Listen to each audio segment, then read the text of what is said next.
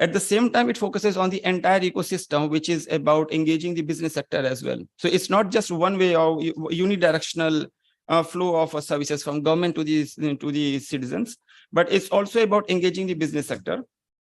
But this is not enough. So these strategies are not enough. And this is primarily identified in a research paper published by the King's College London, where they say that the governments of different grades are struggling and frequently failing to meet the expectations of citizens. So the key word here is expectations, as evidenced by a lack of confidence in government institutions and events in recent political history. So a solution is that a new thinking is needed to address changes in technology, media, and public expectations.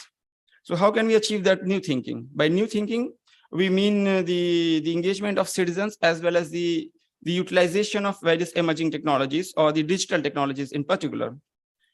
And to address that challenge of engaging citizens and utilization of emerging technologies, here is a recent publication coming from G20 Summit, which happened a few days ago in India. And it's about the development of digital public infrastructure.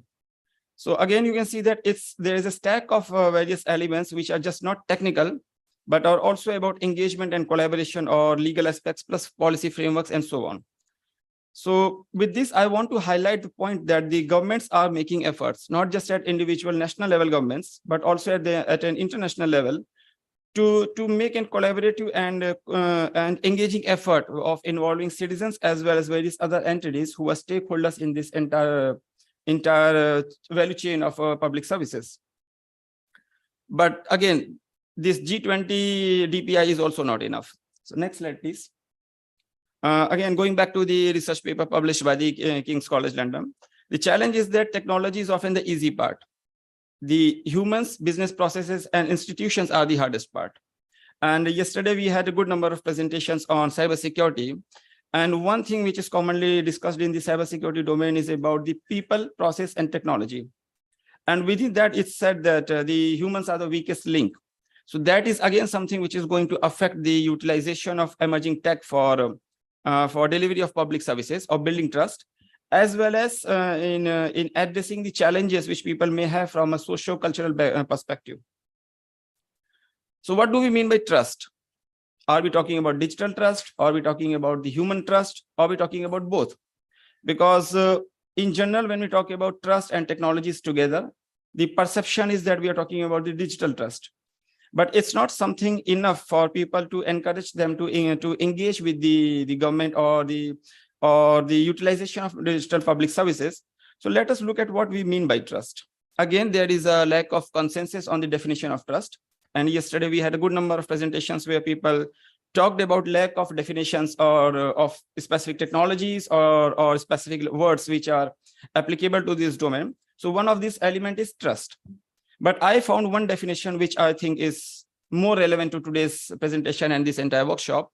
It's about a psychological state comprising the intention to accept vulnerability based upon positive expectations of the intentions or behavior of another. So if I give you an example, let's go back to a couple of centuries ago, when a society was closely knit. People were living in villages and everybody knew everybody else in the village. So if somebody had to borrow some money from someone, it was based on the reputation of borrower and the belief of lender that the borrower will return the money. So it was a completely accountability based and reputation based trust society. But then came the institutionalization of trust through banks or insurance or other legal contracts. And this way, we kind of lost some trust in banks, especially during the economic crisis of 2007 and 2008. But still, people have a strong confidence or trust in services of banks plus some other organizations, because it is believed that their business or how they make money is known, at least to the extent where a common citizen is involved. So, but now we are moving to the state of digital trust. Next slide, please. Where we are concerned about the trust in digital technologies. But before that, let's have a look at if we can quantify the trust, because trust is something which comes from the psychological perspective, economic perspective, philosophical perspective, and so on. So here is a book published by David H. Meister and others titled The Trusted Advisor. And they make an attempt to quantify the trust. And the four variables are credibility, reliability, intimacy, and self-orientation. So trustworthiness can be calculated as a function of credibility, reliability, intimacy, and self-orientation. Credibility refers to your reputation in a way, and or the other person, the opposite party, how they see your competence. Then there comes the factor of reliability. Again, it's somewhat dependent upon the competence, but at the same time, it is about the assurance that you are able to deliver the task. And third one is intimacy, which is more about the people aspect or the emotional aspect, which talks about the emotional element. Or if you take the example of, let's say, Facebook. So intimacy refers to the number of likes you see. You get an idea or a perception that this particular thing is more likable or interesting or somewhat like that. And last element is self-orientation, which is about the safety and security element. So lower the value of S, higher the value of trustworthiness. But now if we map this to the government public services or the digital public services, can governments offer everything? The credibility, the reliability, or intimacy? Because most of the projects which governments undertake regarding the digitalization or digital transformation are suffering from issues like budget overrun or lack of competency and things like that. So point is that the governments cannot address all these four variables, but what they can do is to offer a culture or an environment of providing most of these elements or to the best of their environment, these elements, so that the other stakeholders can work towards the increasing the trustworthiness. So next, previous slide, please. Yeah. So now looking at the digital trust aspect, and here you see it's not just the gadgets, but there are people as well. So we are not talking about machines only or mobile phones or tablets or computers, but we are also talking about humans. And the trust here is a bidirectional flow of information or belief or perception, depending upon how you see it. So users need to trust the technologies. At the same time, technologies should be trustworthy enough to provide enhanced trust to the users. We'll see that in the following slides. Next slide, please. So a difference or a distinction between human trust and digital trust can be made on one point, which is digital trust relies on competence as well as intent. And intent here is important because in yesterday's session, we discussed a lot about the data management or data protection aspects. And human trust is generally understanding of what a person's motivations are and believing they have got your back. So it's about humans or the citizens trusting the government, as well as digital trust is about the government's offering a technology solution to offer enhanced trust to the citizens. Now, going back to what mathematician Clive Humby said a few years ago, that data is the new oil. And that is because the digital economy is running on the fuel of data. But can data be used in a way it's generated or stored, or it needs some kind of analytics? Well, obviously it needs that, because like oil needs to be changed to gas or plastics or chemicals, etc. Similarly, data needs to be analyzed or it needs to be transformed into meaningful insights to be used by any organization. So there is a unique characteristic of data which should be managed to differently to preserve the trust, because it's not just a physical commodity, it's an intangible asset with tangible benefits or challenges. Next slide, please. Now, going back to one of the examples or case which was discussed in yesterday's presentation, it was about the storage of a large number of data about the COVID-19 vaccinations. So we all saw that governments across the globe, they stored a good number of a large database of those who were vaccinated and associated details. So ideally, that should have been destroyed after a point of time. But some governments decided to keep it in order to run analytics. Now, the challenge is that this data lake is like the name says, it's a data lake. So it's exposed to a higher level of risk in terms of data breach, as well as the misuse by any adversary. So what is the solution? A potential solution to this kind of problem where data lakes are existing is to go back to the solution, which is a very fundamental solution in the financial sector. It's related to the use of credit cards. So when you go on online shopping, you use a card, say you should buy Visa or MasterCard. You provide your card details, and then the merchant executes the transaction by connecting it to the bank through which your card is linked. So the merchant is unaware of what your bank is, which banking service organization you are using, or how much balance you have in your account. They just get a response as a yes or no for the execution of your transaction. At the same time, the intermediary, which is Visa or MasterCard, they know about your bank. They know which bank has issued this card. But again, they do not know the specific details of how much balance you have on one side. At the same time, on the other side, in most cases, they do not know about the value of transaction. In most cases, it's not the case with every transaction. So point is to divide that data lake into several data silos, you can say. So divide that data into a distributed storage of data. And if you take the example of COVID-19 vaccination, instead of maintaining that database at a national level or national registry, ideally, or at least theoretically, it's better to use or store that data at the hospital level or county level, where those who provided the vaccination, they store the data.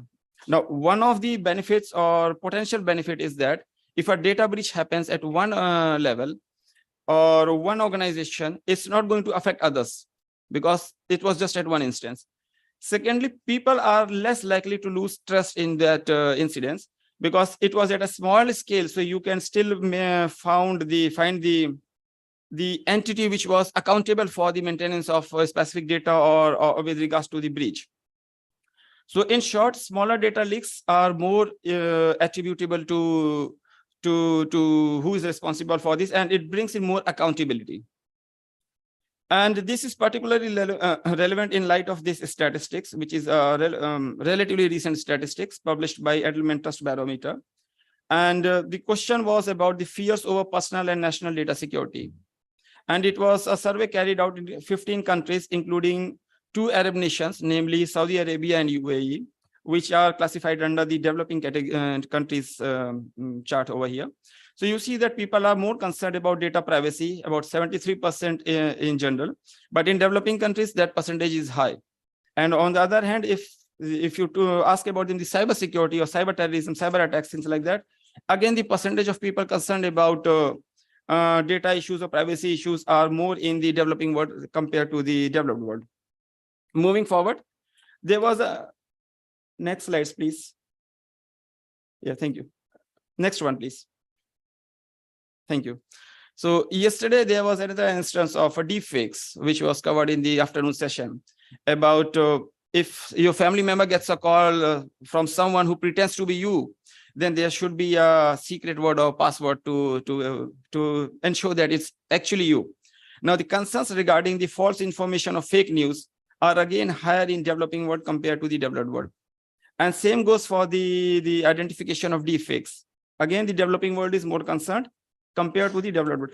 I'm not going to explain these statistics in detail because these are here only to highlight the point or specify the point that what is happening with the specific emerging technologies in different types of countries across the globe. Now, if you look at the aspect of who should manage your data or who should be a watchdog with regards to the trusted part of your data, should it be the government or the technology providers? Again, you see that developing world is more concerned about government regulators. They trust less the government regulators and more the, well, not more actually, but still they have a concern about the government regulators, but they are likely to believe or trust more the private players or the technology providers, because that is what is reflected here. Now, why is that happening? Because majority of the developing world is hopeful about the emerging technologies. They see a hope or trust in emerging technologies as a solution to some of the problems they are facing. And one of the primary concern is access to healthcare. And then there is a list of other solutions which the public sector may offer through the utilization of these specific emerging technologies. And you can see that the hope part or the trust part on emerging technologies in developing world is obviously more than the developed world because of this hope or trust element. Now, here you see a comparison of subsectors in developing world and the developed world in terms of the technologies. The red numbers in red are about the distrust, and numbers in blue are about the trust. So again, the trust is lower in developed world about the emerging technologies, be it for AI robotics or immersive technologies or blockchain or anything. But on the other hand, the developing world is more concerned about the potential solution to their problems.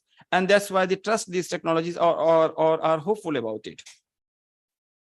So how come this trust element plays a vital role in this trust barometer? So there are two axes. One is the ethical aspect and the other one is competency aspect. And looking at these two aspects, the ethical part and the competence part, the developing world on top right is again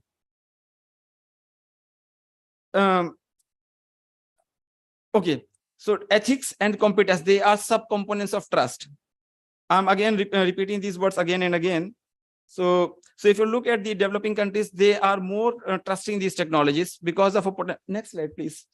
Because of a potential solution to their problems which exist in the public services, be it about the delivery of a service or corruption or efficiency or effectiveness, anything. Now, when the users were asked about what can increase their trust in new technologies, they highlighted 2 points. One was about the benefits these technologies may offer. Next slide, please. And the other one is about the downsides these technologies may have. So in a way, they are concerned about the risk and reward aspect of these emerging technologies. So next slide, please. So here is a chart about the involvement of foreign governments providing some specific technologies. And if I take the example of one of the yesterday's presentation, where I think Dr. Roxana from Oxford, she mentioned about the migration of Ukraine's data on cloud in just say 2 days. But the case of Ukraine should not be seen as an example for others, because that's a very unique situation.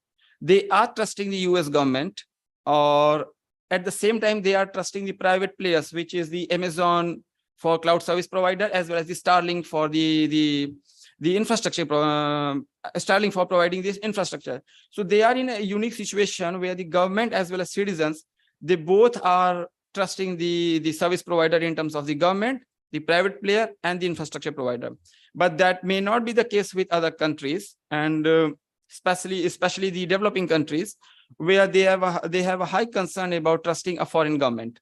So that's what is reflected here. The interesting point here on this chart is that the developing world is still hopeful about using technology coming from or sourced from a foreign country than the developed world, because developed world knows what is wrong with with these technologies or what may go wrong. But the developing world again is hopeful or is trusting these technologies to solve their problems. Next slide, please.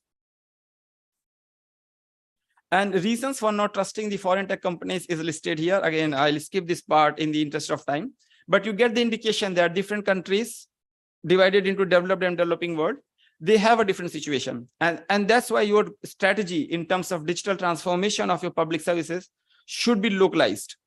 And localized in terms of distinction between, again, the developed countries and the developing countries. And one of the key element is the enthusiastic about the promise, which is the key element in the column of developing countries. So if you move to the next slide, please. Again, here is a 10-year trend. You can see that the developing countries, especially the Saudi Arabia as well as the UAE, they have had increased interest on emerging technologies. UAE, you have data from 2012 to 2022, and you see that in 2012 it was about 81%. And now in 2022, it's about 89%. But on the other hand, for Saudi Arabia, for which they started to collect data from 2019, in 2019, it was around 81%. But during the COVID period, it dipped a bit. But now again, in 2022, it stands at 83%. So people are trusting, or at least, like I said, it's not only trust, it's also about hope. And hope and trust are going hand in hand in case of developing countries. Next slide, please. So the question is, how can leaders make better and more trustworthy decisions regarding technology? Because we looked at various statistics, we looked at the various cultural part and things like that. But how can decisions be made with that information? Next slide, please. So here is his report coming from the World Economic Forum, which says that the digital trust is individuals' expectations that digital technologies and services and the organizations can provide them, and will protect all stakeholders' interests and uphold societal expectations and values. So if you look at the next slide, we see a digital trust framework, and it's divided into three core areas. One is about the accountability and oversight. The other one is about the inclusive, ethical, and responsible use. And the third one is about the security and resiliency. So all these three elements are further divided into subcategories, which are mostly revolving around the elements of like transparency, fairness, privacy, and safety, and other aspects, which we were discussed in yesterday's presentations. So see, one key difference between this presentation, which I'm covering, and the yesterday's presentation, which happened, is that I'm trying to cover the breadth of trust and the digital electronic emerging technologies. Instead of going deeper on any specific technology or any specific item, I'm trying to give you an overview of what is happening in this domain across the world. Next slide, please. So what we mean by emerging technologies? Next slide, please. Emerging technologies, again, lacks a definition. So there are different definitions coming from academia, consulting organizations, human bodies, and so on. And emerging technologies are just not limited to digital technologies. In some, if you look at the definition coming from OECD or NATO countries and others, they cover technologies like nanotechnology or DNA sequencing and others, as well as several other biotech technologies as part of emerging technologies. But when it comes to ICT or the digital world, we are talking about the more prominent technologies like AI, blockchain, and others. Next slide, please.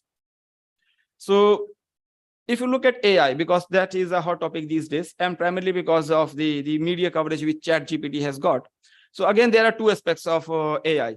One is, are we trusting the AI? And other one is, can AI offer trust? So the first question is, can we trust the AI, or how can we trust the AI? Here is a framework coming from the Ernst & Young, the consulting firm, and they provide 5 elements, which are, you can say, 5 attributes which can contribute to making AI more trustworthy. One is about the performance, which we all are concerned about.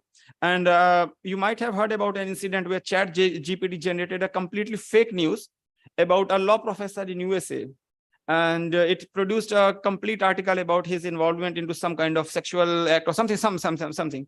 So it was completely imaginary and coming out of ChatGPT. So can we trust this kind of news items or news articles generated by AI? No. Now, the other one is about the utilization of AI for trustworthiness. Again, here is a mapping of different definitions or different attributes coming from various organizations, OECD, European Commission, ITU, and others, where they look at the common attributes which AI has to offer for developing trustworthiness in the digital public services. Next slide, please. And here is one example which I have taken to highlight that AI is just not about the negative news, but it's also about the hope and the trust. And it's about the utilization of AI by the Dutch government for inspection of bridges and ducts using drones and AI. So they are not just using AI, but they are integrating it with the geospatial technology or UAV to offer a better a higher safety and security to the citizens. And there are such a good number of cases in the. Okay, Pankaj, if you can please come to conclusion. Yeah. Thank you. Next slide, please. Coming to blockchain. Blockchain was rightly said as the trust machine by economists. Next slide, please. And this was because blockchain offers certain unique attributes, and one of them is irreversibility and auditability. So if you look at next slide, you see that can we trust the blockchain? Again, the answer is 50-50. The challenges are if something wrong or inaccurate data or malicious data is added on blockchain. Can you alter that? No. Well, that is going to have a spillover effect on the entire smart contracts which you have designed or deployed on blockchain. Then there are governance issues and security aspects, the 51% attack and things like that. So which may inhibit our trust in blockchain. But still governments across the globe, next slide please, are using blockchain to offer a plethora of services. And this is something coming from the World Bank again, where they have decided to use blockchain or divided over 3 different layers to offer trust in the public services. And the very first layer is social layer, moving on to the data layer, and then third is about the technical layer. Technical part I leave, but like I said, our focus is more on the trust element. So the social layer is something which is going to play a vital role. And on this aspect, governments can provide a culture of trust to the citizens. Next slide, please. The third and the last emerging technology that I have considered is the quantum computing. Again, it's a buzzword. Well, not really a buzzword, but it's emerging technology in true sense, because the governments again are using or exploring the use cases with the quantum computing, and it can play a vital role in three categories. One is about the pharma and the medicine.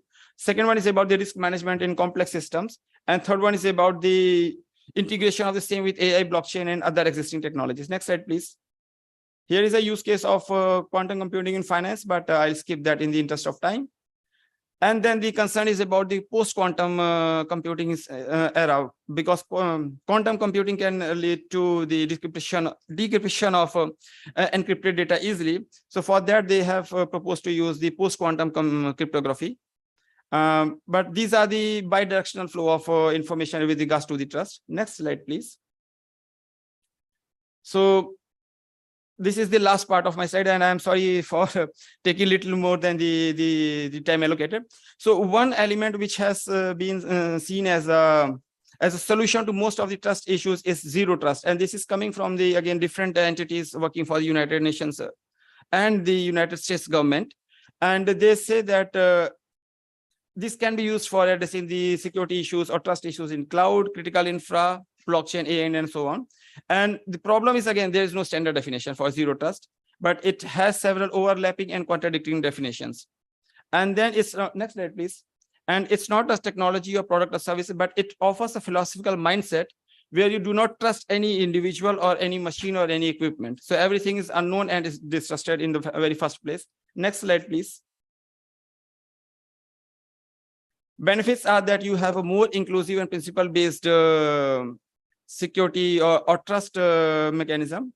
And the challenges are, next slide, please, that you will have to overhaul the entire process of security architecture in the organization or the government. Next slide, please. So that is all. Thank you. Sorry for rushing in the end, but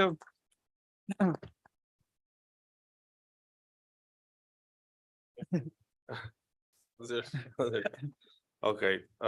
Thank you very much, Pankaj. And yeah, definitely a bit long presentation, but we will have the opportunity to go back to all the interesting information provided in the presentation, because we will also provide a report. A lot of input, so we will have the chance to take our time and go deeper on all these topics. Thank you again. Next speaker will be connecting via Zoom remotely. Do we have? Okay. Good morning, Mr. Robin Wilton. Good morning. From the Internet Society, Director for Internet Trust, and welcome to our workshop. Let me introduce you to our audience. Mr. Robin Wilton, champion an internet that prioritizes privacy, security, and trust. He has a 35-year career in the IT industry and brings extensive expertise in system engineering, consultancy, and program management and policy advocacy. Mr. Wilton, the floor is yours. Thank you. Thank you so much. Can I just do an audio check? Are you hearing me okay? Great, thank you. And I will share my screen if I may. There we go. So I hope you're seeing a title slide. Yeah, okay, thanks. Olaf, I can see you're on. That's a useful video signal. Great, thank you. I'm sorry once again not to be able to be there in person, but I'm afraid ill health has prevented me from joining you, much as I would have liked to. I don't have many slides, and you will see a lot of common ground, I think, between mine and those of Pankaj, because what I'm trying to do with these slides is to set out two golden rules for assessing trust in the internet environment. And to do that, I just want to cover briefly 4 topics: some principles and definitions, a look at who the stakeholders are, some implementation factors, and then some trends about where trust in the internet context is going. Well, like Pankaj, I started with a definition of trust, and I think mine may be a little bit less academic than Pankaj's, but it's one that I've been using for some years. And it is to define trust as a belief that someone will act in your interests, even if they have the opportunity and the incentive to do otherwise. And I think you will recognize from some of Pankaj's economics examples that the incentive to do otherwise is very often a commercial one. Now, trust, like any other belief, can be well-founded or ill-founded.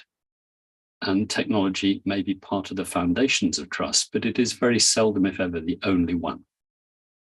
And a physical example of that, if you have a fantastic lock, but you leave the key in the lock or you leave it on the front doormat, the lock is actually useless. And so, again, as Pankaj was setting out, this is not just a matter of technology, it's a matter of human processes as well.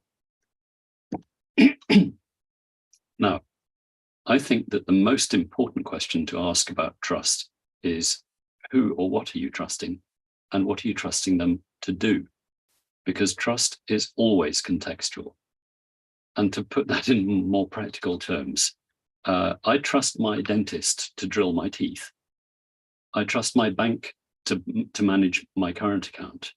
But those roles are definitely not interchangeable. I don't want a bank manager putting drills in my mouth. Thank you very much. And so we must always complete that sentence, that question, and not just say, oh, I trust the government, but I trust the government to do X. And this idea of vulnerability, or the belief that someone has the opportunity to act against your interests, means that trust is often expected to compensate for an imbalance of power. So the government ultimately has the ability to enforce the law through physical force. And I, as a citizen, may be powerless to stop that. So if I trust the government, it is because I'm doing so in this instance from a position of power imbalance. And that power dynamic is very important when we look at the online world, because very often it's the organizations and entities and functions that the user is expected to trust that have more power than the individual. Now, translating this to the online world, everything we do online is mediated through at least one third party. That may be your mobile provider or your internet service provider, or a website hosting organization, or a mail server, or a messaging server. Everything goes through at least one third party. And that creates chains of trust.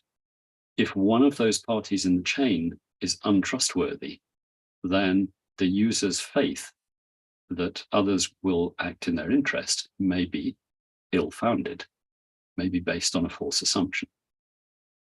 And many of those third parties have different and specific commercial or economic motivations. We see this most commonly in the online environment in the monetization of personal data. That is the economic engine that powers the development and the operation of most online services.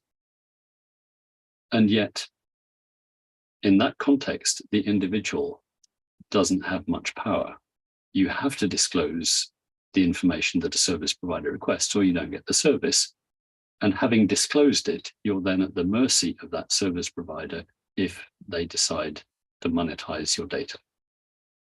So the example I've given here is not about personal data as such, it's about physical safety.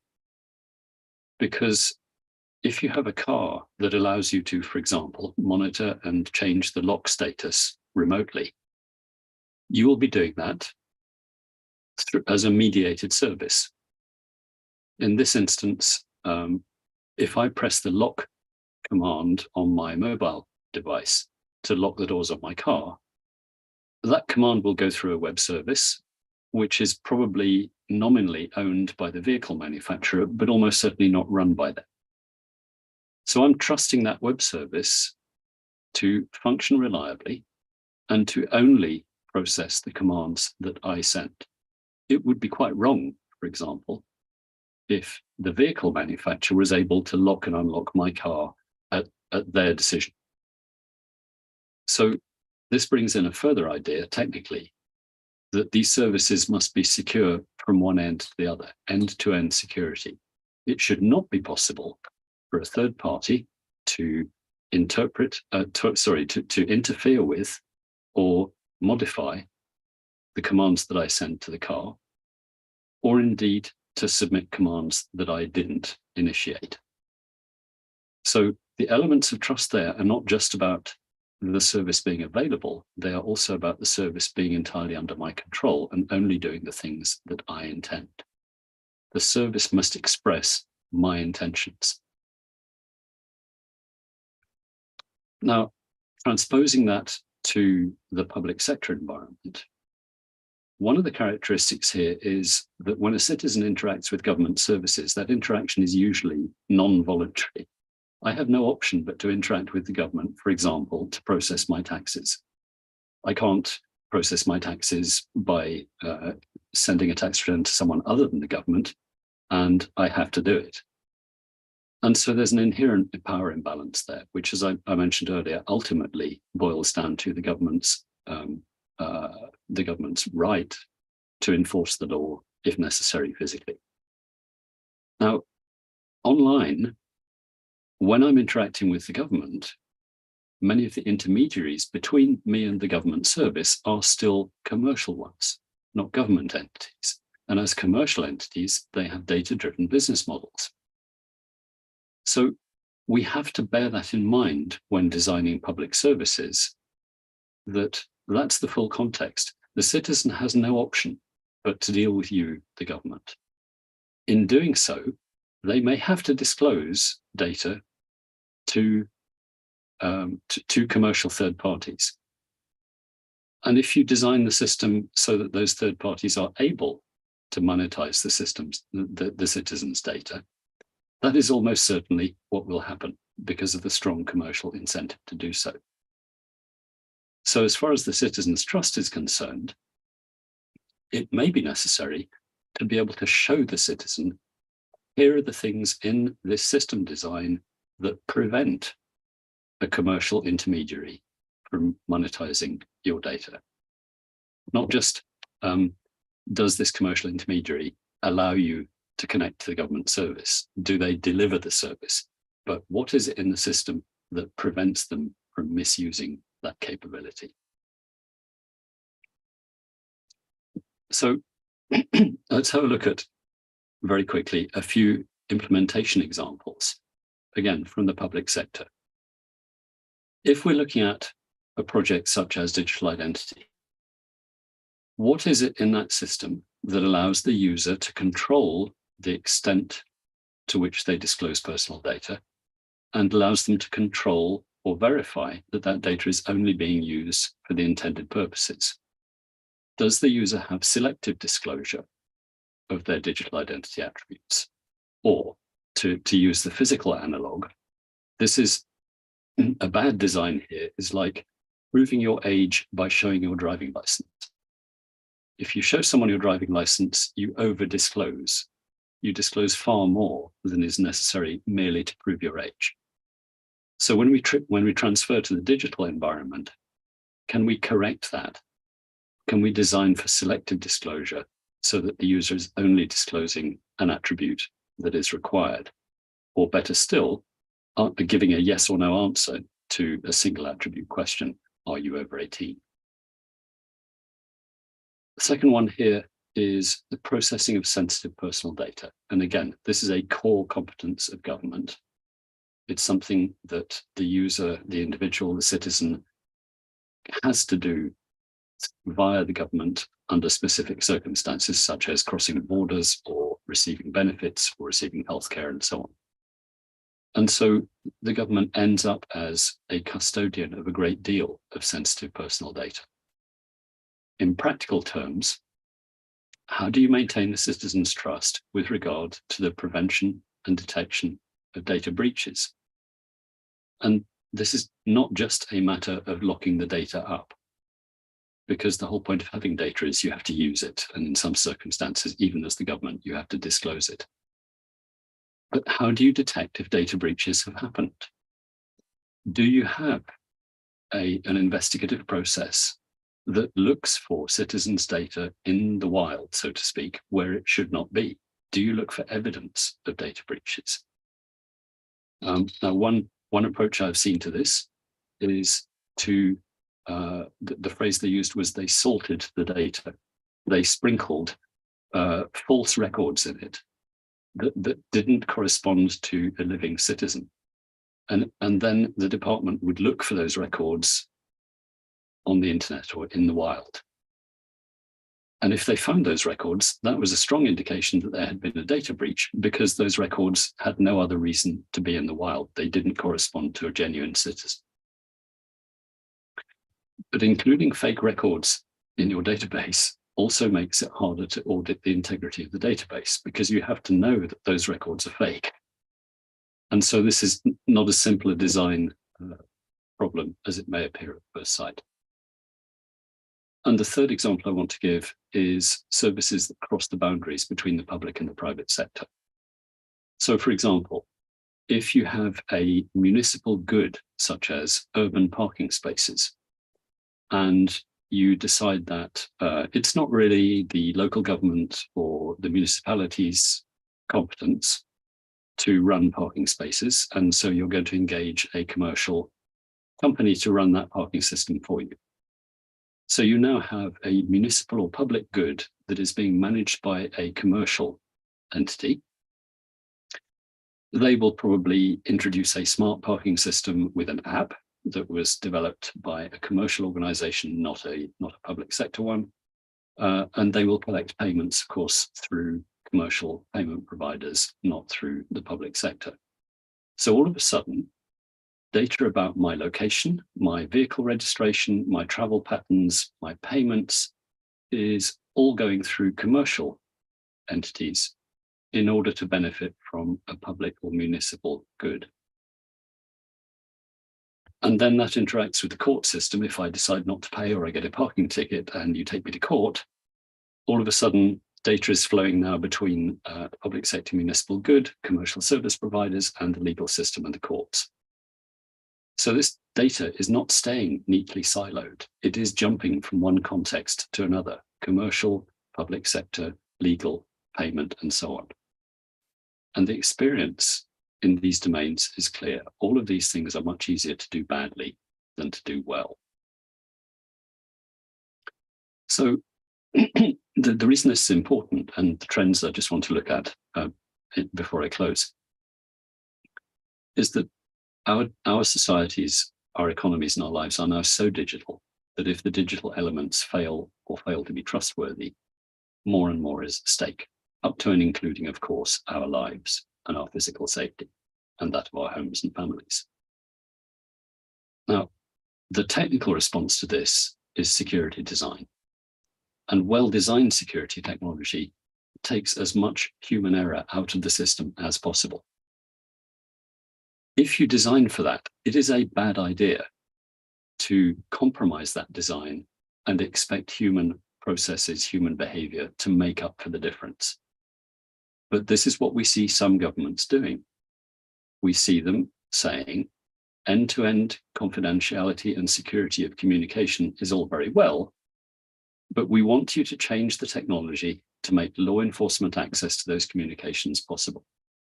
Don't worry, we will make up for the difference with processes and regulations. And I'm sorry to say that is a false promise.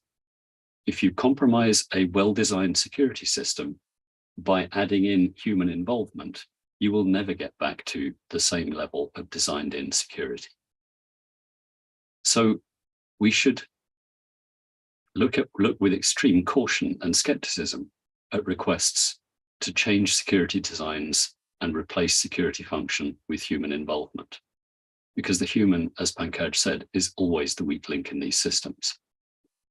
Simplify the system to make it possible for the human to make the correct decision.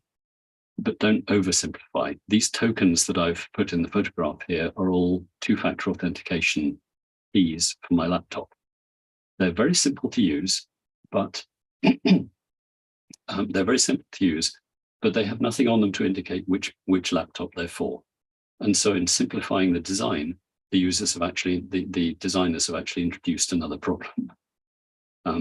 So don't oversimplify. If you expect the user to make a choice, make that choice as easy to make as possible. And that is a design problem or set of problems that are increasingly mature, but still complex to achieve well.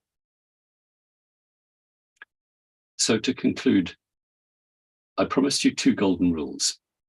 The first one is we must always complete the sentence. Trust whom to do what. Not just say, I trust the government, but I am trusting the government to do X. And the second one is this: show me what in this system is giving effect to the individual's preferences. What is it that is protecting their interests? And if you can't show me the thing that is doing that in this system, it's probably not happening. So that was it. I hope I've caught up a little bit of time at least. And of course, I'm happy to take any questions in the remainder of the session. Thank you very much.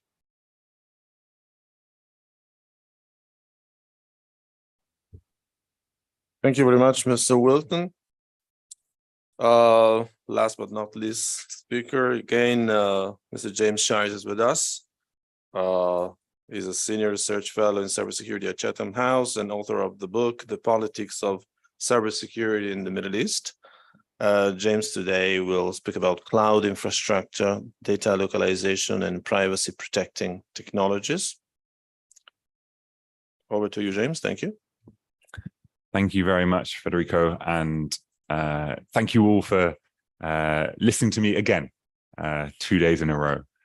So I see this presentation as a relatively narrow example of what Pankaj and Robin have been talking about in terms of trust in digital public services. Pankaj highlighted questions around international commercial relationships, about citizens' trust in foreign technology companies. And Robin talked extensively about the misaligned incentives that companies often have, maybe especially foreign companies, to have citizens' best interests at the center of their design and implementation. The case study I'm going to look at is cloud infrastructure, and I will take a very brief look at cloud investment over the last 6 or 7 years in the Arab region. I'm going to highlight both aspects of competition and cooperation, and these are going to be at both commercial levels, competition between major cloud providers and cooperation between them, and also states, right? Because dynamics of economic competition and cooperation exist between companies and states. Next slide, please. So, of course, cloud is by now, I think, no longer an emerging technology, well and truly emerged. Almost everything we do has some cloud element. So it probably isn't necessary to explain too much about what cloud is here, but if you'll allow me, I'll spend a few minutes just highlighting a few key definitions. So cloud services are, in very simple terms, IT services delivered remotely. They're nearly always spread across multiple physical sites, and nearly always these sites are connected over the internet, not some private connection. The most basic form of cloud service is a provision of infrastructure, such as servers or data storage. But above that, cloud services include a wide range of platforms and applications. So pretty much anything can be in the cloud. Next slide. Cloud services come in a few different forms. The usual way of splitting these up is to talk about private and public clouds. Public clouds are run over the internet. They use infrastructure shared with many, many other users, while private clouds are exclusive to a single user. In the extreme case, private clouds run over non-internet networks and can be located in dedicated premises owned by the user or the cloud provider. You then get various in-between states of hybrid cloud, a mix of both public and private cloud systems, and multi-clouds where there's multiple public cloud systems together. So that's worth just highlighting. Next slide, please. Cloud companies generally talk about zones and regions. For some reason, they don't like to talk too much about data centers. They prefer a slightly higher level of abstraction. And although companies differ slightly on their terminology, most of them have regions as roughly corresponding to countries. Microsoft talks about geographies as well. And then zones are standalone data centers or sets of data centers, usually 3, occasionally 2 or 4. The reason companies talk about zones and regions is about mainly redundancy. The idea is that although cloud infrastructure could be connected altogether, if you split it up into different regions and zones, failures in one regional zone won't affect others. And disaster recovery plans, redundancy and resilience requirements mean that this zone and region design is very helpful. There are also other considerations to this zone and region design, including pricing. Frankly, the more zones and regions you want to run your services off, the more expensive it is. How to manage users in different locations. If you have some in one country, some in another country, you might want to combine them all in one zone or region, or deal with their sort of management in separate locations, and latency as well. Right, so the speed of the service depends on how close the actual servers are to those users. So there's a few different considerations there, but this is the language you end up talking about, you end up using if you get into cloud infrastructure in any detail. Next slide, please. Why cloud? Why not cloud? Again, this is a big abstract question. I just highlight a few of the common benefits and risks that are out there in the literature at the moment. The benefits of cloud are lower costs for management and administration, almost none if you can outsource all of it. You have high flexibility and scalability. You can increase business or government services very quickly. You arguably have greater security. We heard this yesterday. Big tech companies and cloud providers have a lot of incentive to attract the best security talent and make their security levels as high as possible. They also have privileged positions in terms of their view of the threat landscape. And then finally, cloud is absolutely essential. Keep on the previous slide, please.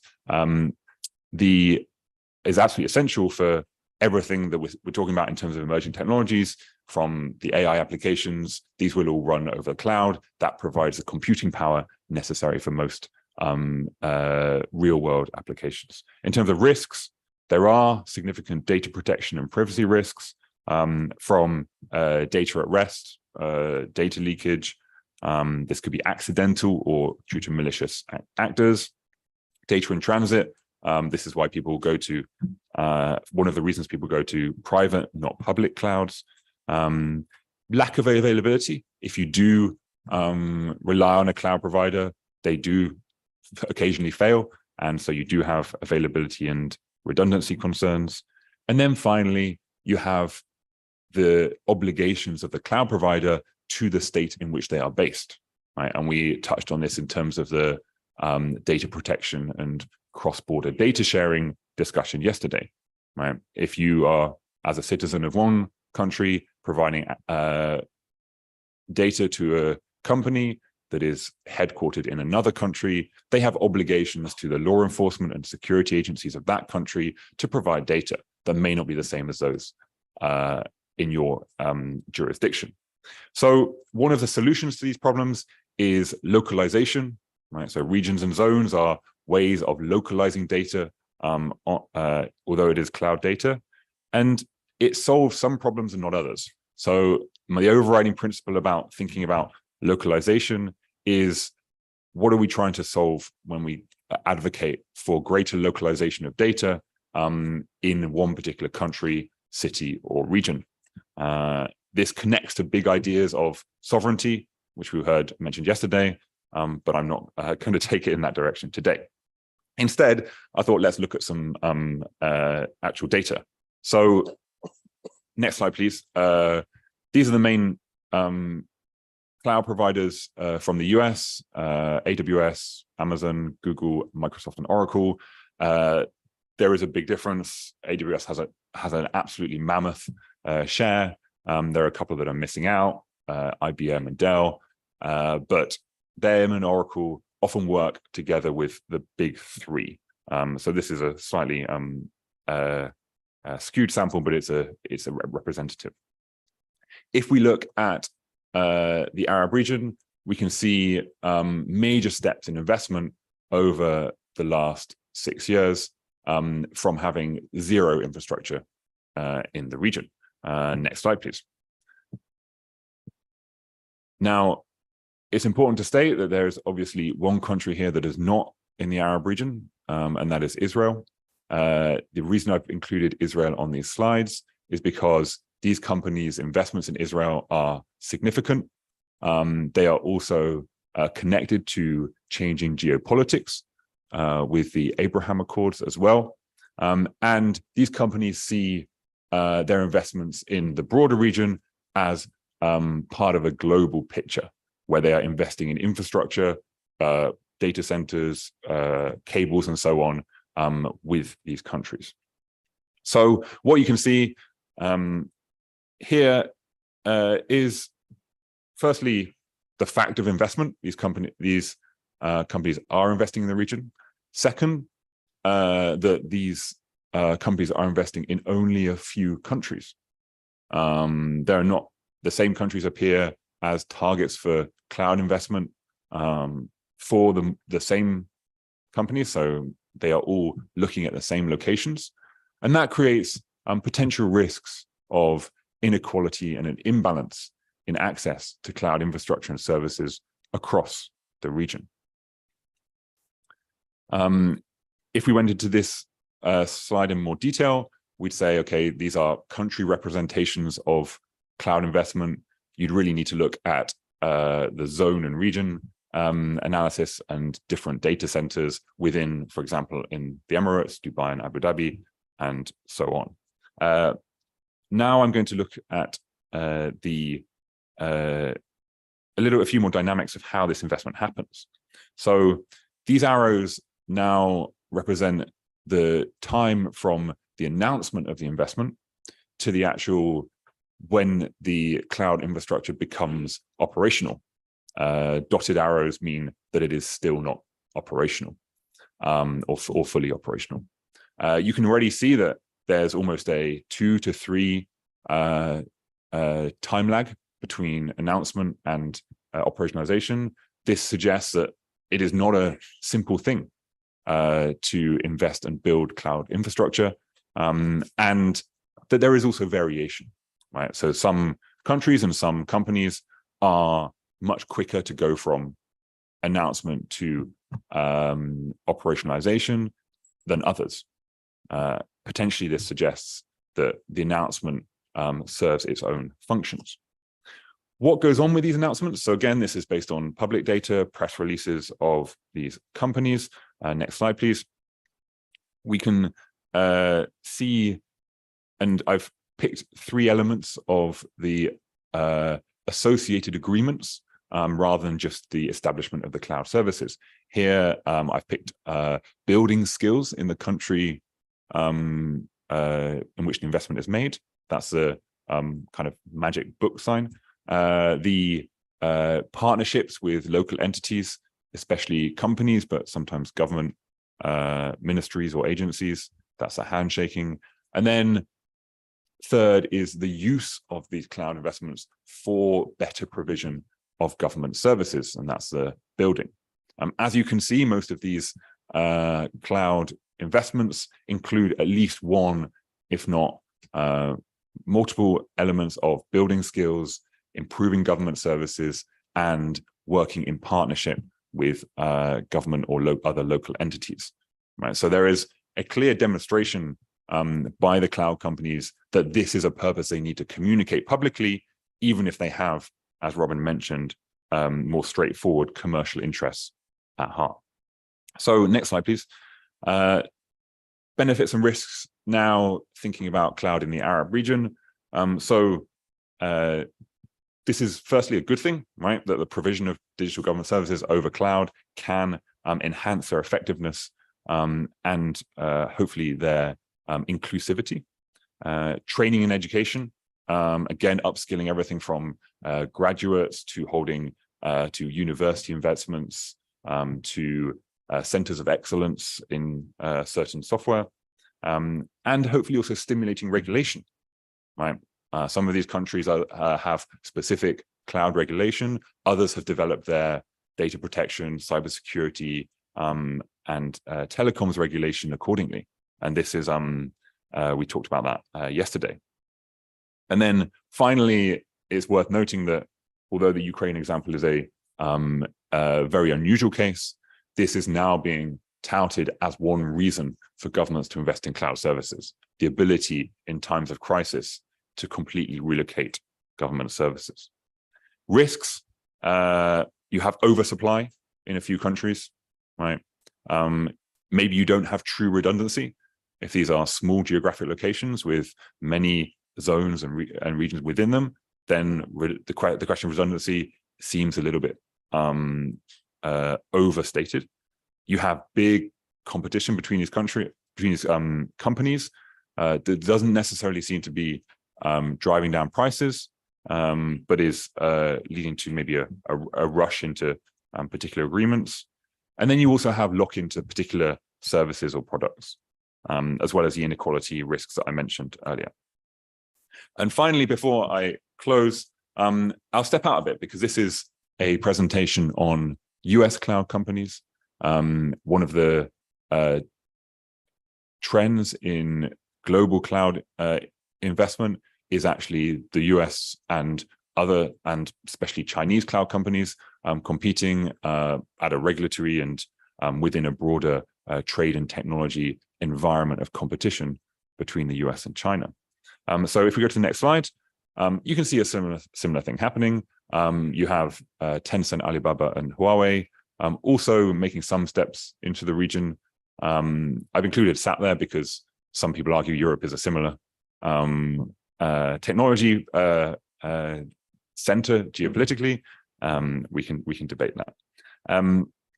So it's worth saying that highlight that the US investments should also be analyzed in light of the efforts by these companies to compete with their non-US counterparts. Finally, next slide, and maybe on a slightly more optimistic note, this is clearly an environment of competition, but it's also one where cooperation is certainly necessary. In fact, many of the investments I highlighted, some of them are joint projects by these companies. So you have Amazon and Google working together, Microsoft and Oracle working together for particular bids or projects. They also rely very much on an improved internet infrastructure itself, from the cables and the ISPs, the internet exchanges. This is a central part of the function of cloud infrastructure. We talked about latency earlier. If you have more ISPs and greater cable capacity, you will also have lower latency and ideally lower prices as well. So there are incentives for cooperation as well. And I think I will end it there. Thank you very much. Thank you very much, James. Okay. We are a little bit late, I guess, but maybe perhaps we can make our coffee break a bit shorter and find time for discussion. And we can open the floor for a few questions, Nepal. Yeah, great. Yeah, great.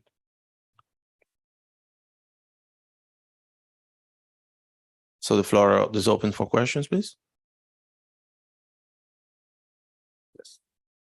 Yeah, let me break the ice a little bit. I have one remark and one question.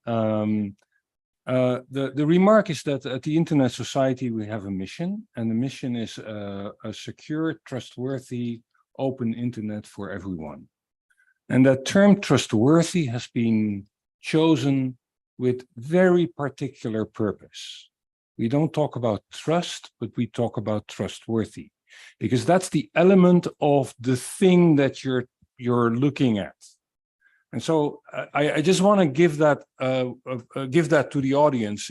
If you think about trust, then also think about trustworthiness of the objects that you're trying to impose trust on. Trust might be completely unwarranted. People might trust a bank that is completely fraudulent. Then the bank is untrustworthy, but people still trust the bank. And so trustworthiness was for us the choice of word within our mission statement. And I didn't see it in any of the presentation. And that was sort of an observation that I wanted to share. Question to James. I was writing down the question about infrastructure and the availability of infrastructure, the availability of IXPs, the policy environment to build IXPs, but you addressed that in your last slide. So one aspect of the question remains, and that is you shown a bunch of big cloud companies, and we know of these big cloud companies that they also co-invest in fiber infrastructure. So on that picture that you showed with all the fibers, how much is actually owned? And this is sort of a question about resiliency and redundancy.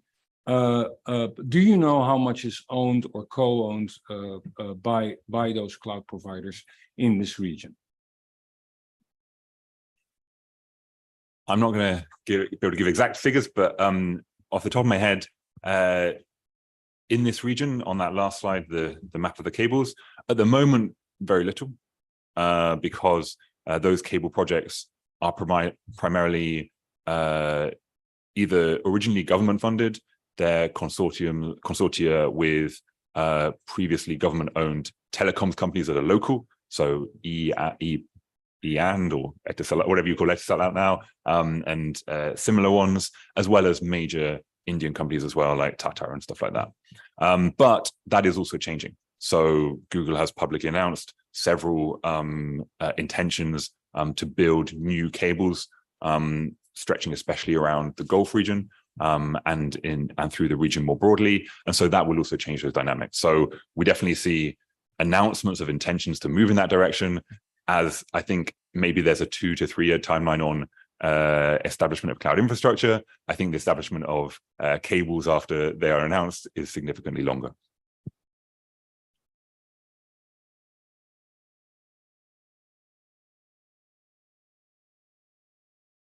Yeah, there's more questions actually bubbling. Obviously, cloud services are successful because of scale.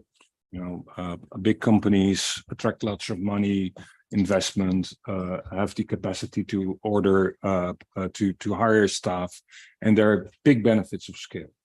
But are you aware of local initiatives, local companies starting cloud provisioning? Because I see this also in the Netherlands. There are a few small cloud providers within the Netherlands. There are local companies that provide this, and I could imagine regional initiatives becoming successful as well. What's your idea about that? So there definitely are local companies in the Arab region offering cloud services. Many of them do so through partnership with the big four here. So what I haven't seen very much is completely independent development of cloud provision at a regional level. What's much more likely to happen is either a joint venture or a MOU with a local company. Just to give two examples, and this is not favoritism or anything, in the Emirates, you have G42, which has signed understandings with, I think, all four of the US cloud companies. When I can't remember which one of the cloud companies invested in Saudi Arabia, it was through a joint venture with a subsidiary of Saudi Aramco. So that, and with the Saudi telecoms company STC as well. So there are definitely local players very active in this region, but they're doing so cooperatively rather than as an alternative.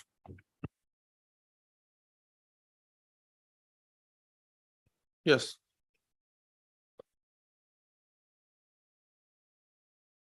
Good morning, everyone. If you see the presence of cloud companies, most of them, they are presence in Asia. They're not much in Africa. So building a national data center that is to use for the local hosting, what are the consequences of building a national data center or using the cloud? The differences between those two approaches. What do you think? If the government is building a national data center, or it's better to use those vendors for international cloud companies? Thank you. Yes, James, you want to answer that? Of course. Okay, There are several considerations in terms of government-owned infrastructure as opposed to government run or cloud-supplied infrastructure. Some of these are cost, and frankly, these are commercial decisions based by the company. So the companies I mentioned are not investing in the region for the good of the citizens, right? They're not investing in the region for the good of the government services or the level of government services. They're investing because they think it is a profitable commercial activity.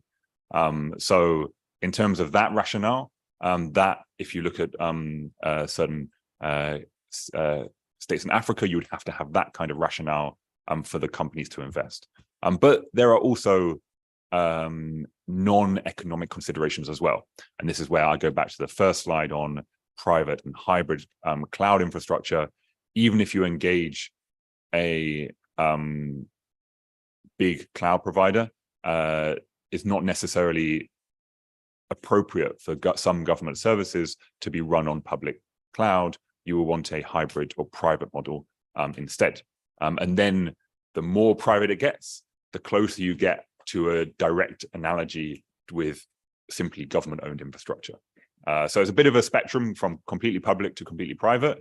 And the more requirements you introduce on a cloud provider to say lockdown or secure or not, or don't share data beyond certain places, the more a traditionally government-run infrastructure seems to be an equal, if not better, alternative. I hope that helps.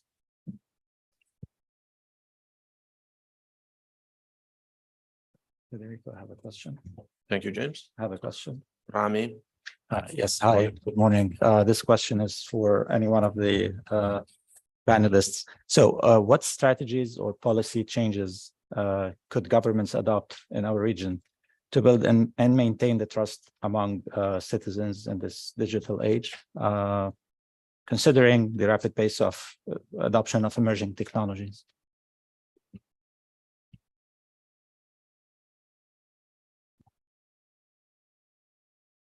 policies to adopt. Anyone volunteers to answer? Pankaj? Yeah, I can try to answer this question. See, one of the key element of GovTech initiative of World Bank and the others which I mentioned in my presentation is the involvement of citizens engagement. And this was also reflected in the survey of a Trust Barometer, where citizens said that they should be informed about the benefits as well as the challenges which a potential technology may have if it's implemented by the governments. So in a way, it's about engaging them and making them aware of what are the pitfalls, or making them aware about the benefits and the risk which a technology offers. So that's the one way, and I think that's the only way to build a trust in both the ways. Citizens having trust on the government, and the governments having trust on the citizens. If I give you one example, it's just a random example, again, not in favor or against anyone. Yesterday, I was browsing my Twitter account, and I saw someone sharing his tax statement from Australia. And the individual mentioned that, see, here's a breakdown of our tax which I paid, and the utilization of those funds by the government on specific items, how much money was spent on healthcare, how much on education, and so on. So this was shared in a good faith. But people had comments that, oh, well, if the government wants to cheat, they can cheat anyway. So how do you verify this, that this was actually invested on the healthcare or education and so on? So it's about making a trust on both the sides. And though the government made an effort of providing information on distribution of the investment or the spending they did with the taxes collected, but the citizens were still concerned about, or they had distrust on the government because they cannot verify it. And that's where technologies like blockchain or AI something, they can offer some kind of mechanism depending upon how they utilize it and what the specific regulatory and governance framework is. That's the way I think governments can offer this here. Thank you. Thank you, Pankaj.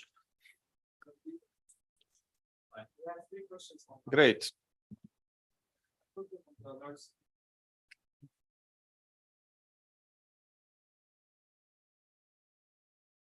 Okay.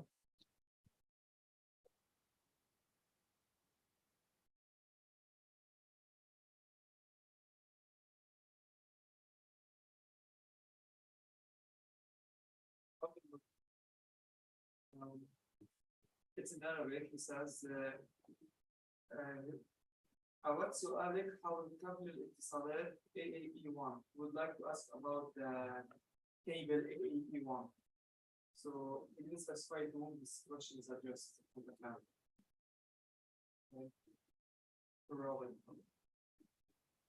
I'm sorry, the audio from the room is a little bit faint. Is this about the question in the chat about the? Yeah, Mr. Rabi, you were not able to hear the question?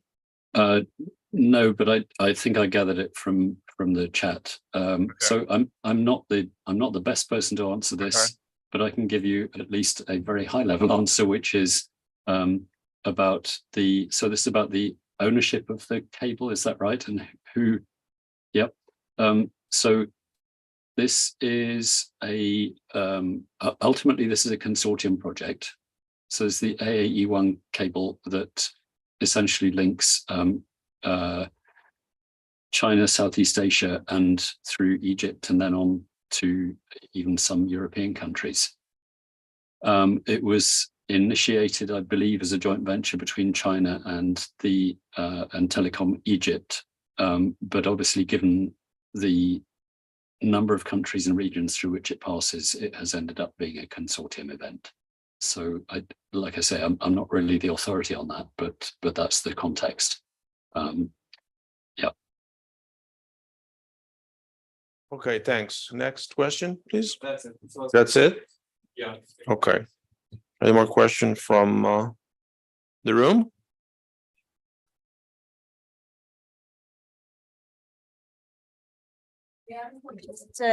May I suggest, good morning, everyone, and thank you Yes. for the valuable contribution. Maybe one small recommendation from each speaker, it will be helpful, for the end of the session. Yes, that would be I think, a perfect feedback for me. So if most of the participants can provide me some kind of feedback on the presentation that I had, especially on the trust aspect, so that can be covered in the report as well. Yeah. Olaf already provided one on the trustworthiness. So I had a comment on that because I had that covered in my slide. See, I fully agree with your point. And the only distinction is that trust is like a belief. and trustworthiness is behavior. So I was approaching this from more sociological perspective rather than the technology perspective, and that's why I focus more on the trust element. But your point is well taken. Thank you. My recommendation would, I guess, it is kind of to governments, but also to companies as well, because the first point would be to broaden out access to infrastructure. That I think is the main implication of the presentation I showed. And so, however we, you governments and companies are able to increase access and the diversity of cloud infrastructure in the region, that would be beneficial for everyone. More specifically, the developments on non-commercial aspects of these agreements, of these investments, things like training, skills, provision for particular government services are really important. And it's vital that those are not just good PR or headline announcements, but are actually delivered in practice. Okay, thank you very much to our speakers. I think we have. Thank you. Sorry about that. Oh, yes, Robin, yes. So I'm going to come back on this trust and trustworthiness thing, because I think that's the right way to look at it. The golden rule I suggested was show me what it is in the system that is acting in the user's interest. And the answer to that will usually be it's either it's the law, or it's the contract that we, the government, have with this commercial cloud service provider, or it's the people in process that we have in place, or it's you can trust this system because the minister is accountable for it and the minister is a good person. So there you can see the full range, and this is why Pankaj is right. This is a multi-stakeholder problem. None of those stakeholders on their own can deliver all of those factors. So get the stakeholders in the same room and show them that you are representing their interests.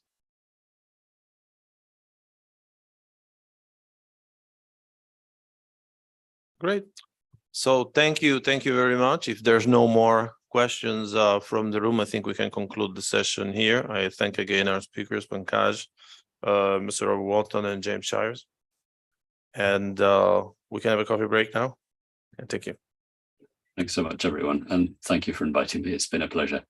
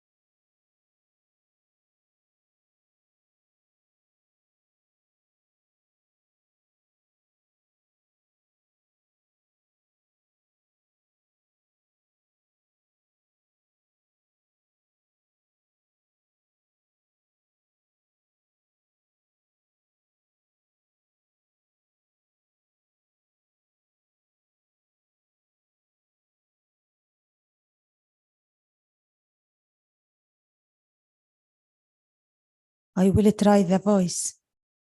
Is it good? Thank you.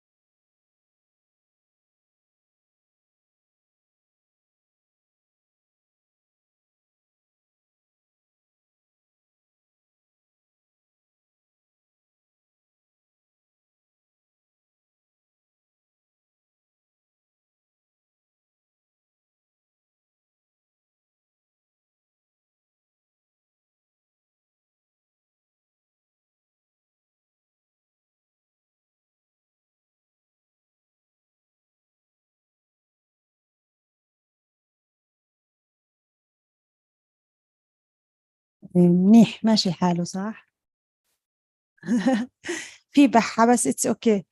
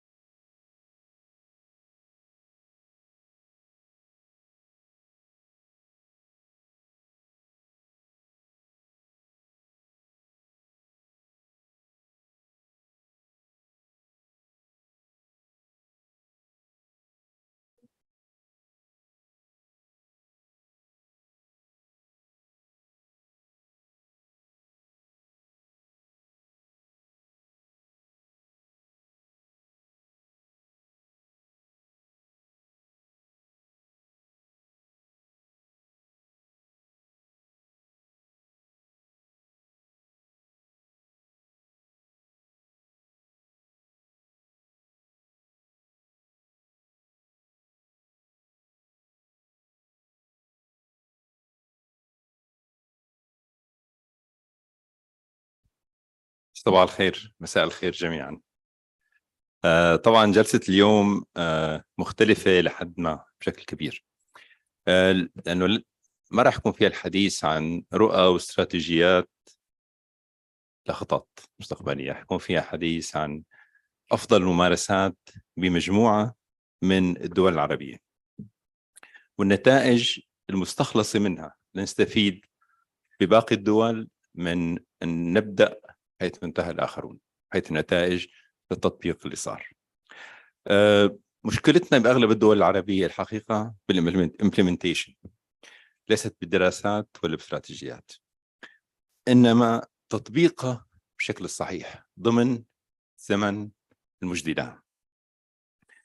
المشكلة طبعا ترتيب الأولويات، نتيجة أنه للأسف كثير من دول منطقتنا العربية تعاني من طبعا أزمات اقتصادية سياسية أمنية إلى آخره، بتخلي موضوع الأمن السيبراني أو الآي تي عموما يمكن بآخر سلم الأولويات. من هون كان في دور على المنظمات الإقليمية والدولية، ليس فقط رسم الاستراتيجيات إنما المساعدة بالتطبيق، مساعدة بإيجاد آليات لتنفيذها بالشكل الملائم مساعدة هذه الدول. طبعا اليوم الجلسة مميزة ب4 نقاط. الأولى الجلسة الأخيرة، ثانيا محقق فيها الجندرايزيشن بشكل كامل، يعني فيها المن والومن امباورمنت، صار هنا عم ندور على المن امباورمنت. ثالثا تمثل مختلف أنحاء المنطقة العربية، الخليج العربي، المغرب العربي، الشرق الأوسط. مميزة أيضا بالباحثين وأصحاب الخبرة اللي موجودين معنا فيها. نتمنى أنه تكون مفيدة، نستخلص منها مجموعة من التوصيات اللي تفيدنا بباقي الدول العربية. راح يكون معنا دكتور هيثم الهاجري من عمان سيرت، يكون معنا دكتورة لينا عويدات منسقة قطاع التكنولوجيا وأمن السيبراني ومستشارة يمكن رئيس الوزراء لتكنولوجيا المعلومات. يكون معنا السيد أنيس جمال رئيس قسم الخدمات الإلكترونية بقطاع الاتصالات في تونس.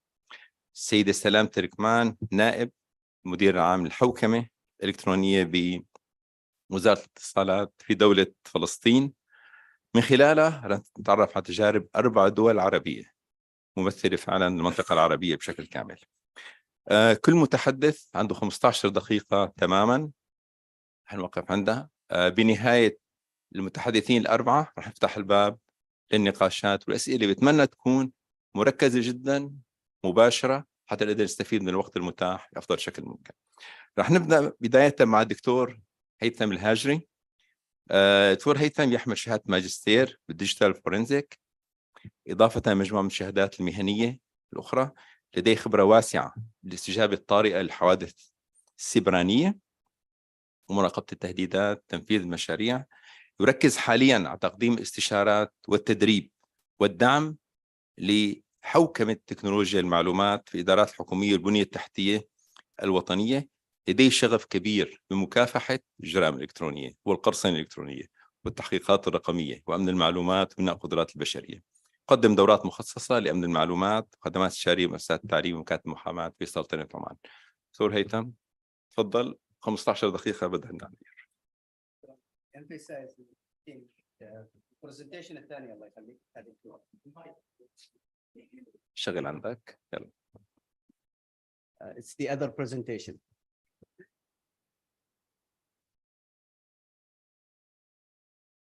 طبعا هذا من يحسب من الوقت بدل ضايع. راح عليك نص دقيقة. راحت عليه نص دقيقة. Let's start until they get the presentation up and running. First of all, I would like to thank the organizers, ISCO and ISOC and the other partners for bringing such expertise. I'm really humbled to be among wealth of knowledge here today. And I hope I contribute a little bit by sharing Oman experience and what they have done in the terms of building trust in digital infrastructure. As we know, we as Arabs, we are very skeptical about stuff. And when we want to talk about services, we need to build their trust and ability so they can go online and do it. Usually they like face-to-face interaction, and they would like to go to the ministry or to the service and say, I want to put my paper in, I want you to give me a receipt. So I make sure that I can follow up with this receipt. And since we are here today talking about building the trust in digital services, especially by the government or public in general, and how we come up with the PKI as a service. I think they're still struggling to get to my presentation. Anyway, I will go ahead and then we catch up with the presentations. As an Oman, we thought about the services we want to provide. And we wanted people to not travel. Oman is a big country. And sometimes people have to travel 1 hour to 2 hours and then wait in a queue. So we thought, what are available services today and what solutions we can provide? And it came up that we can get them a digital card with a digital wallet. They can just go with their card and wallet, put it in the computer, verify themselves, and get the service done using the public key infrastructure, which is encryption. So do you have the presentation? Sent it? I have sent it, yes, Okay, to Mario? To me? to everyone. Yeah. Okay. So until they get it sorted, I'll just continue with it and hopefully to be on time as well. So we come up with this services as a PKI, but also we found out that this card, it's not really convenient as well. We need them to be online using their phones. So we went and looked up that we can have PKI enabled SIM cards that we can give to the people, and through a verification system, we can verify that they're the owner of this SIM card. They will get, oh, bingo, yes, we found it. Yeah, great. I guess I will try to hook it up. Mario? Yeah, so we're talking about the enabling the SIM cards as well for a PKI service. And we start rolling out with the service providers here in Oman. We brought them all in. We said we wanted to do a proper e-transformation. And thanks. And then we could get them an enabled SIM cards. Now it made life easier for them because we don't need him to go to the ministry. But I'll tell you a fun fact, and it's a funny thing that happened. He got an enabled eSIM card. He did all the services online, right? And he applied for a service, but he still traveled 1.5 hours, went to the clerk and said, I did it online. Can you verify it's there? So it defeated the purpose. But here we realize one thing. We need to build a culture. We need to build awareness around the services that we are going to provide and enabling the trust that he doesn't have to travel all this way. So according to Edlin Trust Woman, they said there's 16 attributes to building trust, right? And he specifically put them on 5 figures: engagement, integrity, product and services, purposes, and operation. Well, for the sake of 14 or 13 minutes that left, I cannot go through them all, but the use of encryption, which it is we talked about PKI service.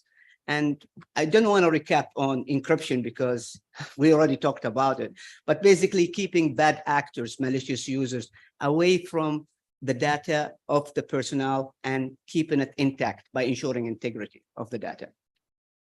So the PKI service that we have used, I touched down on that. Now, this is the Omani national PKI system. As you can see, we have the national ID card. Also, we have the mobile. So anytime they go to a public service that's provided by the government, it prompts them with this screen that how you want to verify yourself, right? Through your digital card that you have, which is the national card, or through the PKI enabled by putting your number, and then it will verify what kind of person you are, and there will be a challenge, which it is an OTP that's sent with a code and everything. And it worked very well, as I said. Nowadays, we are heavily reliant on them. Sorry, if you wanted to take a photo for that.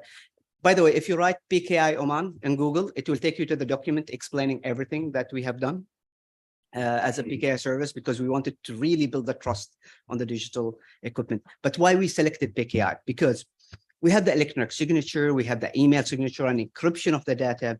We have document encryption, multiple of things. And there is a lot of factor enabling that. First of all, it's mature and proven technology. It's been used by various countries.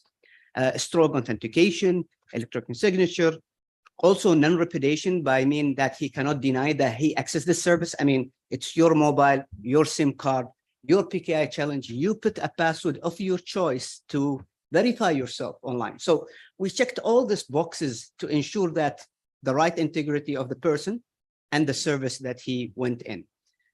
So it's protection against identity fraud, trust and confidence, data integrity, and ease of e-services to catch up with the rest of the world as well, and to be an example as well. So statistically, we looked at it. We have the national ID card authentication. We have about 15.7 million cards. And I want to tell you something. Oman is about 4.7. But since we have those services also for other foreigners who comes in for a short time, we reach this number. Mobile authentication, we have 110 authenticated and e-signed digital signature. And this, by the way, only to 2019. And that's how we shared the trust and gaining the trust of the public, even though we had some challenges at the beginning, but started to do a lot of campaigning. We start telling people what is the PKI and how you use it and how to verify yourself and renew everything in that term. Now, this is just for Oman. Now, if you want to talk about the ARCC, which it is by ITU, Arab Regional Cybersecurity Center, we wanted also to share that the center itself is here to help other countries in achieving the trusts or achieving the services in there. So who we are? Well, we are the Arab Center representative by the ITU. We established in 2013. Actually, we started the process in 2012, but in 2013, we are officially launched. Our vision is to have security reference in the Arab region and to help other countries achieve that selves. So we started in 2013, as I said, and we have 5 ways and 5 pillars. And I think this is the 5 pillars you need to for the GCI index as well to prove yourself. So we have the strategy and governance. We can help people having that. Technical and assurance, capacity building, which it is really important, cooperation with other entities and partners. We call them partners because they are our partners in helping other countries achieve a status in cybersecurity, and incident management. So talking about the services we provide the strategy, technical assurance. There is each pillar we will have from 2013 and 2023. So for the regional workshop, we have done 7. We have achieved it in 7 different countries. We have published 4 frameworks in partnership with ITU, in partnership with ISOC as well, in partnership with other entities who help us. And we have done so much in this field, and we keep on growing. We have a lot of requests, but due to the limited resources and stuff, we can only accommodate a certain number. Technical and assurances, what we did in this front. We have activities about 44. We have a lot of national drills and international drills and regional drills in cooperation with ITU. Also, we have operated in 17 different countries. We have contributed in 2 reports internationally. We have almost 3,000 people who have participated with us in this. Also in the incident management, we are part of CSIRT, where they belong to FIRST, and we have actively worked with 22 events with them in 11 different countries. We have designed 7 reports and helping other countries to achieve a status. We have almost 560 people who attended this kind of services in incident management. In front of capacity building, we cannot deny that each country needs a lot of capacity building. So we have invested in doing a lot of conferences, workshops, and training. We achieved 39 conferences and training, and we keep on going and doing so much as an ad hoc with our partner in the ITU, in the ISOC, also with an ESCWA. We have operated in 25 different countries. We have a lot of scholarship that we have given with the partnership, again, with our institutes, and almost 5,000 people have benefited from all this. Cooperation, of course, we cannot deny that cooperation is a key, and we need to talk to our partners. We have to operate with them. We worked on 10 different companies. We have signed cooperation agreement with 30 plus countries and institutions, which means to benefit almost 300 individuals in this front. So why is Oman recognizing the cybersecurity? Well, we won the third regionally place in 2021. Oman was the second regionally in 2029. Oman won the 16th internationally in 2019. It was first place regionally in Global Cybersecurity Index between 2013 and 2014. So we had a huge contribution. We were among the first people to really adopt cybersecurity as a framework. As also we have a law for the Cyber Act, Cyber Criminal Acts. So we were first in the region for that. And of course, our neighboring countries have picked up and they succeeded as well because they had the means and technology to do so in very short pace. Now, also, Oman has been elected to be the chair of the board of directors at National Centers on OIC CERT for the third time in a row since 2013. And that shows that they are trusting what we are doing and trusting us to be leading in this field. Also, Oman elected as the chair of ITU and Arab region for a study group as SG17, Installation on Cybersecurity. Oman National CERT won a World Summit on the Information Society Prize in Geneva in 2014. And that's, if you could see that we are early adopters somehow in this field, and we were an example to be followed by our fellow countries and GCC in the region. Now, this is our partnership with the people, and we keep on growing. A lot of organizations are seeing what we are doing and trusting us to be their partners in achieving their goals. Therefore, we were being honored to participate in those functions. I wanted to speak as well about a program that Oman has adopted recently, which is cybersecurity industry development. We are now believers. We don't want to be a consumer. We actually wanted to be an entrepreneurs in this field. And how do we do that? We have to do so is by looking at it as an economy objective. Well, part of our digital economy buildup, cybersecurity has been mentioned that it is an enabler of an infrastructure. Therefore, there is no infrastructure should be built without cybersecurity in mind, security by design in meaning. So in the digital economy program, we were entrusted by the cyberspace as well program, and we are as a main pillar in the digital economy of Oman. Our vision is specialized cybersecurity industry promoting economic growth and diversification. Our mission to establish specialized cybersecurity industry in the region, focused in the human capital, here where capacity building comes in place. We wanted to build all this capacity building, not to be just people who graduate and look for a job. We want them to create companies. We want them to enhance our economy, to come up with the smart solutions that not only fit for Oman, because at the end we are 4.7 million people who lives in Oman, so opportunities is almost through, and we recognize that. So we wanted to take our skilled students to help other countries as well in achieving cybersecurity. With cybersecurity shortage around the world, this is the way we decided to go by building the capital of that human capital.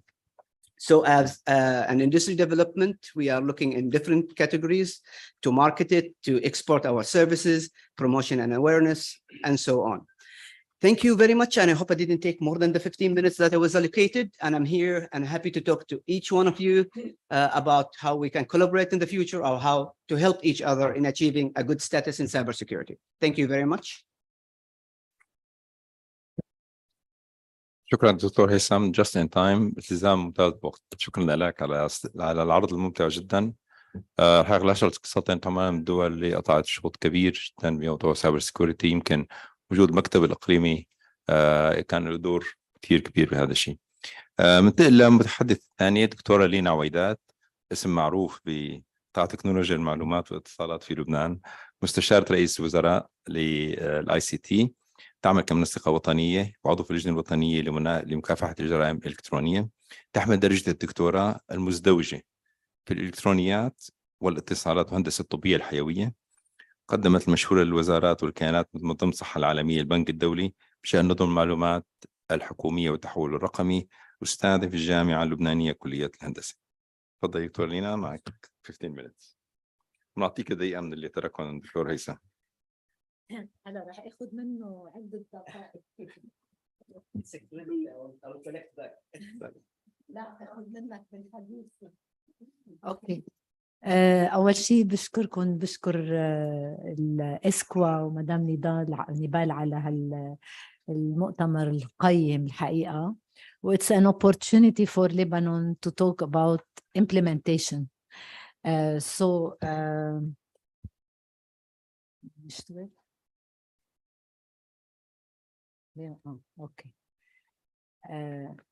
In 2019, we have in 2018 the call for Paris for cyberspace. Lebanon was one of the few countries who started, but we haven't anything about cybersecurity.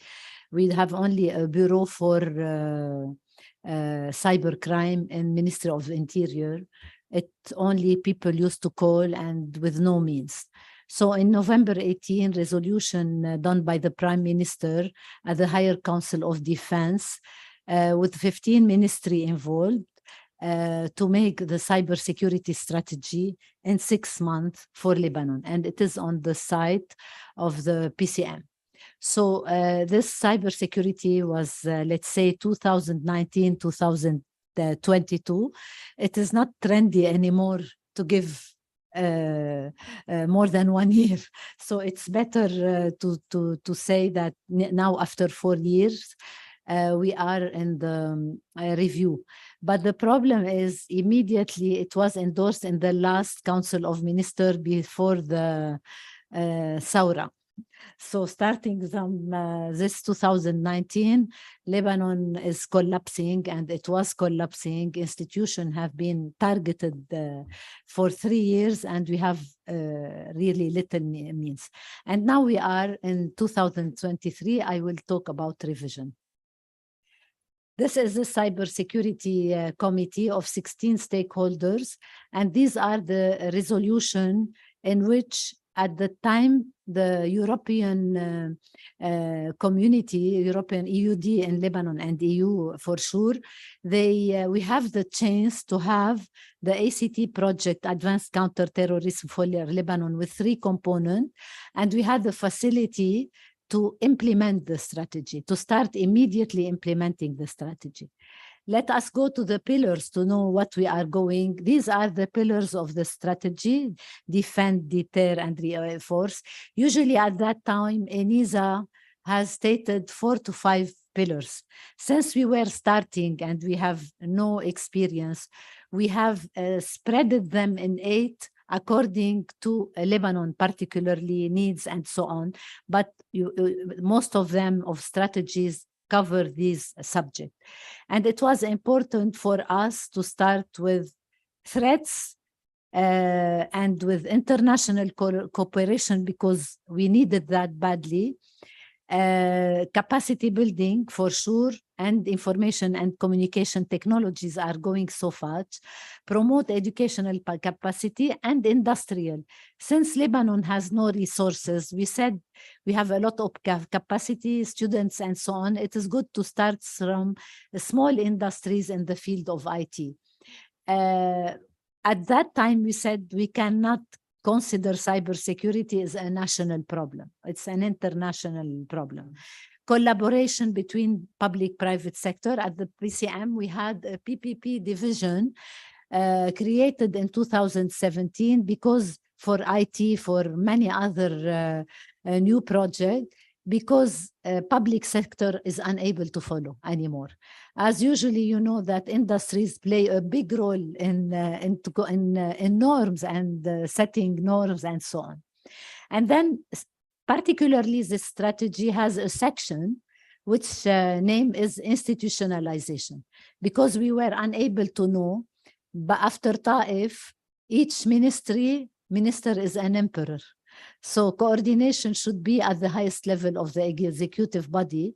So we said it is very important to have an agency after studying, and then we give a very important part for institutionalization. And this a quick view about the ACT project. The first one is completely counterterrorism. The second is cybersecurity. And the third one is a human rights-based approach for all of them. The advantage of working in counterterrorism, we have the prosecutor and all the law enforcement agency, and we have been able to address the cross-cutting between cybercrime, counterterrorism in general. And as you know, radicalization and terrorism and recruitment with the new era are also have a lot of cross-cutting with internet means and tools. Quick look on major achievement. We started immediately. I want to highlight something. In Lebanon, after 2019, there's a resolution that there's no more way to recruit in the public sector. So, and because of political problems and burdening any development in Lebanon, we decided to say that we will prepare people while we are preparing the institution. And then we will use from public sector already recruited people, and we will transfer them to the agency. And so we have 2 to 3 years to prepare them. So implementation component, we have capacity building, cybersecurity training center, threat intelligence platform, digital forensic lab upgrade, cryptocurrency unit, Lebanon cybersecurity ecosystem with the private sector, creation of the National Cybersecurity Agency, and the most important thing is the national cert. And we addressed immediately the critical infrastructure. I need to highlight something very important here. So we found out that in cybersecurity, the most important couple are judges and law enforcement agency, and the level between them was shocking. I mean, we don't have specialized judges in Lebanon and in most of the countries. And usually now we have to think about specialization. We started involving from the early beginning around 45 judges trained on cyber security vulnerability assessment. We prepared and planned with few labs, and we have designed fully ready for implementation the threat intelligence platform.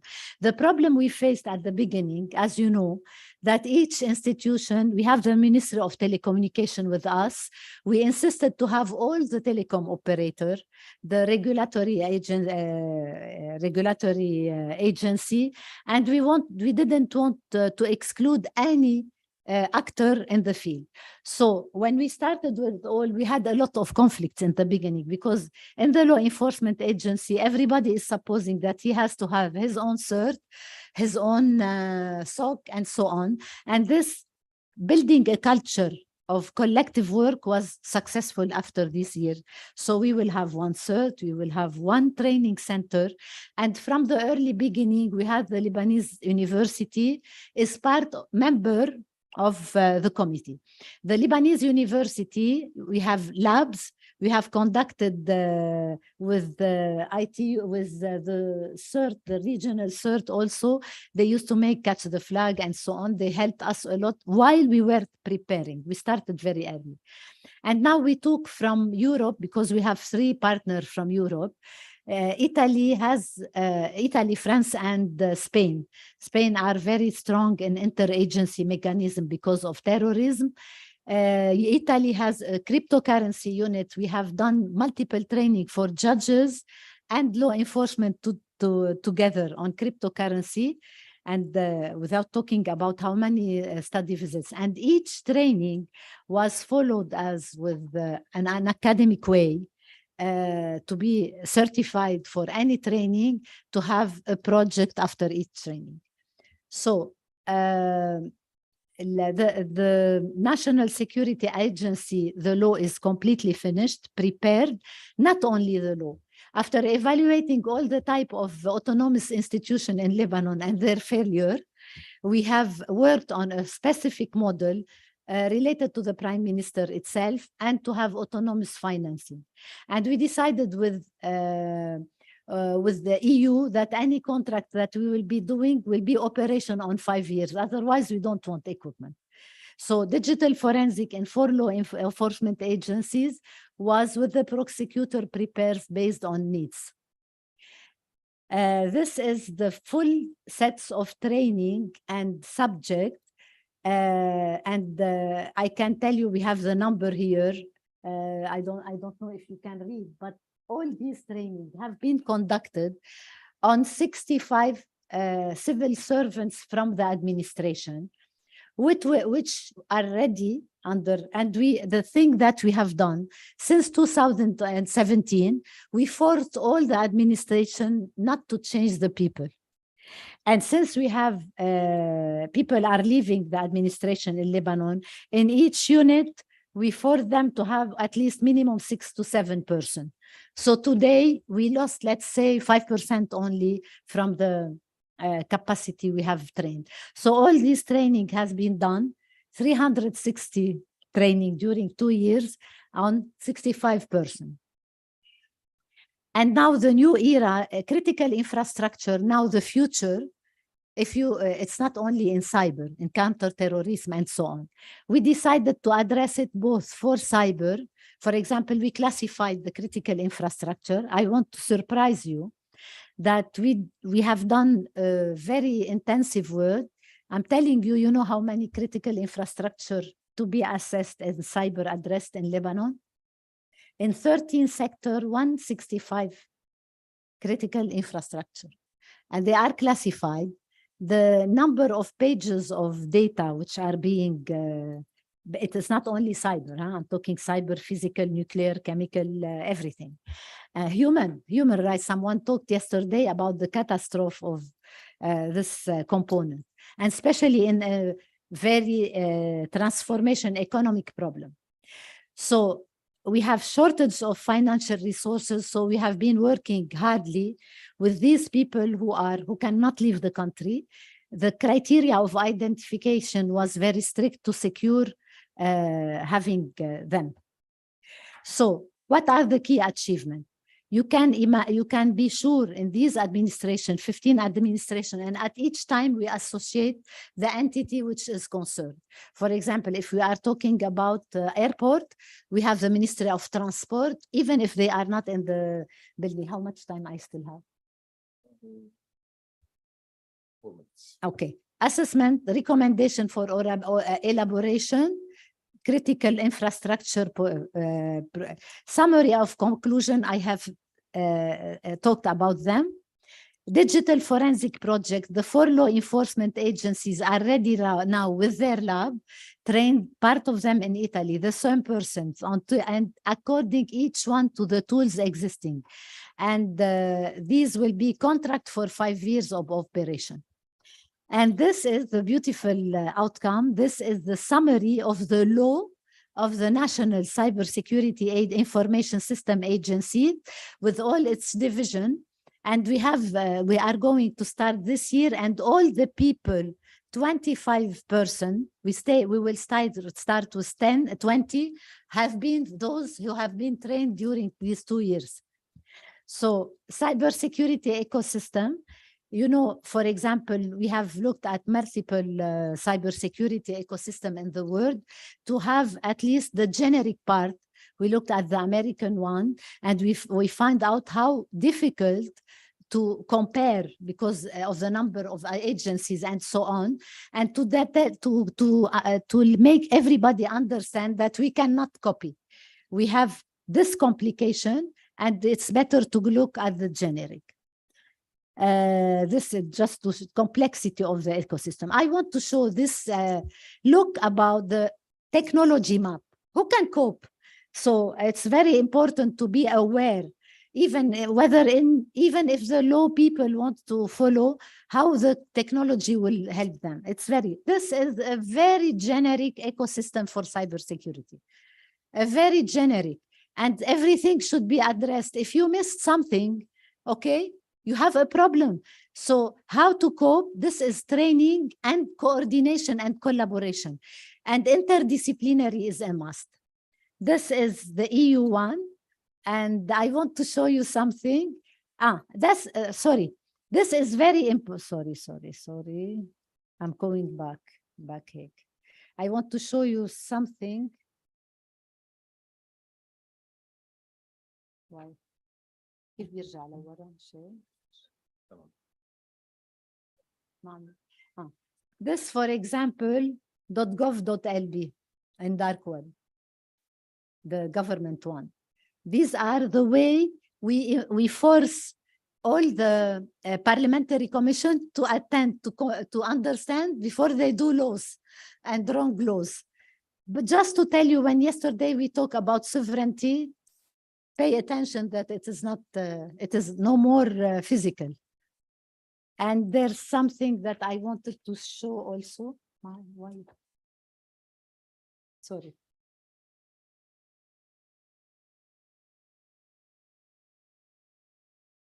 I want to show something. ما عم بيمشي لقدام. بعد وحدة.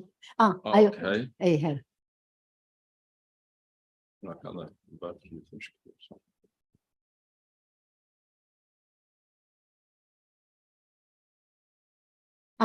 I wanted to show you yesterday, I told you that just that 1 minute, just for regulation, laws and so on. Look how many, I don't know what's going on, but it was 1,400 pages of regulation and law. It's working against me, it's not a problem. So just, I want to tell you that in the review, which will be out in in October, November, we have to complete the implementation. Everything is ready where we need laws, when we need regulation, and the financing is ready, and the contracts are already designed, and the people are there. So that's what I wanted to highlight. Thank you. Thank you, Dr. Lina. شكرا على العرض والتقيد بالوقت. متحدثنا الثالث السيد أنيس جمال، يشغل منصب رئيس قسم الخدمات الإلكترونية بتونس تراست، متخصص كخبير بنية تحتية، حاصل على مؤهل كمدقق رئيسي معتمد ISO 27001 مع 16 عام من الخبرة في تون تراست. شارك في العديد من المشاريع الوطنية مثل المشتريات الإلكترونية، معرفة الهاتف المحمول PKI لوزارة الدفاع، إلى جانب مشاريع الحكومة الإلكترونية الأخرى. تفضل أستاذ أنيس، و 15 minutes. تفضل. بسم الله الرحمن الرحيم. اليوم في البرزنتيشن تبع التجربة التونسية خلينا نشوف مع بعض المصادقة الإلكترونية ودورها في توفير مناخ الثقة الرقمية.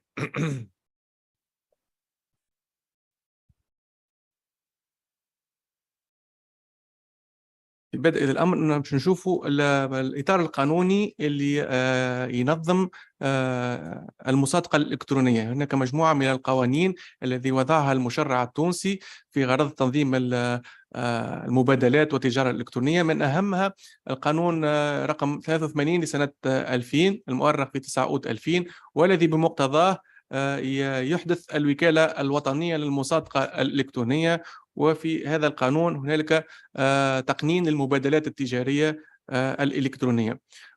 تمثل الوكالة الهيكل الأصلي المسؤول عن إصدار شهادة المصادقة، وهي الروت سيرتيفيكيشن أوثوريتي.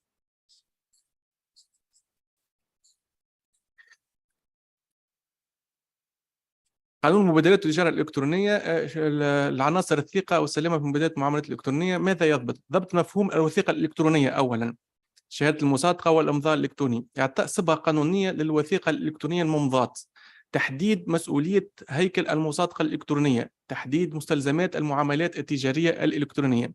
هذه من أهم عناصر الثقة في المبادلات والمعاملات الإلكترونية. مهام الوكالة هي السلطة الجذر لإصدار شهادة المصادقة الإلكترونية. هي ترخص مزودي خدمات الثقة الرقمية، تخدم على الاعتراف المتبادل بين الدول، تصادق على وسائل تشفير، هناك مجال للبحث والتكوين. هذه من أهم مهام الوكالة.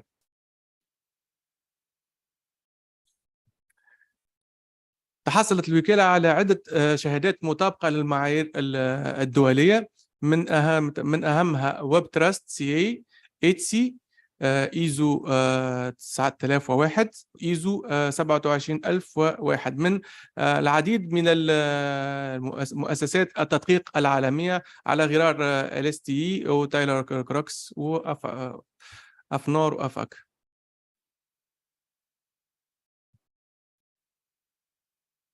متطلبات الثقة الرقمية في المبادلات، من أهمها إثبات هوية الأطراف توفير سلامة البيانات، ضمان حجية المعاملات وعدم إمكانية إنكارها، توفير سرية البيانات. هذا من أهم عناصر الثقة والسلامة في المبادلات والتي يجب احترامها. سنعرض على جنابكم أهم منتوجات الوكالة في تحقيق ما ذكر سالفا. الإمضاء الإلكتروني، الختم الإلكتروني، الختم الإلكتروني المرئي باستعمال تقنية دودي دوك، شهادات الويب SSL Certificate، الختم الإلكتروني، ختم التوقيت الإلكتروني التانس تايب أو الورد تاتش. سنستعرض الآن دورة الحياة شهادة المصادقة الإلكترونية. أول شيء في الحصول على شهادة المصادقة الإلكترونية هو تسجيل بيانات طالب الشهادة.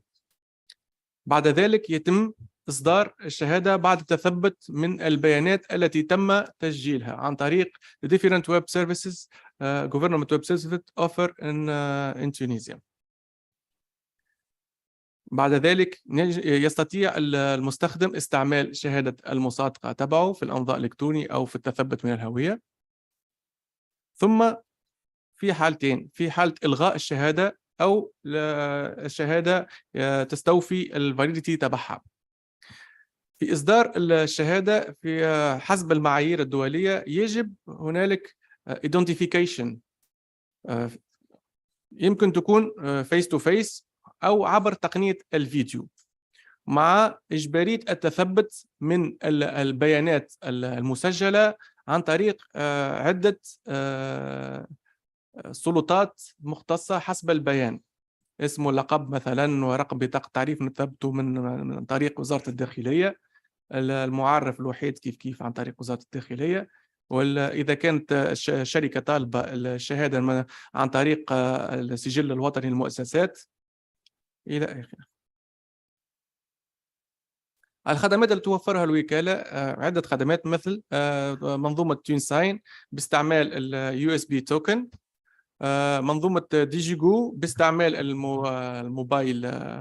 الموبايل وهذا للإمضاء الإلكتروني، أو الكيور ساين هو عبارة على جمع البيانات ووضعها في رمز استجابة سريع QR كود على الوثيقة، ويتم التثبت من هذا الرمز عن طريق تطبيقة تصدرها الوكالة، هي تطبيقة كريبتوغرافيك سوليوشن.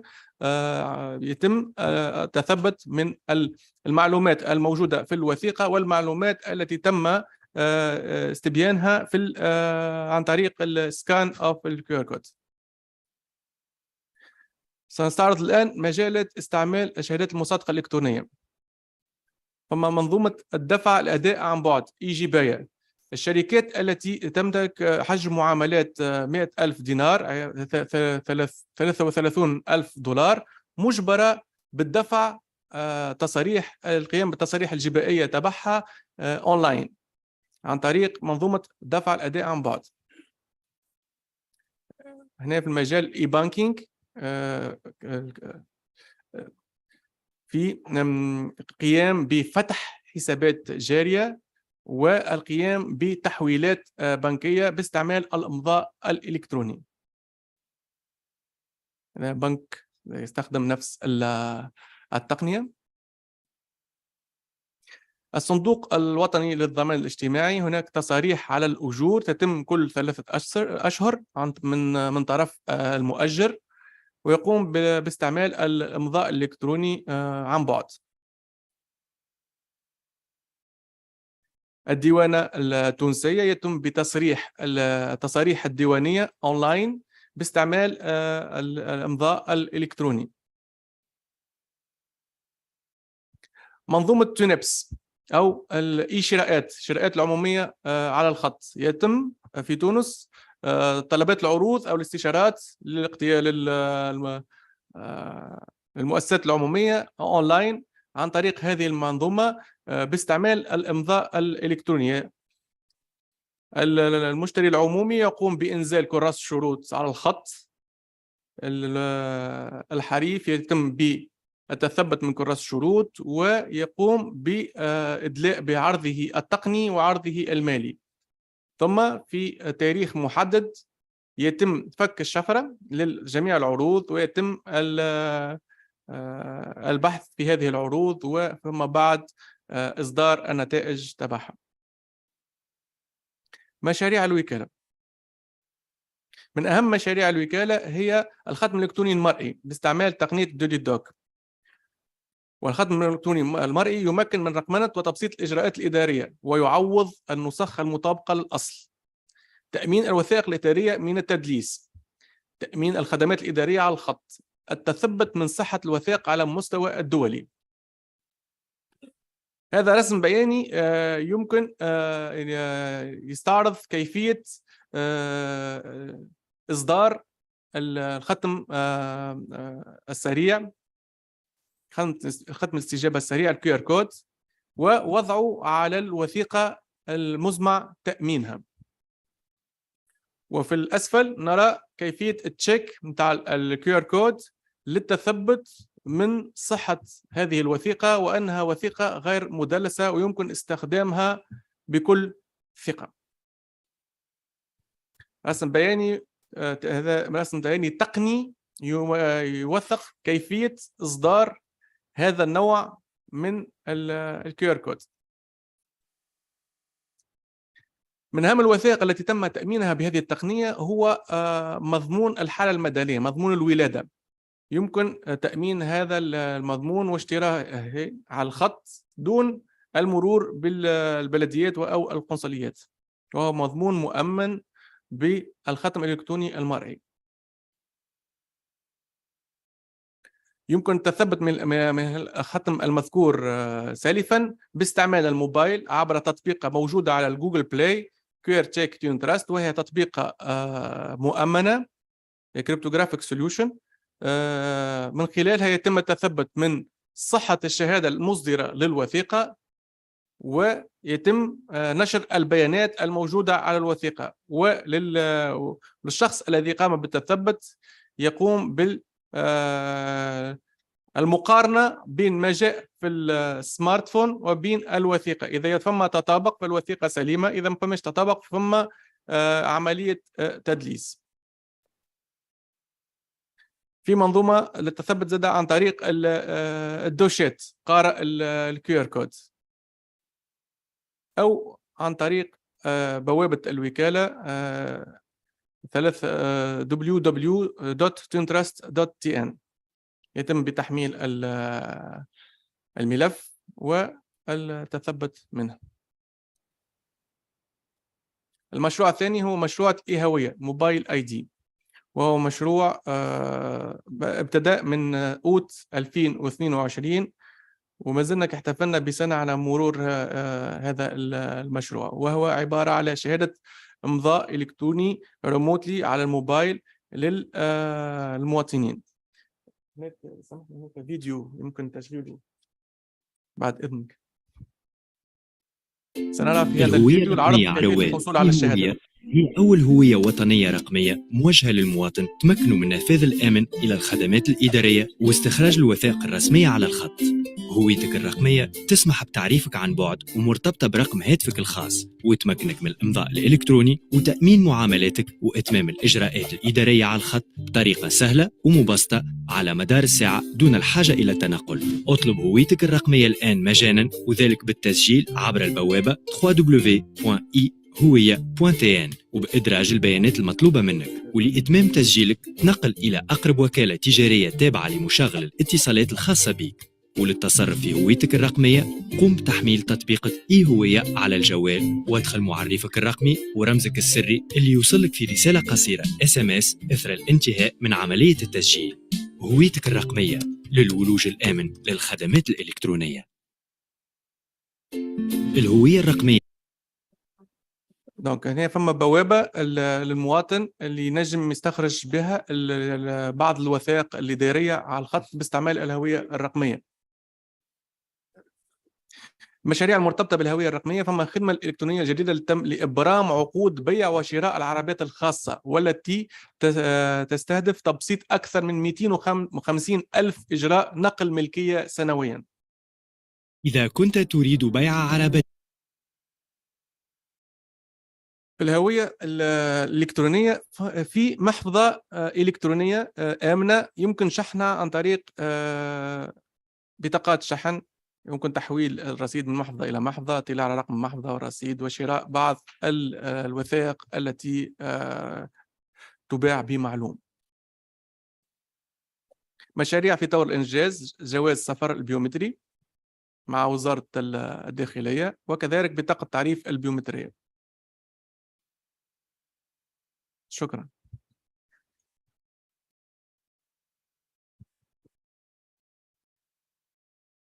شكرا أستاذ جمال على التزام الكامل الوقت وعلى المعلومات القيمة.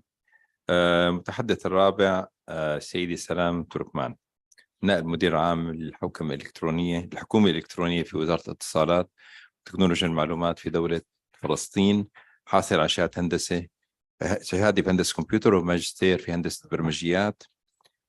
لديه منشورين دوليين بسكوبوس وسبرينجر، يركز على نمذجة عمليات تجارية وعد هندسة مع خبرة 15 عام في تطوير برمجيات. تتميز في هندسة المتطلبات، نمذجة عمليات تجارية، قادت العديد من المشاريع عبر قطاعين العام والخاص، بتتناول عرض مبادرات الحكومة الإلكترونية في فلسطين. تفضلي دكتورة سلام. أسعد الله أوقاتكم جميعا. الحضور الكريم مع حفظ الألقاب والمسميات، يسعدني الوجود اليوم بينكم لمشاركة التجربة الفلسطينية في مجال تقديم الخدمات الحكومية الإلكترونية والربط البيني بين مختلف الأنظمة المؤتمتة في المؤسسات الحكومية. لقد أولت الحكومة الفلسطينية اهتماماً كبيراً في تحسين جودة الخدمات المقدمة للمواطن الفلسطيني والمضي قدماً نحو التحول الرقمي، وقد تجلى هذا الاهتمام واضحاً في إنجاز العديد من القرارات والقوانين بهذا الخصوص. ومن القوانين والقرارات التي تم إنجازها قرار بقانون بشأن منظومة الخدمات الحكومية الإلكترونية، وقرار بقانون بشأن المعاملات الإلكترونية، وقرار بقانون الجرائم الإلكترونية، قرار بقانون تسوية المدفوعات الوطني، وقرار مجلس الوزراء بشأن وثيقة حوكمة الخدمات الحكومية وسياسة الدفع الإلكتروني. تبع هذه القوانين والقرارات مجموعة من الاستراتيجيات والخطط والسياسات الوطنية، كالخطة الوطنية للتنمية، والاستراتيجية القطاعية لقطاع الاتصالات وتكنولوجيا المعلومات والبريد، والسياسة الوطنية للتحول الرقمي، ووثيقة العنقود التكنولوجي والإدارة العامة.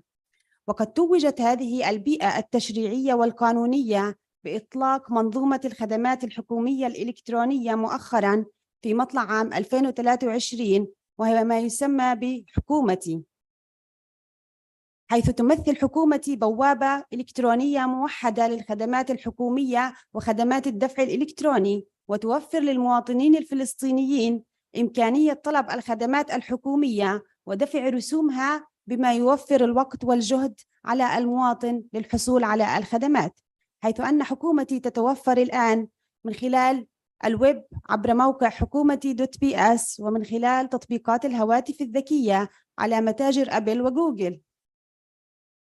منظومة حكومتي ليست مجرد بوابة أو موقع إلكتروني، فهي عبارة عن منظومة متكاملة تتكون من 4 مكونات رئيسية. المكون الأول وهو نظام تسجيل الدخول الموحد Single Sign On، بحيث يقوم المواطن بتسجيل بياناته الشخصية إلكترونياً، ويتم التحقق من هذه البيانات من خلال APIs وويب سيرفيسز تقرأ من سجل السكان المخزن في وزارة الداخلية.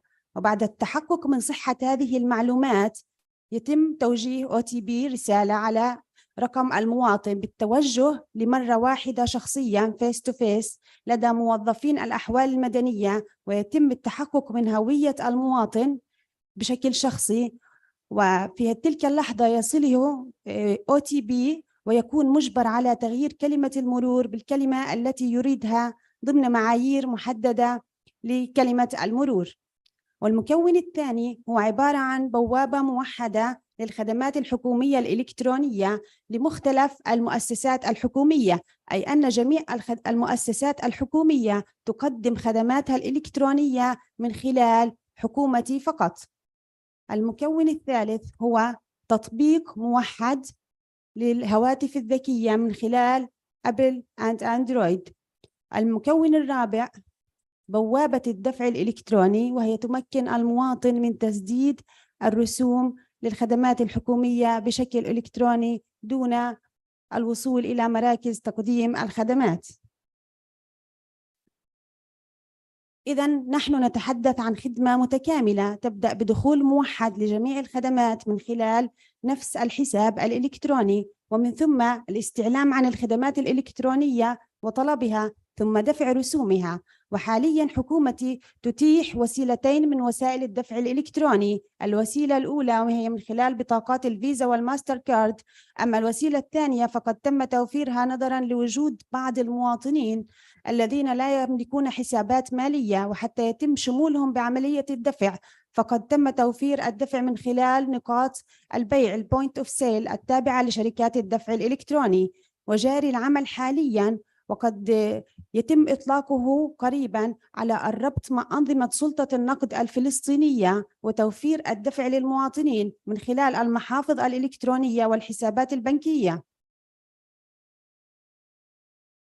الخدمات الإلكترونية المقدمة حاليا على منظومة حكومتي، يوجد حتى الآن 27 خدمة حكومية إلكترونية موجودة على حكومتي، والعمل جاري بالتوازي على مشروع آخر بالتعاون مع البنك الدولي لحصر جميع الخدمات الحكومية وتحليلها وتصنيفها وتحديد أولويتها نحو الأتمتة، بالإضافة إلى مشروع سيتبعه أيضا مع البنك الدولي يهدف إلى أتمتة الخدمات الحكومية باستخدام إطار موحد أو ما يسمى بالintelligent automation framework with low code.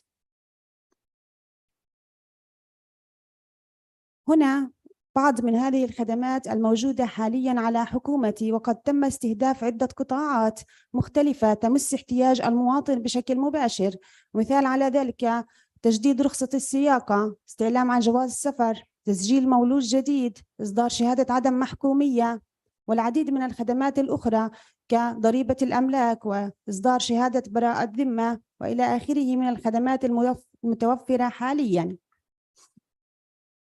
فيما يخص النقل البيني بين أنظمة وقواعد البيانات الموجودة في مختلف المؤسسات الحكومية، فقد تم استخدام ناقل البيانات الوطني، وهو منصة تقنية تتيح تبادل البيانات بشكل آمن ومشفر بين قواعد البيانات ونظم المعلومات الحكومية وغير الحكومية، وذلك بهدف تقديم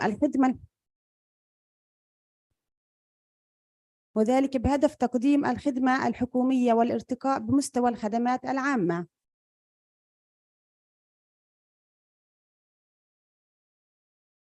إذن حتى نتمكن من تقديم خدمة حكومية إلكترونية متكاملة يجب أن يكون هناك تكامل شامل بين جميع قواعد البيانات والأنظمة الموجودة في المؤسسات الحكومية، على أن تتبادل هذه الأنظمة فيما بينها بشكل متكامل دون تدخل بشري، أي ماشين تو ماشين، آلة لآلة.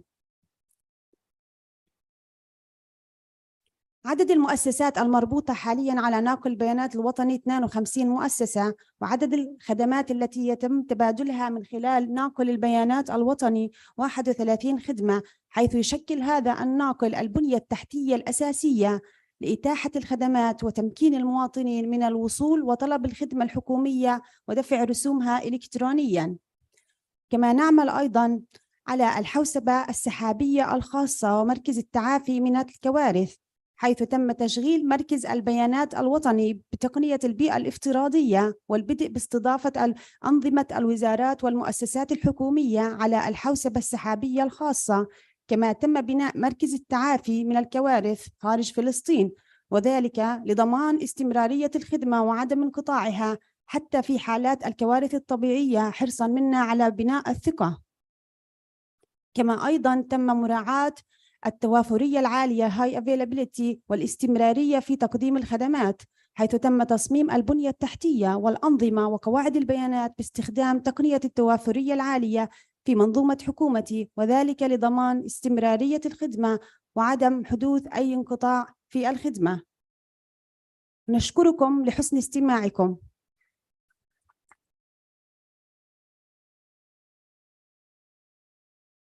شكرك سيدي السلام على الالتزام الكامل بالوقت تأخذ وقت تركيز الحديث. رح نفتح المجال للأسئلة والنقاش. نتمنى يكون طبعا أول شيء الحضور بعدين أونلاين. بتمنى تكون أسئلة كتير واضحة كتير مباشرة، نترك الإجابة فورا للمتحدث اللي بتريدوه. تفضل، وين بيحب يسأل على الأربع عروض؟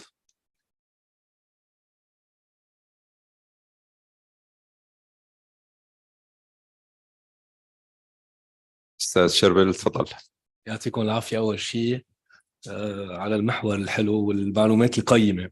أنا عندي عدة أسئلة لأستاذ أنيس بالنسبة للسيناتور الإلكترونيك اللي حكيت عنها. حسيت تشبهونا كتير، تشبهوا لبنان، ولا سبقناكم بشغلة واحدة هي الباسبور البيومتري؟ بالنسبة للتوقيع الإلكتروني ما فرقتوا بين التوقيع الرسمي والتوقيع العادي، هيدي نقطة بس حبيت بس ضويل عليها. وبالنسبة للكوبي وكوبي كونفور، يعني بالنسبة لكل شيء بيطلع أونلاين توقيع إلكتروني ما بعود عندنا كوبي كونفور، خلص بصير عندنا كوبي وحدة، يعني ما في عندك كوبي لها، هي ترو كوبي بتكون، ما في غيرها، ما في شيء اسمه نسخة بالأصل حتى بالقانون يعني. بس حبيت أوضح كيف أنتم طلعتوا بهالفكرة. وبالنسبه للديجيتال اي دي، انتم لما حكيتوا عن السيناتور الالكترونيك وحكيت عن السيستم شربل اذا بتريد قرب على الميكرو ما عم نسمع. اوكي. بالنسبه لموضوع اللي بيتعلق بالديجيتال اي دي والسيناتور الالكترونيك، ليه ما خلقتوا نفس الفكره؟ يعني انت لما باستونيا بيوقع بالديجيتال اي دي تبعوله خلص، يعني صار عنده ديجيتال اي دي والوالت تبعوله، الانفورميشن اللي بحطوها صار هاي السيناتور الالكترونيك تبعوله، وبطل بالتالي له حاجه ليروح ياخذ توقيع ويشتري اللايسنس ويشتغل على اساسها. وسؤال تاني، المعلومات اللي عم بتحطوها بالوالد بالنسبه لما يتعلق بالانفورميشن كلها، لا الديجيتال اي دي ولا السيناتور الالكترونيك، وين عم تحطوها وكيف عم تحفظوها؟ بالنسبة للسؤال الأول، الإمضاء الإلكتروني اللي تصدر الوكالة هم إمضاءات إلكترونية رسمية، ما استعملوش الإمضاءات العرضية. رح ارجع اوضح سؤالي. انت بمحل ما اعطيت اكزامبل انه هن عم يشتروا سيارات بالسيناتور الالكتروني، يعني قادرين يوقعوا عقود، وبالتالي ديفاكتو بفهم انه هيدا توقيع خاص ما بيقدر يستعمله قدام القضاء او قدام المحاكم او كسند رسمي قدام كاتب العدل. لا، بيمكن يستعملوا، لأن فما المشرع التونسي أعطاه صبغة قانونية للوثيقة الإلكترونية، وهو أمضى الوثيقة العقد باستعمال الإيهاوية اللي هي بتصدر إمضاء إلكتروني. فلذلك لما يكون فما إشكالية عند القضاء يتم دعوة الوكالة للقيام بعملية تدقيق والتثبت من صحة الإمضاء الذي أقيم على الوثيقة موضوع القضية. هذا بالنسبة للسؤال الأول. بالنسبة للسؤال الثاني، في نوعين من الريموت سيجنتر لدينا. فما الإيهاوية اللي هي الخاصة بالمواطن العادي، وفما الشهادات المصادقة الإلكترونية اللي موجودين في USB توكن الخاصة ب legal representative، معناتها وكلاء الشركات أو الأشخاص الذين يريدون وضع بعض المعلومات المهنية في مبادلاتهم. على غرار في حين استعمال التصاريح الجبائية، وزارة المالية تطلب يكون المصرح هو الممثل القانوني للشركة أو من يمثله في الشركة، فيقوم التثبت عن طريق المعرف الجبائي للشركة، فيجب أن تكون هذه المعلومة في الشهادة. بالنسبة للإيهاوية ما بتكون موجودة في الشهادة. بالنسبة للإيهاوية المعلومات الموجودة هو الاسم واللقب، تاريخ الولادة والأدرس والبريد الإلكتروني فقط. الشهادة الأخرى تكون فيها المعلومات البروفيشنال المربوطة بالشخص المدعو القيام بالعملية. إذا بتسمحوا لي سؤال صغير، في ديلي للليسانس تبع السيناتور الإلكترونيك؟ نعم، الشهادة على سنة أو سنتين حسب اختيار المواطن. بالنسبة لحفظ المعلومات للحصول على الشهادات في تونس، فما الهيئة الوطنية لحماية المعطيات الشخصية التي قامت الوكالة بوضع تصاريح لاستعمال ومعالجة المعطيات الشخصية للمواطنين لإصدار الشهادة. والوكالة تخدم بطريقة الهاش الامبرانت دو لانفورماسيون.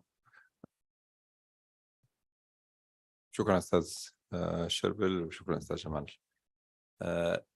دكتور وسيم تفضل. يعطيكم العافية دكتور. بس سؤال هلا بالنسبة للتوقيع الرقمي، عمليا وجود في عندكم انتم بنية مركزية عم تعملوا منها التحقق لأي توقيع رقمي عم بيصير على أي وثيقة إلكترونية، صحيح؟ هي الوكالة اللي عملتها. طيب بالنسبة للكيو ار كود كمان كل البيانات عم تنحفظ عندكم الموجودة بالكيو ار لحتى تعمل تحقق من الكيو ار على أي وثيقة، ولا كل جهة عندها بياناتها عندها وانت بتعمل كونكشن معهم لحتى تحسن تاخذ البيانات من عنده وتحقق إذا كان الكيو ار صح ولا لا؟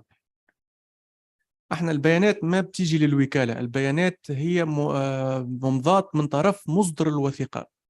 احنا بنتثبت من صحة الإمضاء، تاريخ الإمضاء، استعمال شهادة المصدر حين الإمضاء. الشهادة التي تم إصدار بها الكيو ار كود حين الإمضاء هي شهادة صالحة للاستعمال غير ملغاة، والمصدر البيانات هو الذي يختار البيانات المفتاح الذي يريد وضعها على الوثيقة. بس سؤال الأخير بعد إذنك دكتور، معناتها البيانات المحتوى بقلب الكيو ار كود هي مسؤولية مصدر الكيو ار. طب انتم بتعطوا اعتمادية، يعني كيف انت بتضمن انه البيانات الموجودة بالكيو ار كود هي بيانات صحيحة بتعطي اعتمادية للاصحاب المصدرين الكيو ار كوكالة؟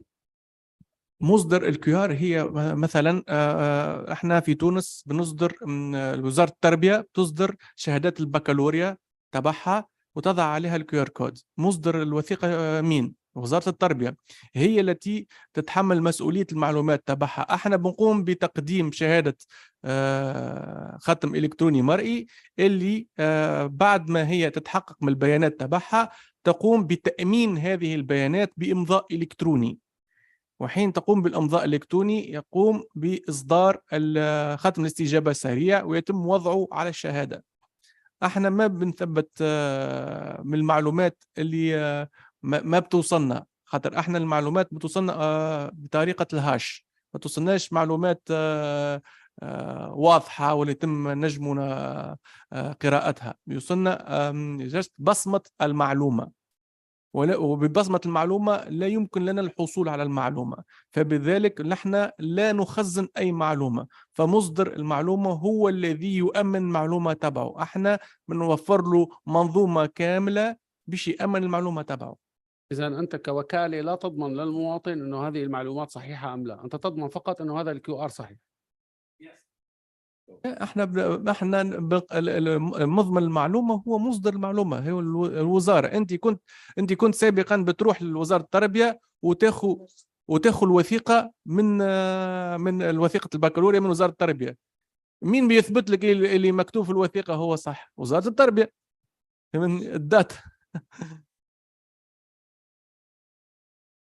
شكرا دكتور وسيم. استاذ جمال،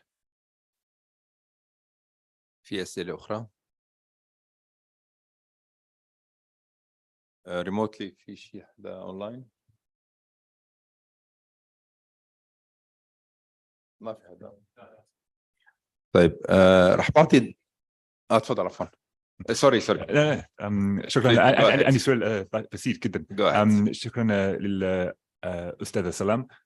بالنسبة للهوسبية سباهية، هل تعمل الحكومة الفلسطينية مع الشركة الكبيرة أو المنظمات الغير حكومية في تأسيس الهوسبية السباحية؟ شكرا على سؤالك. احنا الحوسبة السحابية هي برايفت كلاود كومبيوتينج، يتم بنائها بتقنية الفيرتشواليزيشن داخليا داخل وزارة الاتصالات. نحن لا نستضيف بيانات حكومية على شركات خارجية، هناك قرار حكومي يمنع باستضافة البيانات والأنظمة الحكومية على شركات عالمية خارج فلسطين، يتم استضافتها فقط على سيرفرات داخلية يتم بنائها وتقسيمها بتقنية الفيرتشواليزيشن.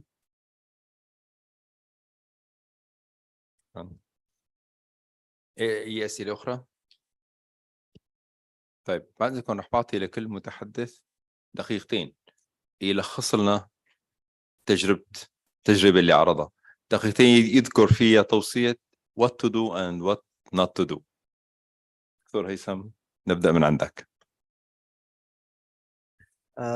طبعا كملخص عن المحور الحديثي اليوم نحن تطرقنا إليه، هو بالأولى بناء الثقة في الخدمات الإلكترونية، لأن للحين مع التقنيات المتقدمة اليوم والديجيتاليزيشن والإي ترانسفورميشن يظل هناك في جاب، واللي لاحظناه نحن في الجاب هذه كان قبل أن تقدم هذه الخدمة سواء كان حكومية أو كوميرشال لازم يكون في كامبين قبلها، وهذا اللي لاحظته كان في البنوك، أن البنوك قبل أن يقدموا خدمة لأنها تتعامل مع الأموال والناس حريصين جدا، يعني ممكن تسأل عن أي واحد معلوماتك الشخصية راح تعطيه، بس تسأله عن حسابك البنكي لا، هذا خط أحمر. فالخدمات البنكية كانت تعمل كامبين أنه راح نقدم هذه الخدمة الإلكترونية وراح نوفرها، بس هذه بعض العيوب وهذه بعض المميزات. فبناء الثقة يبدأ من الأشخاص أو المجتمع، وهذا على عاتق المؤسسة سواء كانت حكومية أو خاصة أن تبنيها.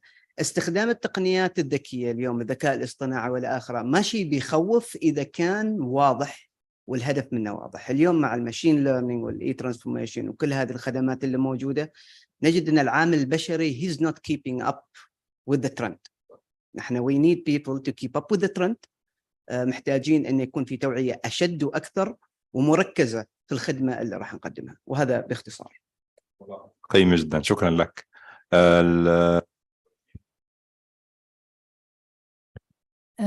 أنا يعني بدي أكد على اللي قاله الزميل إنه raising awareness is a multidisciplinary raising awareness. هيدي المشكلة الكبيرة، يعني حيلا إجراء تغير أو application جديدة ما بنحس إنه كيف raising awareness معه.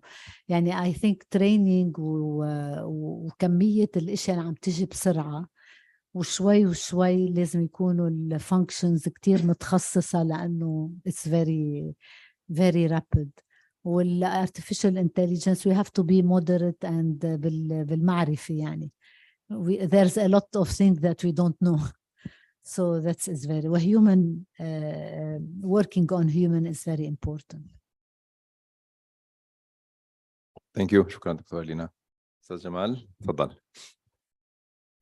ولكسب ثقة المواطن يلزم اللي نقدموا له عديد من الخدمات الإلكترونية على الخط ونبسطوها له باش ينجم يستعملها ويتمتع بها في تبسيط حياته اليومية دون الوقوف في طوابير وصفوف. ويجب تحسيس المواطن على استعمال خدمات الثقة الرقمية هذه بالإحاطة به وتقديم كل المساندة والعناصر الثقة اللي تطمنه وتخليه يستعمل الخدمة ويتفادى الزحمة وتضييع الوقت. شكرا أستاذ جمال. سيدي سلام.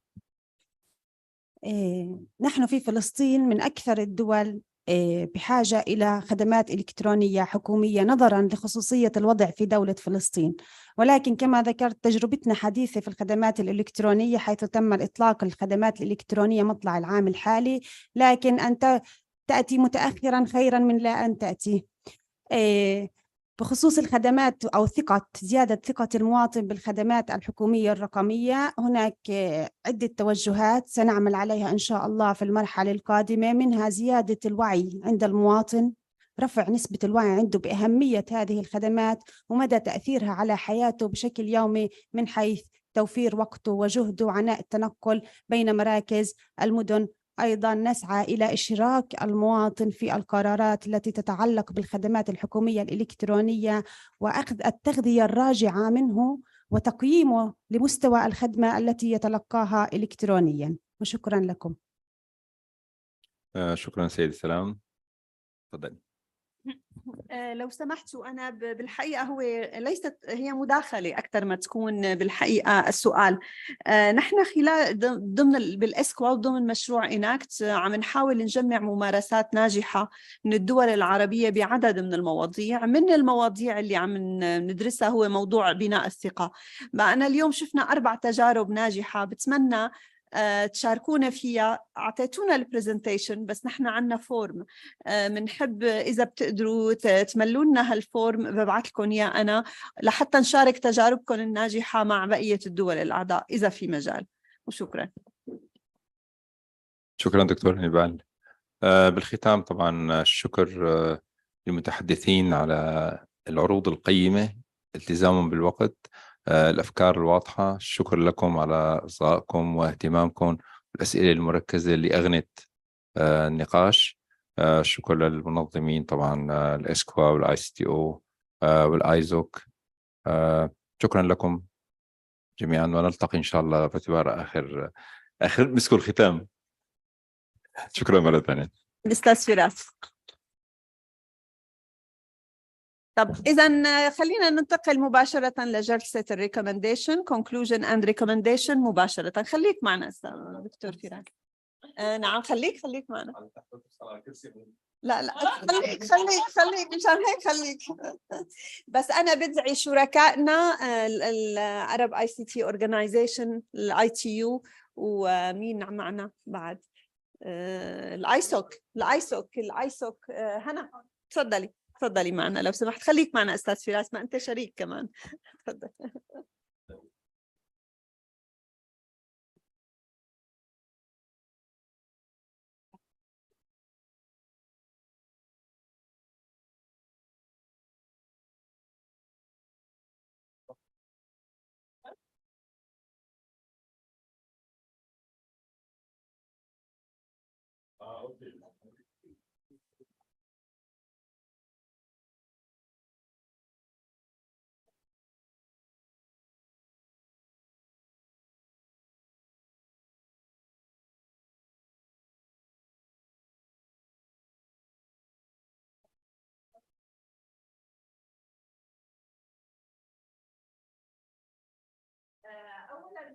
أولاً بدي أتشكر حضوركم وأتشكر يعني جميع المشاركات. بالحقيقة مشاركات قيمة، وأنا لهلأ وصلني العديد بالحقيقة من التعليقات الإيجابية. طبعاً أنا نفسي سعيدة بجميع المحاضرات بالحقيقة القيمة اللي حصلنا عليها خلال هذه الورشة، وبالتالي بدي أتشكركم جميعاً بالحقيقة على هذه المداخلات القيمة وعلى المشاركات سواء في القاعة أو عن بعد.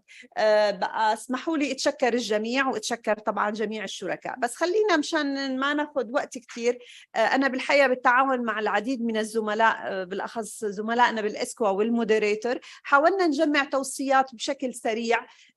التوصيات لسه لم خلينا نقول تدقق وتنقح وإنما هي مسودة أولى، وبالتالي ححاول ربما مع أنا أو بالحقيقة بالتعاون مع الزملاء والزميلات نسردهم بسرعة، وإن شاء الله ما بناخذ منكم وقت. بس طبعا بدهم تلقيح بقى يعني سوري نحن اشتغلنا ريال تايم، وبالتالي الريال تايم بده تظبيط بعدين. خلينا نقول بالنسبة أنا رح بلش بالجلسة الأولى، يعني خاصة إني كنت بالحقيقة يعني يمكن كنت مودريتور فيها. تشجيع الدول العربية على الاطلاع على الاستراتيجية العربية للأمن السبراني وتطبيق أساسياتها في الاستراتيجيات الوطنية للأمن السبراني. ثانياً أن تقوم المنظمة العربية لتكنولوجيا الاتصال والمعلومات بالتعاون مع الدول العربية وأصحاب المصلحة الآخرين بتنفيذ الاستراتيجية العربية للأمن السبراني. ثالثاً أهمية مؤشر الأمن السبراني لمعرفة تطور الإطار التنظيمي والتشريعي والإجرائي للأمن السبراني في العالم بما في دول العالم بما فيها دول المنطقة العربية. أهمية الأمن السبراني لجميع الدول العربية سواء تلك التي تنعم بالاستقرار والازدهار أو تلك التي لديها مشاكل اقتصادية أو سياسية. أهمية التنسيق والتعاون فيما بين الجهات المختلفة العامة والخاصة من أجل تطوير الأمن السيبراني في الدول. بالحقيقة هذه الملاحظة سوف ترد عدة مرات، يعني وجدتها في أكثر المحاضرات. أهمية تعزيز التدريب والتوعية حول الأمن السيبراني وإنشاء وتطوير فريق عربي للاستجابة لحوادث أمن الحاسوب. ضرورة تعزيز الامتثال للمعايير الدولية وتطوير الإجراءات القانونية الموحدة. بالنسبة للجلسة الثانية، تحبي تبدأيها؟ الجلسة الثانية لدينا، يعني أنا نقحت شوي بس يمكن تفضلي. الله الله الله الله، بسم الله بسم الله بسم الله بسم الله. مشكلة بالكرسي. بسم الله بسم الله. أنت المهم منيح. أنت منيح.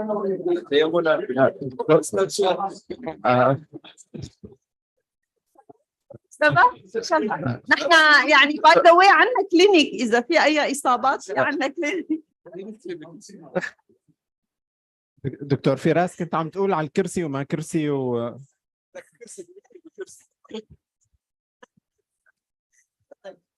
شكرا.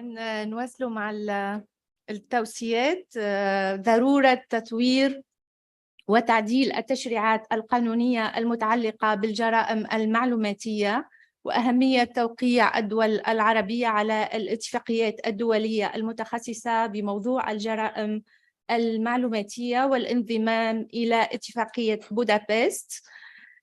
إصدار قوانين أخلاق جديدة Code of Ethics تتضمن القواعد السلوكية الأساسية لاستعمال الذكاء الاصطناعي. تعزيز البحث والتطوير في مجال استخدام الذكاء الاصطناعي من أجل زيادة أمن العمليات، وخاصة فيما يخص التصنيف والضبط والكشف عن الجرائم وتتبع الفاعلين. تعزيز الجهود في مجال استخدام الذكاء الاصطناعي في مجال أمن المعلومات، إذ أن هناك إمكانيات كبيرة للابتكار والصناعة متاحة في هذا القطاع. وأيضاً توفير أمن وسلامة بنية الإنترنت، إذ أنها تعتبر المفتاح الأساس للتحول الرقمي في الدول، وذلك من خلال التعاون الوثيق بين أصحاب المصلحة وإنشاء sectoral search. يعني شكرا للدكتورة ميرنا كمان اللي عدت هذه التوصيات. تفضلي أستاذة هنا. أستاذة هنا معنا من طبعا من الآيسوك، كلنا بنعرفها. توصيات الجزء هذا. الشكر للدكتور نوار اللي عطى وزودنا بالتوصيات عن هذا الجزء. تفضلي.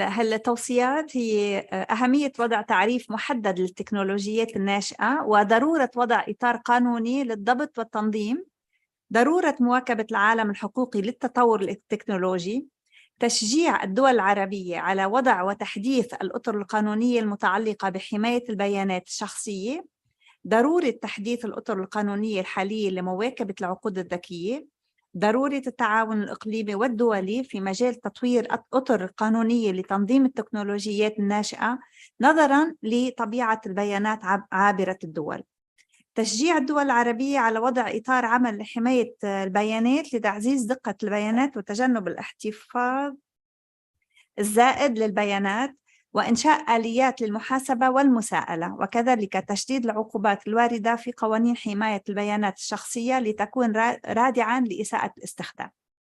شكراً أستاذة. ننتقل للجلسة الرابعة. بالحقيقة كانت إذا أستاذ أحمد ممكن تقرأ لنا التوصيات؟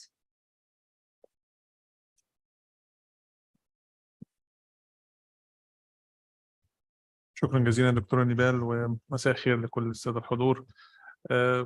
فيما يخص الجلسة الرابعة Enhanced Cyber Security Measures، أهم التوصيات بيئة الأمن السيبراني سريعة التغيير، وأي استراتيجية ينبغي أن تبنى على دورة حياة تضمن الأخذ في الاعتبار التغيرات والتحديات الناشئة. برامج التوعية حول الأمن السيبراني وأهميتها وكونها عامل أساسي، وينبغي لهذه البرامج أن تكون شاملة وتركز على جميع قطاعات المجتمع. نضج الأمن السيبراني المحلي بالإضافة إلى الإرادة السياسية والوعي بشكل كبير على تطوير استراتيجيات الأمن السيبراني والتصديق عليها وتنفيذها على المستوى الوطني. أيضا الأخذ في الاعتبار أن يكون الأمن السيبراني جزءا لا يتجزأ من أي سياسة وطنية ويتم تطويرها وتنفيذها في هذا السياق. شكرا جزيلا. أستاذ أحمد، والشكر للسيدة ليز دينر اللي كانت معنا من جنوب أفريقيا وساهمت في وضعه. ممكن الجلسة الخامسة بترك لك الجلسة السادسة. Of course. اوكي، الجلسة الخامسة، والشكر للسيد رامي الزعتري على وضع هذه التوصيات بسرعة. كان بناء الثقة في الخدمات الحكومية الرقمية هو عملية تشاركية متعددة الأطراف، حيث تكون مشاركة المواطنين محورية ضمن صلب هذه العملية، وينبغي على الحكومات التفاعل مع مواطنيها وتوعيتهم بالفوائد والمخاطر المرتبطة باستخدام الخدمات الحكومية الرقمية المقدمة. كذلك توصية أخرى، من الواضح أن توصيات أخرى مقدمة في ضمن هذه الجلسة. من الواضح أن التحول الرقمي لن ينجح في ظل عدم وجود تقنيات موثوقة وبدون شبكة إنترنت تربط بين جميع هذه الخدمات. أهمية النهج التعاوني في تحقيق التحول الرقمي والأمن السيبراني، هذه توصيات وصلتنا كذلك من الآيسوك. توصية أخرى، بمساعدة جميع أصحاب المصلحة وخاصة القطاع الخاص، ينبغي على الحكومات بناء وتسهيل الوصول إلى البنية التحتية السحابية المستخدمة من قبل مجموعة متنوعة من التكنولوجيات الناشئة، مع العمل على رفع قدرات ومهارات مواطنيها لاستخدام الخدمات الحكومية الرقمية. شكرا رامي وشكرا للآيسوك. أستاذ فراس، إذا السادسة دي أنا وراهم، يعني يمكن تنزل شوي، لا اطلع شوي واحد. بالنسبة للجلسة السادسة، التوصية الأولى، توجد العديد من الممارسات الناجحة في الدول العربية في الأمن السيبراني، منها عمان ولبنان وتونس، وكل منها لها خصوصية معينة، وفلسطين طبعا. ومن الأهمية بمكان نشر الممارسات الناجحة في الأمن السيبراني وتبادلها فيما بين الدول العربية. ثالثاً، أهمية الPKI والتوقيع الإلكتروني والهوية الرقمية في تحسين الأمن السيبراني وتطوير الثقة بالخدمات الحكومية الإلكترونية. رابعاً، أهمية التوافقية والنقل البيني في الخدمات الحكومية الإلكترونية من أجل زيادة الثقة في الحكومة. يمكن سمحتوا لي أضيف توصية خامسة، هي رفع درجة الوعي عند المواطنين، الحقيقة اللي ذكروها أكدوا عليها أغلب المحاضرين. شكرا لكم. طبعا هذه يعني سلة من التوصيات، طبعا يجب إعادتها وتنسيقها ما بعرف إذا في بعض المواضيع لم تطرح، ما بعرف إذا من قبل المشاركين. تفضل. إذا ممكن إضافة فكرة يلي هي يعني شبه خلاصة من كل يلي انحكى، هو أهمية أمن الخدمات الحكومية الرقمية ومعلوماتها والثقة بها، يعني الأمن من جهة والثقة من جهة ثانية، في إرساء الشفافية والمحاسبة ومكافحة الفساد. يعني العنوانين الأساسيين لهالمؤتمر هذا بيخدموا في خدمة الشفافية والمحاسبة ومكافحة الفساد في الخدمات الحكومية. وشكرا. شكرا لك. أكيد مهمة جدا. أكيد مهمة جدا. أضيفت ريال تايم. تفضلي دكتورة لينا. بالنسبة للاستراتيجيات، صار كتير مهم عند إصدار أي استراتيجية، كان تحول رقمي أو سايبر سيكيورتي، أو هلأ بلش مثلا الإمارات عملت استراتيجية للارتفيشال انتليجنس. الكراس كاتينج ضروري، يعني دايما إنه هالتنسيق بين هالاستراتيجيات هيدا كتير مهم. التنسيق فيما بين الاستراتيجيات عند وضع الاستراتيجيات المختلفة وسواء. أوكي والاستفادة من التجارب. أوكي. أي توصية أخرى شغلت عن بالنا بسرعة لم نذكرها؟ أوكي، تفضل من العراق، تفضل الأخ من العراق. عفوا دكتورة، فقط القوانين، يعني ركز على القوانين. موضوع تعرفين الخدمات تطلق يجب أكو كفر قانوني يغطيها، فأتمنى يعني فد صياغة، لأن أكو دول عندها خدمات بس قوانين ما عندها، ما تقدر تشتغل بيها. واحدة من عندها المشاكل اللي يعني أو التحديات اللي موجودة عندنا، ممكن تقدم خدمة لكن التشريعات القانونية لحد الآن ما مطبقة. فيا ريت فالتنويه على الموضوع هذا.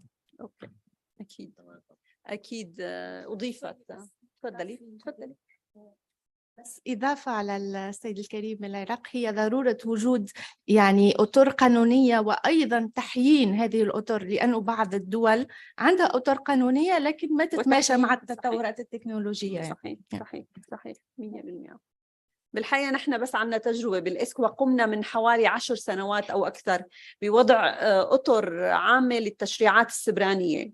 غطينا 6 محاور بالحقيقة، منهم البيرسونال داتا بروتكشن ومنهم الإي سيجنتشر. بس أكيد اليوم مع التطورات بدهم تحيين، يعني هذا مثل على الموضوع أكيد مع التكنولوجيات الناشئة الجديدة. Any other comment or any other recommendation that you might suggest? اوكي، طيب إذا ما بقى في توصيات، نحن إن شاء الله بنعمل مع شركائنا على إعادة يعني صياغة التوصيات بحيث تكون بشكل أفضل، وطبعا حذف الريدندنسي أو مبدئيا، وكتابتها بصياغة أفضل، وسوف نشارككم بها. على الأغلب نعطيكم أسبوع لأي تعليقات على التوصيات، بتقدروا تعطونا أي تعليقات لكم على التوصيات.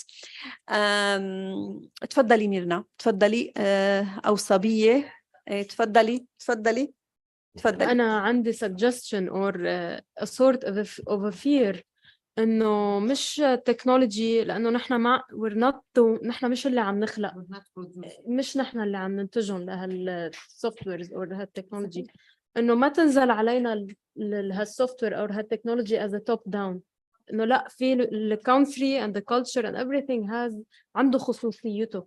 يعني بدنا ندرس the pros and cons of what this is about، و to know مثلا إذا كنا عم نحكي عن الهوستينج أو نحن عم نحكي عن الداتابيز or anything، إنه هيدي بالنهاية we're dealing with human beings، عم نتعامل مع البيانات يلي لهم مع حياتهم، ما بنعرف نحن بعدين in the future كيف هالتكنولوجي ممكن تنقلب علينا. فإنه دايما نحن أنا كتير بفضل الحذر when we're using the technology and to wear the hat of حذر and precaution أكتر من إنه نشوف هالشيء اللي عم يلمع وإنه خلص we have to apply it وخلص وهيدي هي الحل لكل شيء.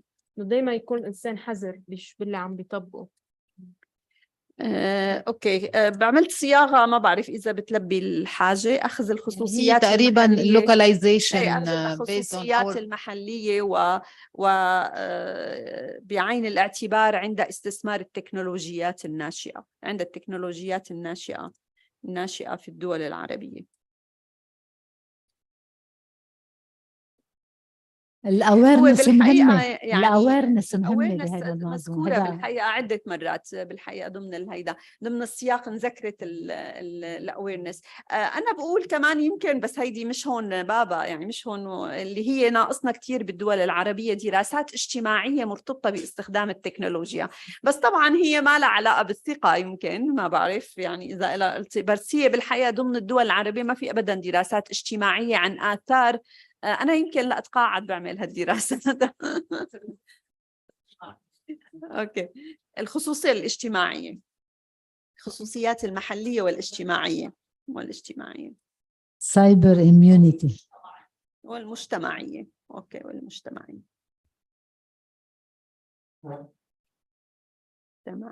تفضل أستاذ عادل. يعني تعقيب بسيط بس، اتوقع ان الورشه كانت يعني مساله اضافه للستيك هولدرز المختلفين، سواء المؤسسات او الاودينس الحاضرين.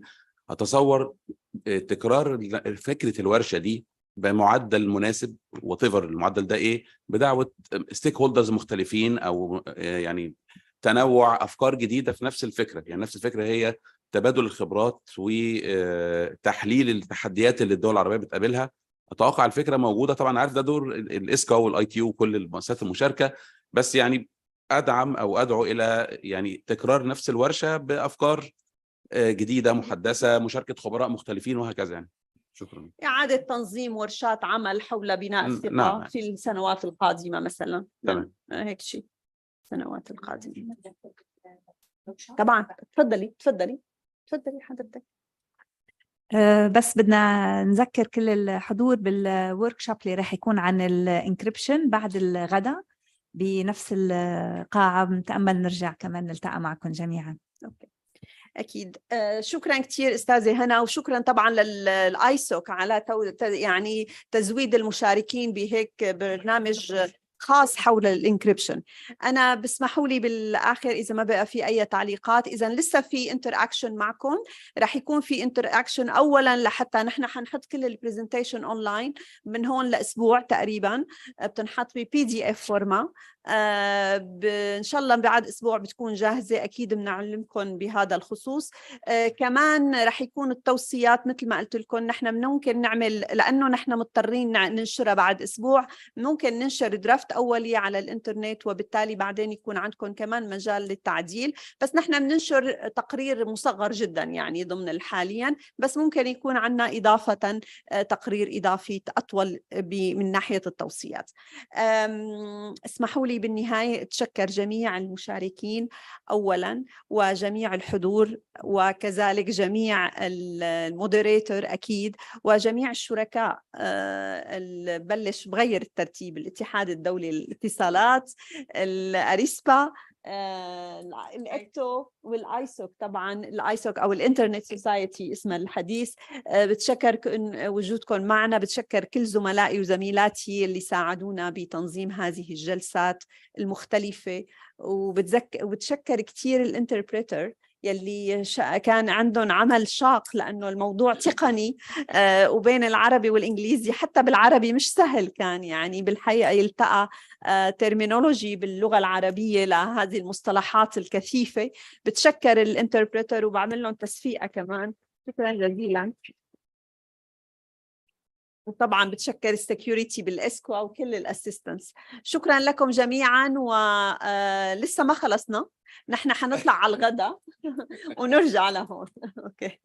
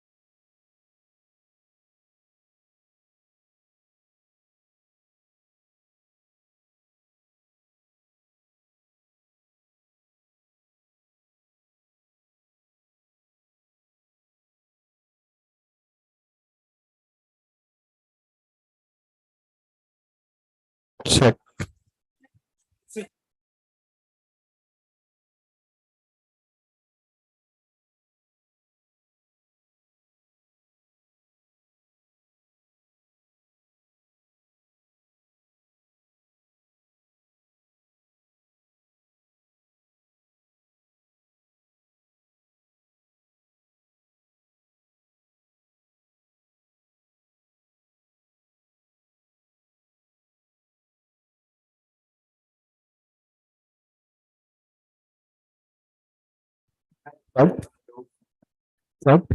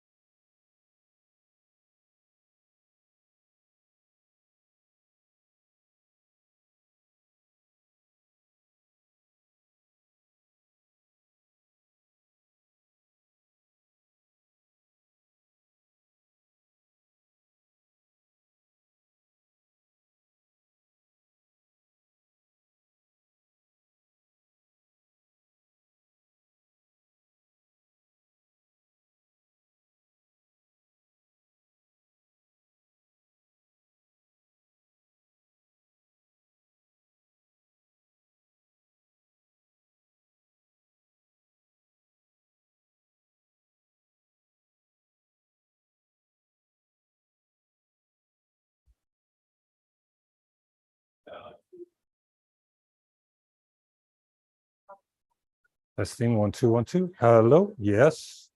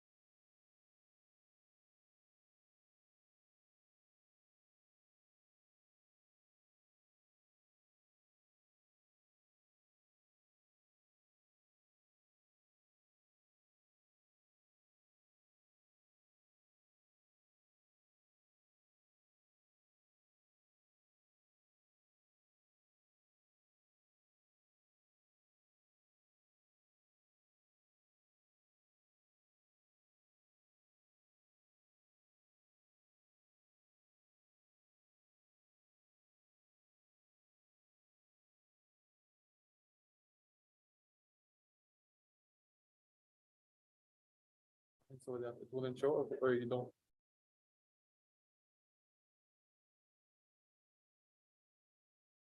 And the clicker, if we go a bit further, I don't think it would. It works.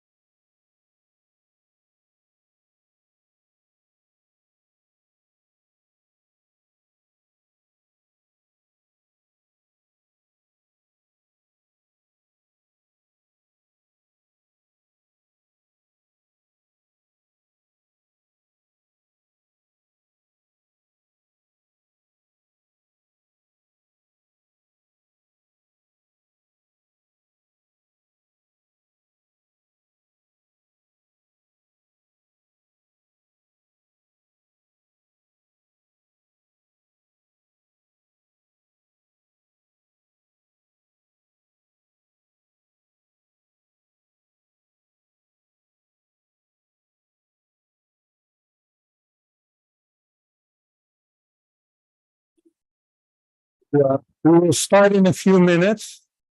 I am still expecting a few people to join, so I'll give it another 3-4 minutes.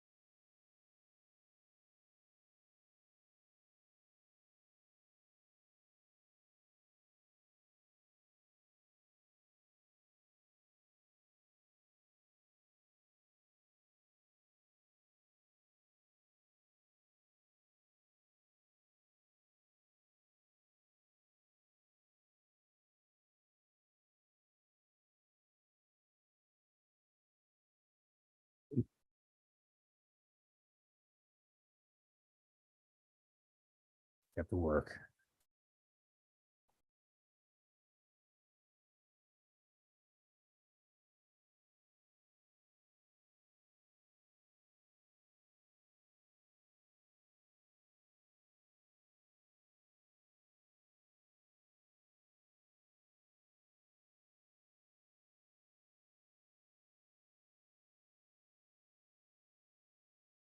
Get to work.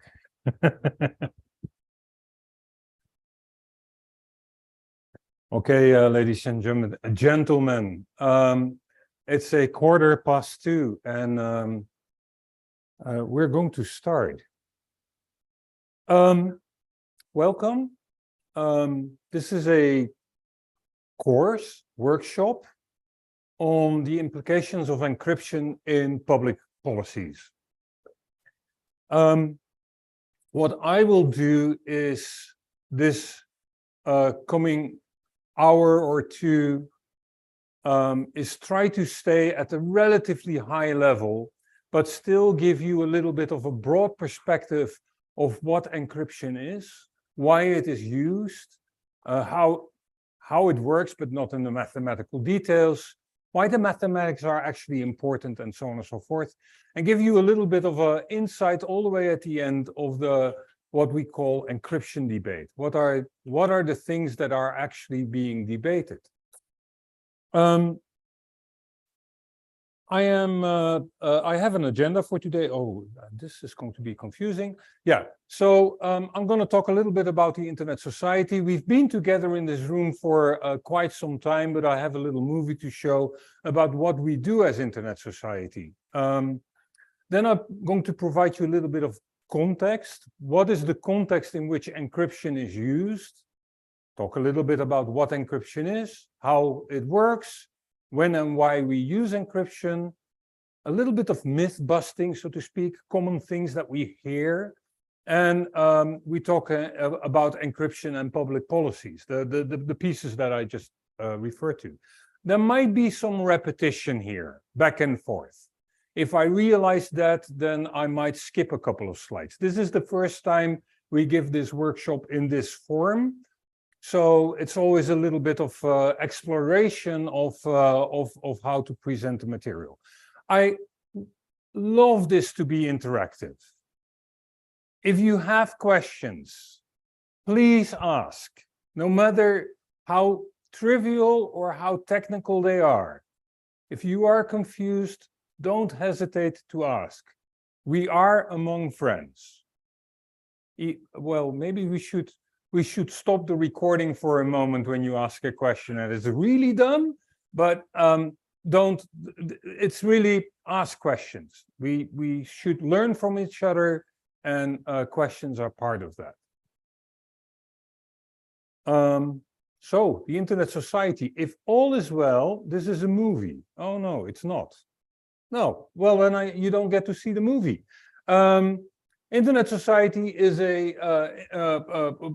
our mission, I talked about this morning, is to provide a secure, trustworthy, and open internet for everyone. And when I talk about the internet, I'm really talking a little bit more about the infrastructure, the networks of networks that provides connectivity globally. And all the technologies that enable people to talk to each other or services to communicate. And that's encryption is one of those infrastructural components that make part of that. We are an organization with 104,000 members, going 105. We have 87 organizational members. Those are companies, they pay us money. The individual members, by the way, do not pay us money. We have 126 chapters and special interest groups, among which a very active chapter here in Lebanon, and some members of the chapter are among us today. For full transparency, we are not paid only by these corporate entities. We are also paid through the selling of domain names. .org, the top-level domain .org, is operated by the Public Interest Registry, which is a subsidiary of the Internet Society. And that allows us, that is the Internet Society, like I'm an employee of, and the Internet Foundation, which is a grant-making affiliate, so to speak, sister, to do our good work. So that's for full transparency.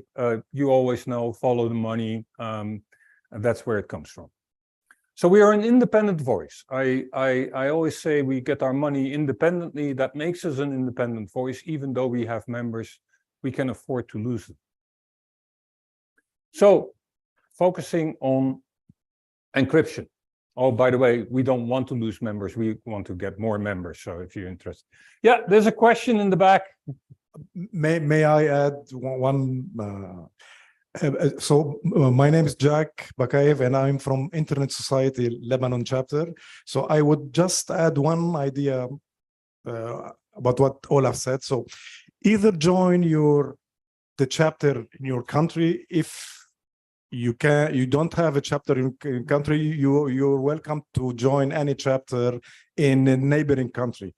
And in Lebanon, I think you're all welcome to join the Lebanon chapter if you wanna be involved in Internet Society activities. Thank you. Yeah. The chapters are independent entities that basically commit to trustworthy, secure, and open internet for everyone. Good. The big why. Why are we talking about encryption in the first time? Well, here's a little bit of an example. I'm pretending to be an executive of a large financial firm. And these are some of the transactions I have during a day. I pretend I'm an executive. That's always nice to pretend. I received a message from my CFO. I've been working on this merger, and we received a message that the workings has been complete, and we are about to announce that merger. We're about to sign the paperwork and get going. You understand that this type of information is highly confidential. A merger is something that you can use for buying stock and shaping the market. This type of information is highly confidential. How do we communicate that? Well, usually through applications like WhatsApp or Signal or Messenger or what have you. You know, one of the plethora of messaging apps. A little later, press release goes out. So, okay, we've got that covered. It's now in the public. And this has been picked up by major financial outlets, and the stock markets are roaring. That news. What if somebody was able to change that news? Also to their financial benefit. What if somebody could hack a website of a major newspaper or intercept the traffic and change it? What happens then? Well, again, here, security methodologies like encryption can protect you against that. So I go into the building. And if I go to my office, I check in. And there might be a cloud service involved in me checking in. I check into the system authenticates to a cloud service somewhere on the cloud to check my credentials, see if I'm still an employee, those type of things, and then enter the door, open the door. What if that traffic could be intercepted and changed? Another part where in a normal business world you could have where if the transaction is intercepted, modified, or read, lots of things can be learned about the company, or even attacks can be placed, like a physical one. Video call, calling with your colleagues. What if somebody can listen in about your strategy? Or, you know, if you talk to your minister, what happens if somebody can listen in? Okay, confirm the deal, the closure of the deal can make the company $2.5 million in this case. How does that work? You know, the confirmation of a deal is that the digital signature that is placed somewhere. And we talked about digital signatures this morning. This is the type of infrastructure that you want to have secured. And finally, intensive day, your smartwatch reports that you are stressed. Is that information that you want to have everybody know that you are stressed? And again, this is information that traverses the internet. And in all these cases, you want this information hidden from other actors, from third parties. This is information that's between you and the counterpart that you are talking to. People say, you have nothing to hide. Well, there's a bunch of things you want to hide in these transactions. And that is where encryption comes in. Oh, I forgot the personal assistant reporting stuff, but let's not go there. If you look at security in the general sense, then security is a bunch of things. There's security in the digital domain, and there's all kinds of things that contribute to it. Confidentiality, authentication, access and authorization, integrity, and availability are those keywords that come in when you talk about security. Now, strong cryptography, so the math of scrambling things and making them secret, and also the math to create digital signatures, that strong cryptography feeds into all of these points. And of course, you have physical security, detection, quality assurance, vulnerability management, best practices also contribute to security, but perhaps not that much with the aid of strong cryptography. So when I talk about encryption, I talk about strong cryptography, which is one bag of tools that we use across many types of security mechanisms. And when we talk about encryption, really, it's mostly confidentiality, integrity, and perhaps a little bit of authentication, which is part of what we talk about when we do normal encryption. Okay, this is perhaps one of the deepest technical slides, or at least I think it is. So, just another example. Every company today will use data center of some sort, either self-hosted, either hosted by one of the big cloud companies, or what have you. The feature of a data center is that they run with so-called virtual machines. So when you log into a data center on a machine that you own in a data center, you're not logging into a machine you own yourself, like a piece of iron with a disk and a CPU and all the stuff. No, you're logging into a virtual machine that runs on the same piece of iron with a bunch of other virtual machines. And what happens on your virtual machine, you of course want to, keep away from the other virtual machines. And it is the fact that that when things are in a data center, they are in shared infrastructure. So when you deploy databases, when you deploy and store data of your citizens in data centers, you want to make sure that that data, when it's stolen in some way, it's not readable. Encryption saves you from data being readable.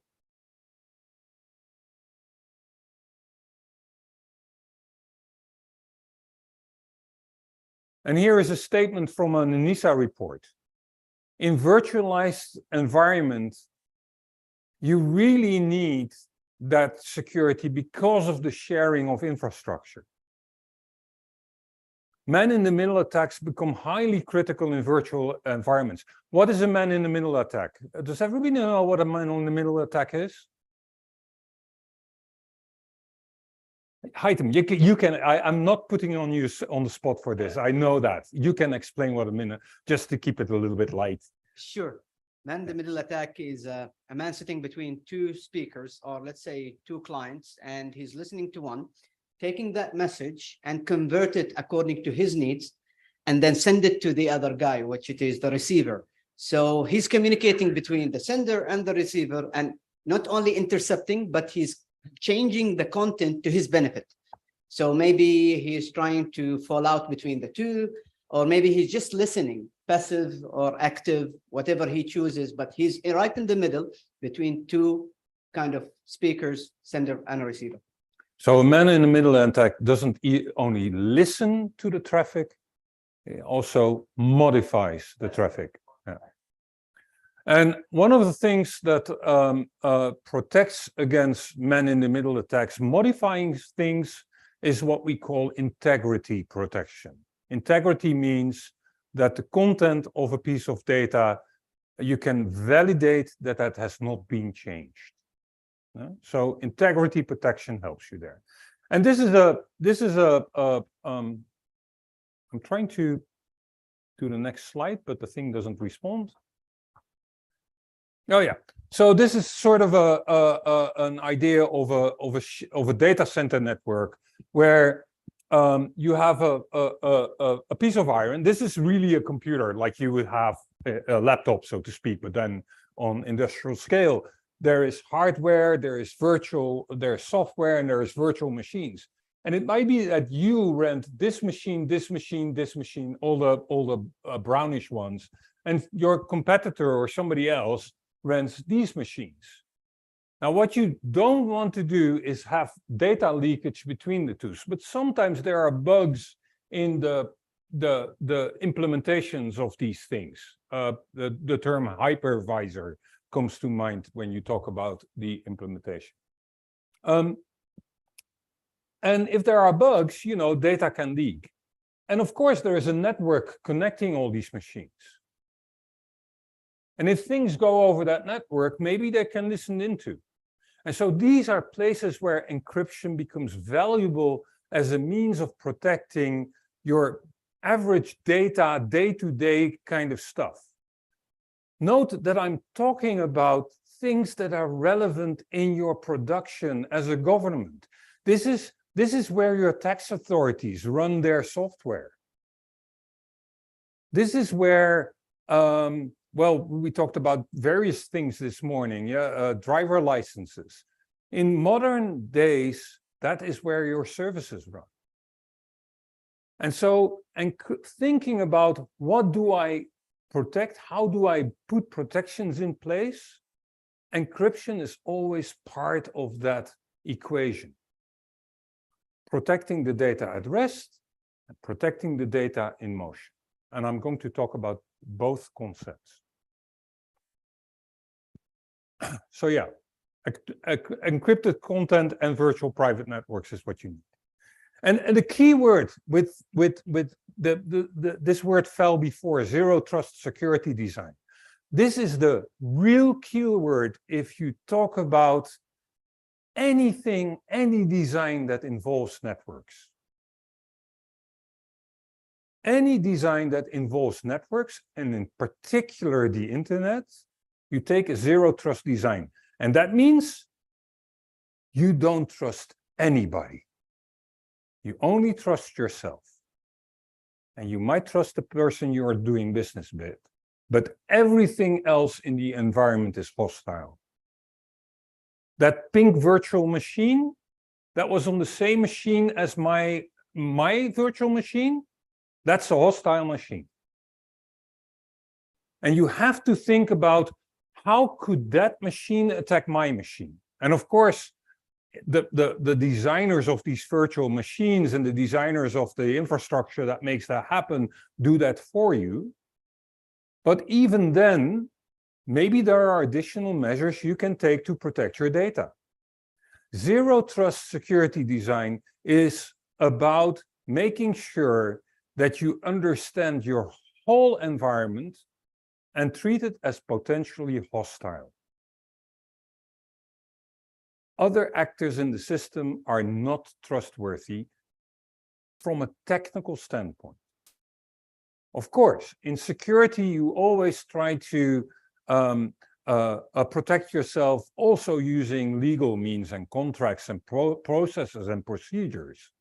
But technical design is best when you say, I don't rely on these things. I don't rely on specific policies being in place. This was a point that Robin made this morning when he talked about trust. And if I say, how about the web? Well, the web is that hostile place. The web is that place where if you type, if you read, if you speak, potentially everybody can read and see what you do. That's where encryption comes in. There's a whole lot of information on this slide. But encryption is not something new. People have always tried to hide information from others. In military conflicts and in state secrets, always been the case that secret messages were used, either by hiding things in a container or using a cipher. A cipher is a way to transpose a script into something that is unreadable. And the cipher is then also very, very secret, so that the receiver doesn't understand what they get. I'll have an example later. There's, all kinds of things that have been developed, but in the modern era, you could say that sort of the first thinking about digital information and how to transcode readable data into some other format came with the Morse code.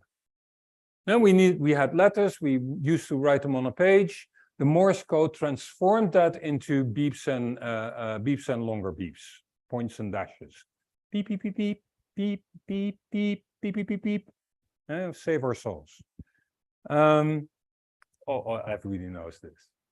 And what really happened is that the encryption grew and grew and grew with the onset. So we had the Enigma machine, the famous Enigma machine, which was a electronic mechanic device which would actually transpose typed-in letters in a very ingenious way, which was very difficult to rely on. Doing cryptography, because this is the art of cryptography, having what we call a plain text, something that everybody can read, presuming that you know the language and so on and so forth, to something that nobody can read, that's an art form. And what happened in these times was that the attacks on ciphers, so the way to do this transposition from readable text to this cipher text, was always subject to trial and error, just trying different letter combinations and see if you could get to the original, or doing statistical analysis. If you have a very plain translation from one language to another, then it's very easy to a ciphertext. Then it's very easy to just count the amount of occurrences of letters and know this is an A, this is an E. You know, just use statistical tables.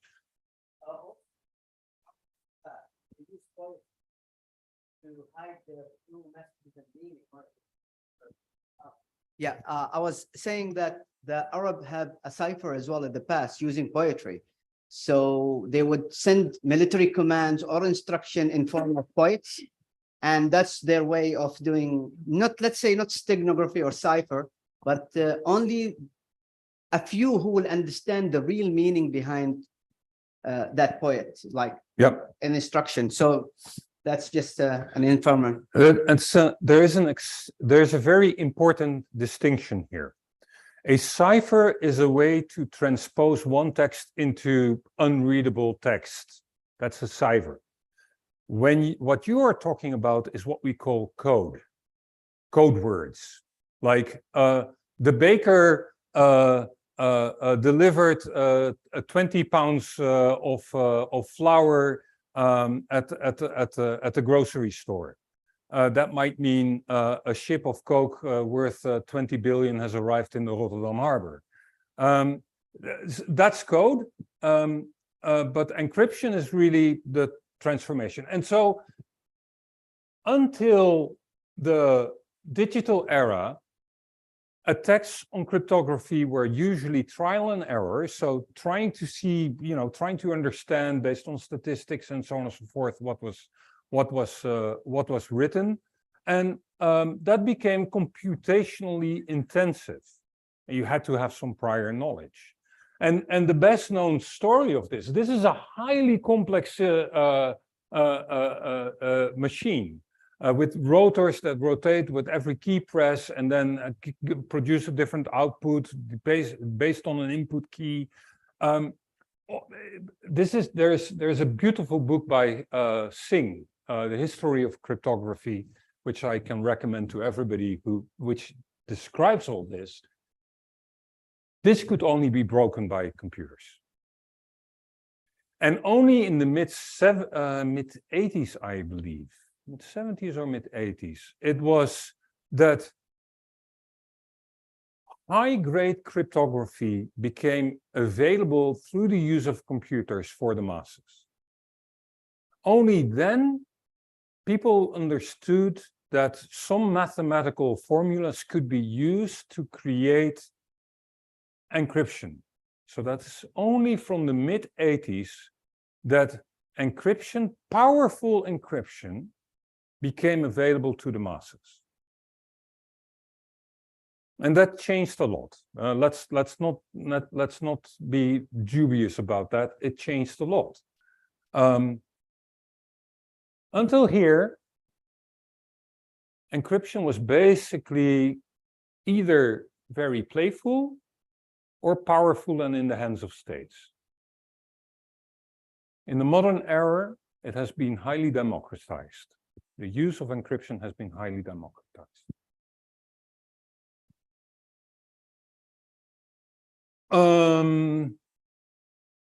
And now we're in another time and era where there is talk about quantum cryptography, the use of quantum computers to crack software, but I won't go into that now. I can talk about it a little bit later. Questions so far? How many messages of the Enigma they actually broke so far? I have no idea. I think they still have number of them. They are not broken yet. Could be. I don't know. No, I don't know. Wikipedia is your friend for this. I'm looking at the translators whether they. No, it's all good. Good, fine. You know, I'm using all these technical terms, and that might be tricky at times. So what is encryption? Well, encryption, I already told you, but it's the process of encoding or encrypting. That's the same, those are synonyms. Encoding or encrypting data so that it can only be read by somebody who has the means to return it to the original state. Encryption, decryption. Those are the two terms that come with it. It is a crucial feature of a secure, reliable internet and helps us ensure the safety of sensitive data. When the digital era started, our volume of information that we pumped around increased significantly, and therefore also the need to secure that data. It was easier to get by. It used to be the case that, you know, things on paper, you have to physically get to a piece of paper. But when it's shipped around the internet, you can hack somebody's computer, you can get into a system, you can snoop on the internet and just get that information. So the digital era has changed that need for information.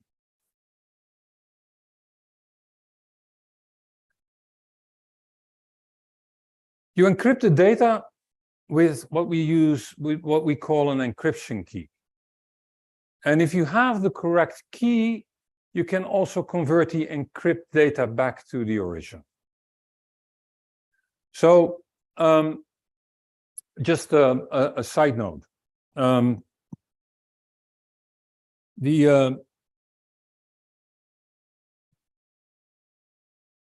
math that is used for encryption, the math that is used for this type of encryption was already used, say, in previous times. The best way of encrypting a message, if you want to send a message to Hytham, the best way is if you have a book with random numbers, completely random numbers.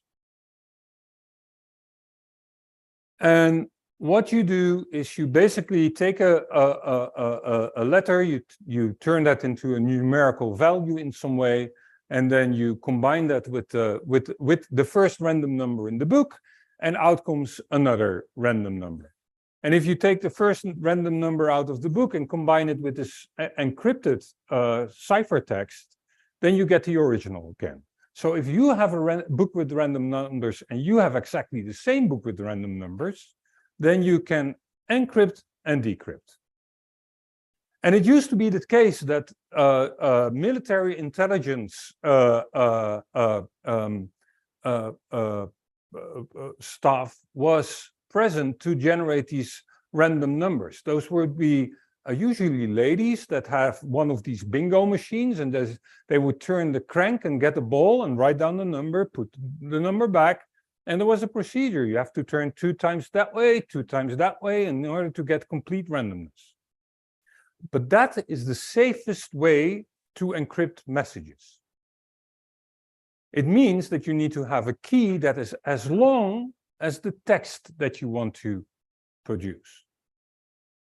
And it's very cumbersome to spread that key around. And we're going to look at that later. That's the best way. That's still the ultimate way to encrypt messages. And underlying the math is that's still the way that people do it. Conceptually. Anyway.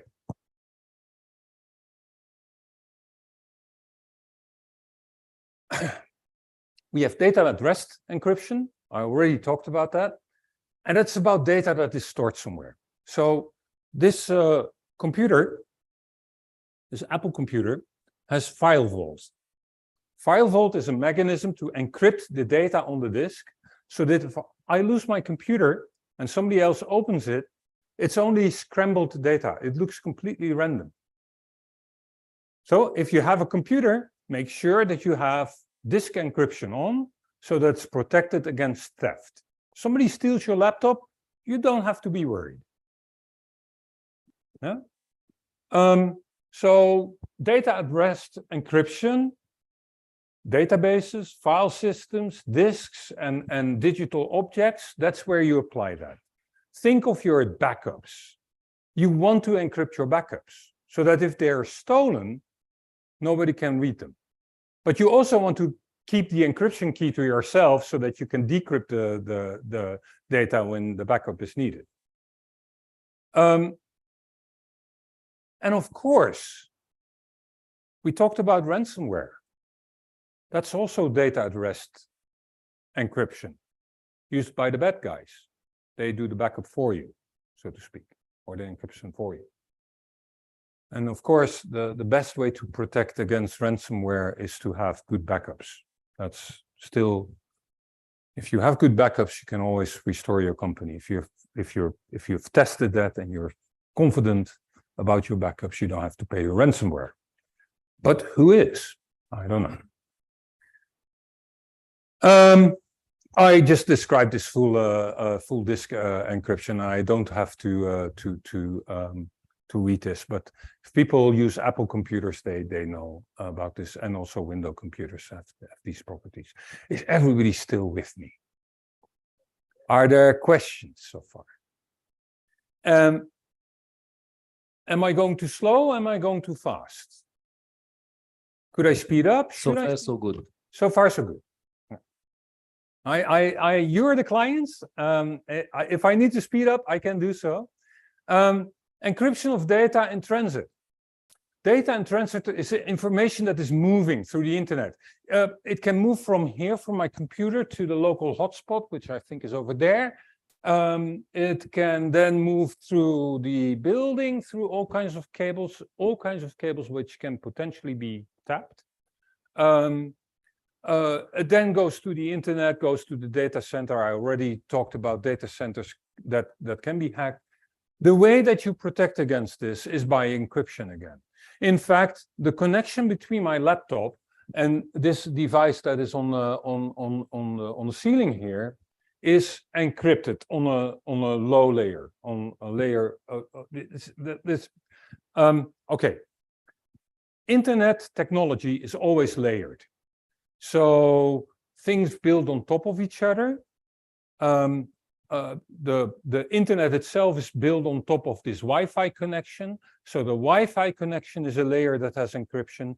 The internet protocol itself, unfortunately, doesn't have protection. You have to add that on top in the application layers, as we say so.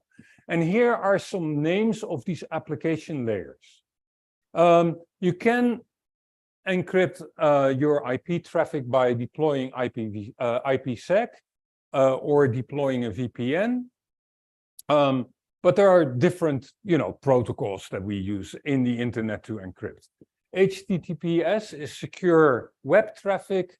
SSL TLS transport layer security is a very generic protocol. It's actually one of the protocols that is used to secure HTTP, but it's also applied in other protocols on the internet. It's one of the building blocks, the encryption building blocks that is used for many types of interactions on the internet. And that's an important point, by the way. Once you break this building block to compromise HTTP, you break the building blocks for lots of other applications. Anyway, this is the protocol soup that you might encounter when you talk to people about security. So I'm not asking you to remember all these things. I'm sort of pointing you out a couple of acronyms that you might run into when you see this. An important term here is, that's very, very nice of you. An important term here is end-to-end encryption. So, as I said already, traffic goes in many hops. And sometimes only one hop is encrypted.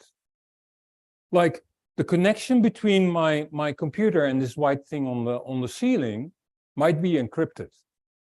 But then the rest of the path might not.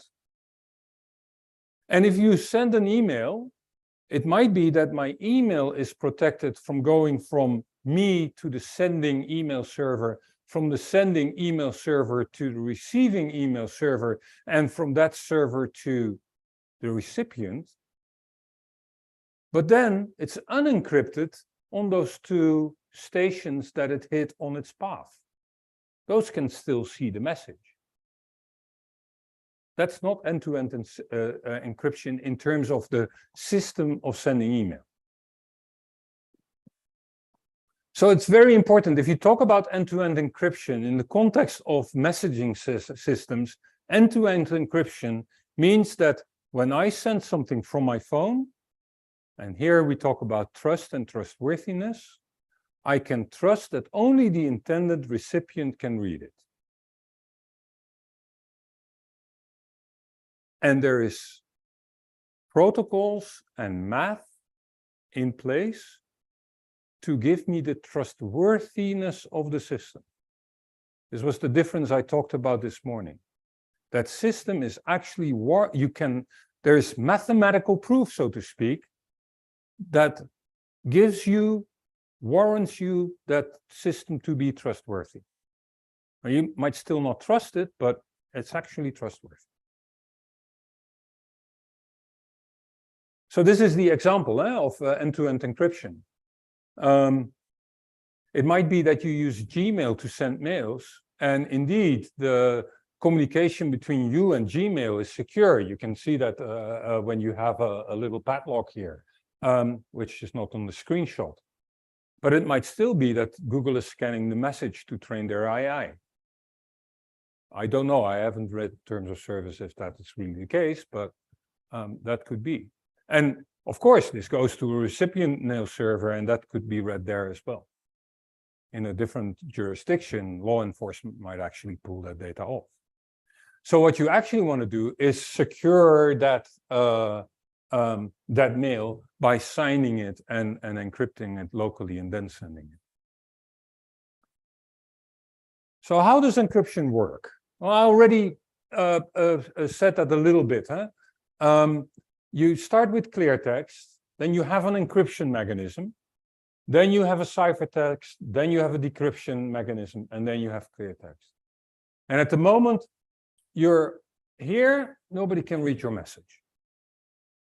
So in a safe system, this is the boundary of what is under user control, and this is the boundary of what is under the other user control, and this ciphertext is only visible on the networks. On the internet, for instance.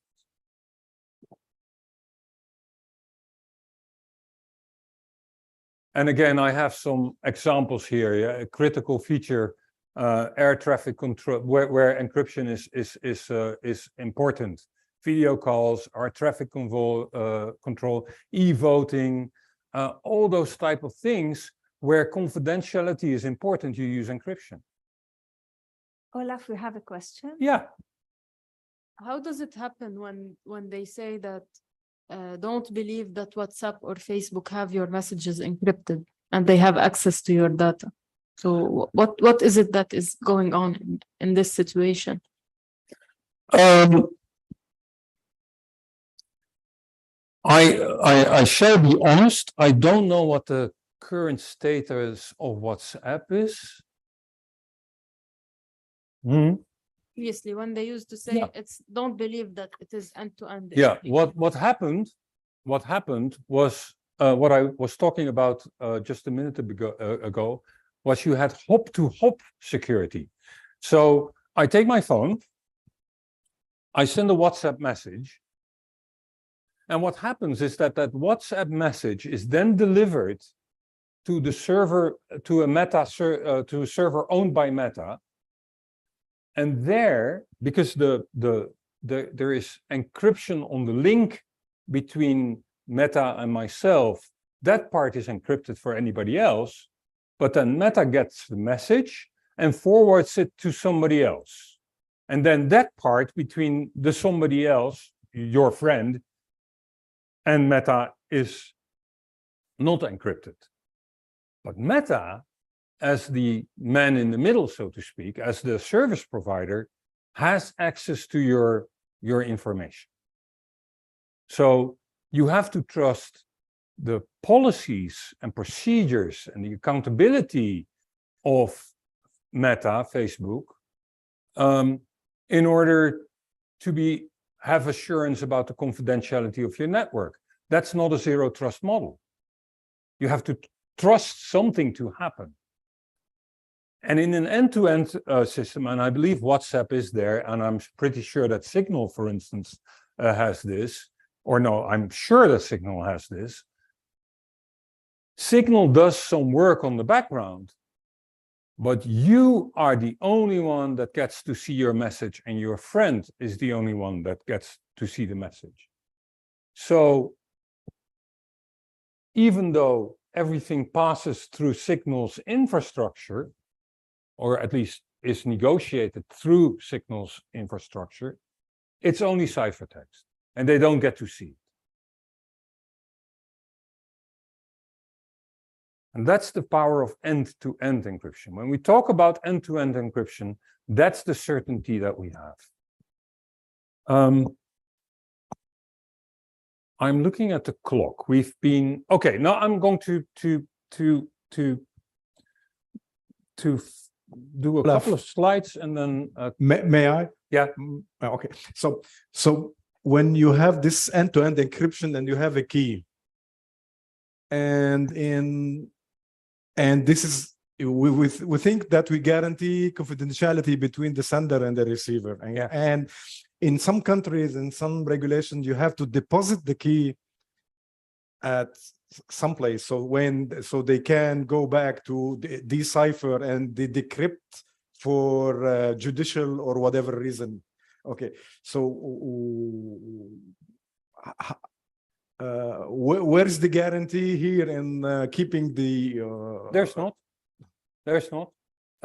Well, there's not in the sense of that you only have procedural and legal guarantees. You have to believe the trustworthy. You rely on the trustworthiness of the government where you deposit your key. So this is not a zero trust model, and zero trust models are usually the better idea on the internet. Huh? So we go back to trust in governmental services. There is a party where you have to trust the third party, and in this case, it's a government. Yeah, that's the case. And unfortunately, we have seen that even the most advanced administrations that make security their core business have seen data leaks. I'm talking about Snowden. NSA is the most advanced security agency in the world, if I may, or let's tone it down a little bit. One of the most advanced. And they managed to lose their secrets. That doesn't instill trust on that institution, so to speak. And the fact is that every time that you trust, that trust is not usually, but is often violated in some way. And specifically when you have something as valuable as a key to the communication kingdom, you are an incredible target for hackers. So that's another aspect of this person-to-person communication. These keys, you know, shouldn't be the kingdom. They're used once and then thrown away. That's the idea. So I was talking about symmetric encryption. That's the expensive proposition where you have to get the code book, yeah, the books with the random code to somebody else. And that's an expensive thing to do. By this, in communication terms, it's also something where which is computationally intensive. So computers that have to do symmetric encryption. Sorry, no, I'm saying this wrong. This is actually computational very cheap. So this is the way that computers would like to do it. But then the problem is that you have to get that key, which you use to both endpoints. And after the break, we're going to do a game and see if we can sort of simulate that. Now, this invention, the invention of asymmetric encryption, has changed the world. Asymmetric encryption relies on math. And I'm going to do an exercise. Is everybody sharp? Because I'm going to give you a multiplication. I want to have the answer. The first who is answering will get eternal fame and glory. 11 times 15, people. 11 times 15. 165. We have a winner. Okay. I think that took us about 5 seconds and 5 seconds to overcome shyness. Yeah? 5 seconds. Human calculation. Okay. Now we're going to do the same. I'm going to give a number, and you are going to make up what the multiplication is that makes up the number. So you're going to do a division. You're going to factor these two. So 221. 221 is the number. What makes up the two numbers that you use for multiplication there? I can give you a hint. 2 plus 2, come again? No.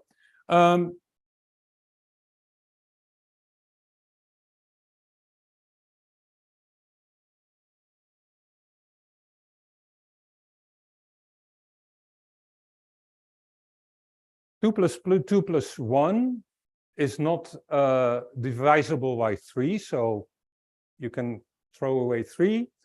The last number is not 5, so you can throw away 5. The last number is not 2, so you can throw away 2. You know, you go through your prime numbers. I notice that this is already taking more than a minute. This is called factoring, and this is actually, factoring is a difficult problem, also for computers, because what you're now doing, if you're trying to solve this riddle, is you're going through all kinds of numbers and dividing 221 by those numbers and see if it works out. Doesn't matter what the answer is. It's the process that matters. So you're going over this, and this is incredibly difficult. And so the math underneath this turns also to be incredibly hard. Factoring is an incredibly hard problem for computers as well. So if you have two very big prime numbers and you multiply them, that's easy for computers to do, just like it is for humans. But trying to figure out which prime numbers those were is incredibly hard. And the longer the prime numbers, the more difficult it is.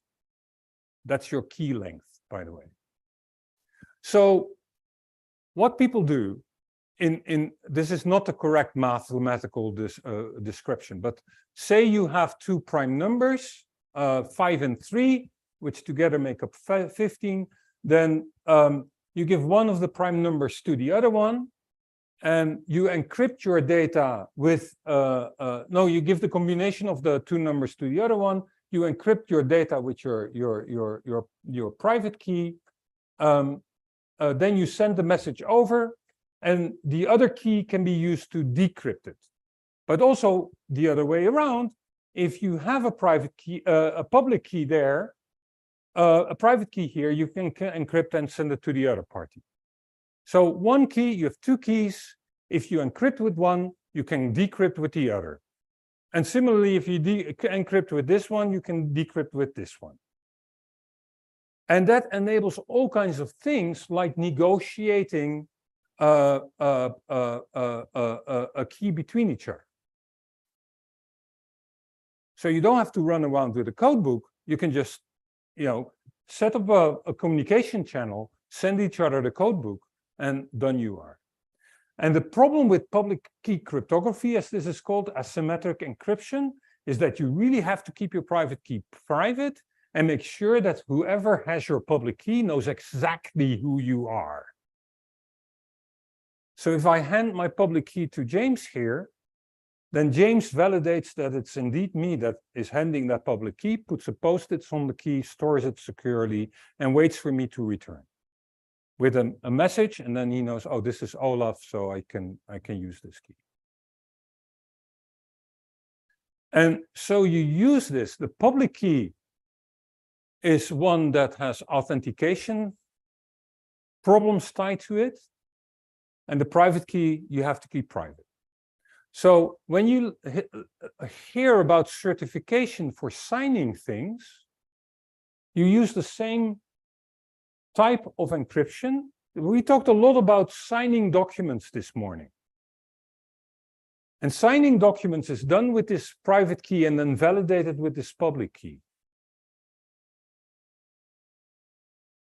And for that, you need to make sure that the public key is owned by the government or by somebody who is approved by the government.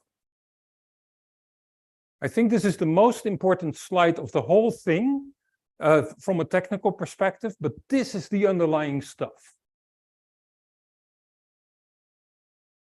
And the math that is going on here is pure magic and extremely hard. And the math that is going on here, there are various types of math by which you can play this trick.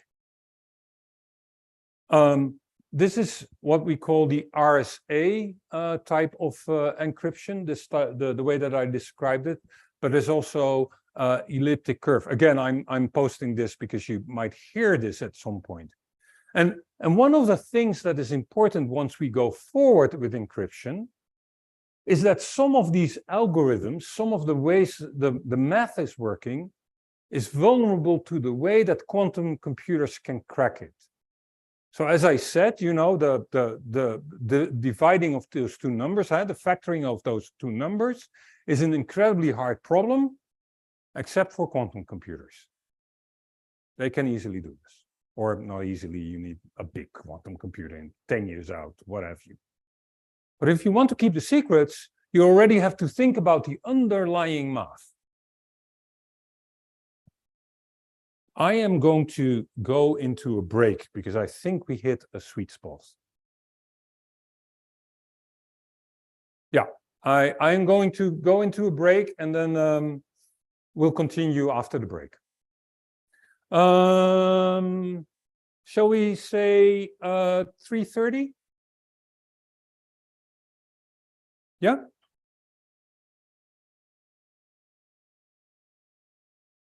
I'll take the time. If I may have a coffee, then that's okay. Yeah.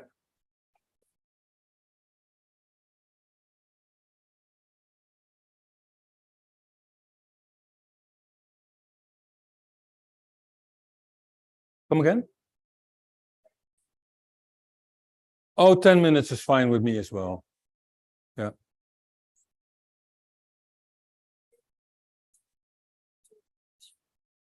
Yeah, it's fine. Let me make sure we don't broadcast it.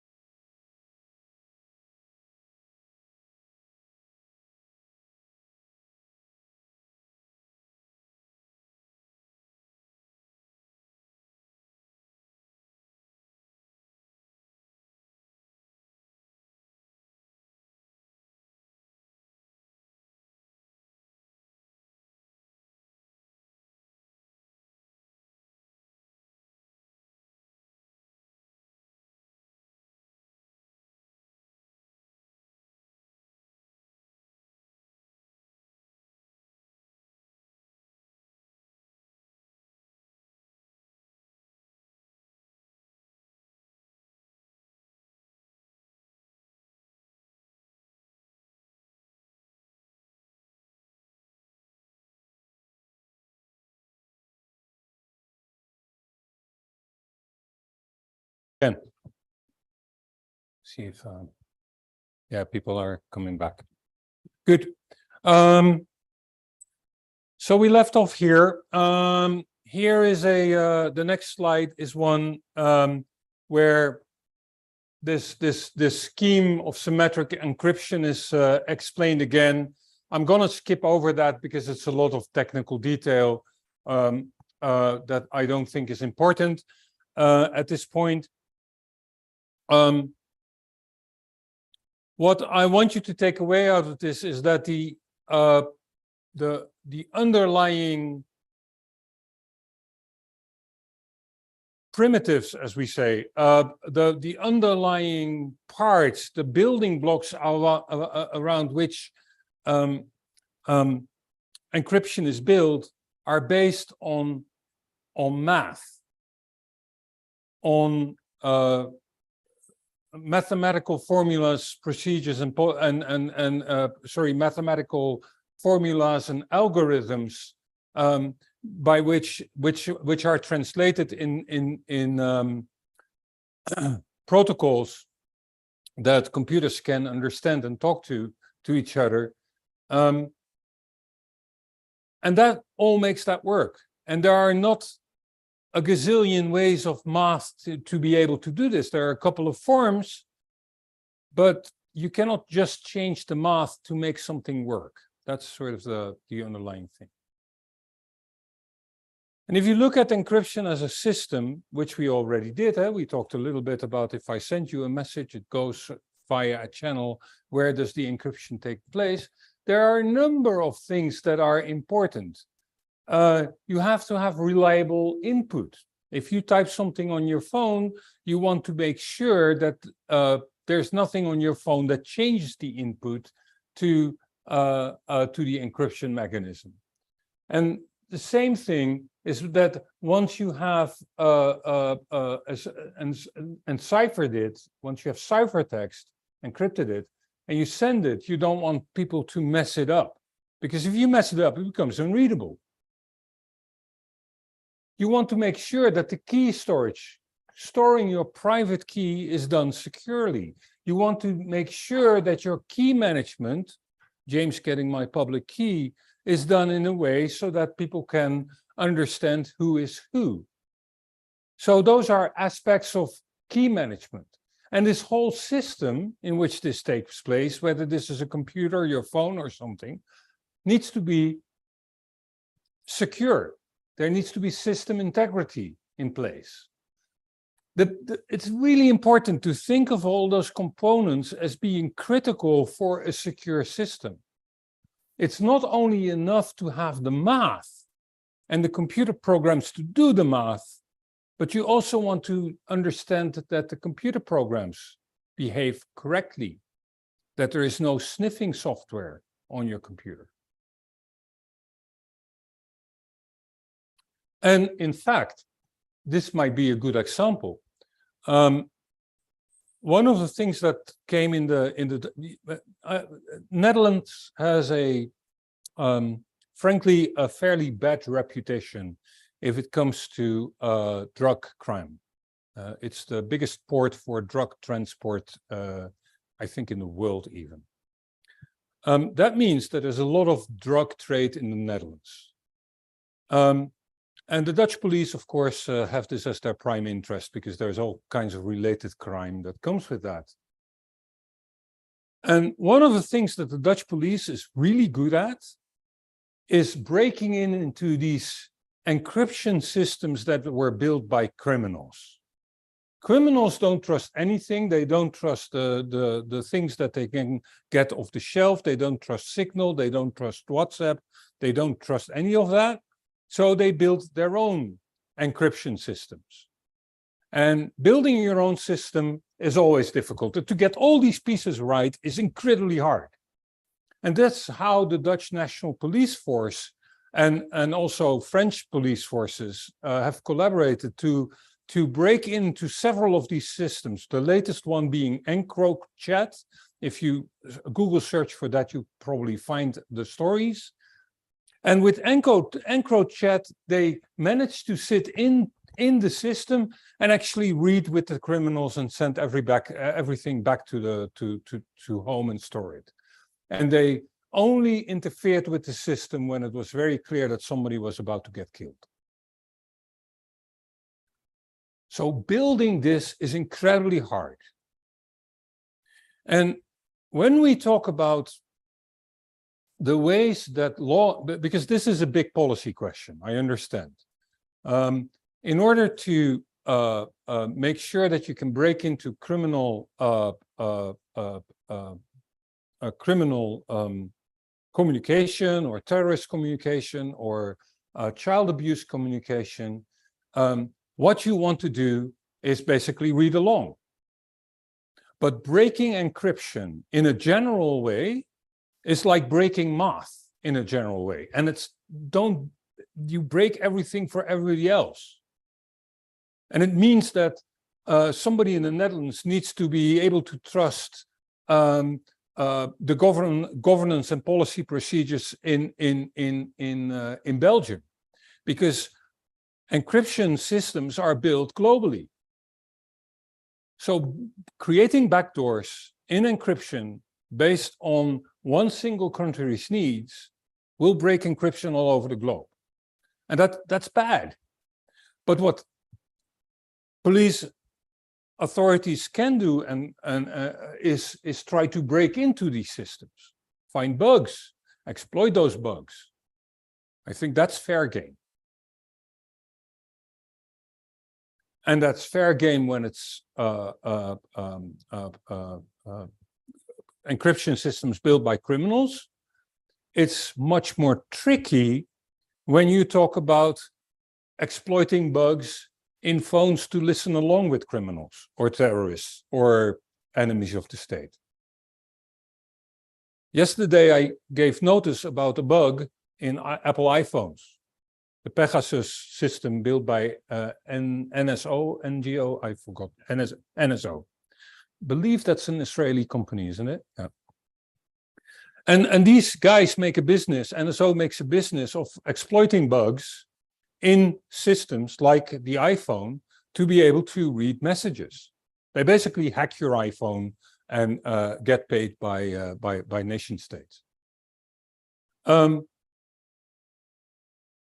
in order to do that, they get bugs from the markets, the dark markets where bugs are sold, vulnerabilities are sold.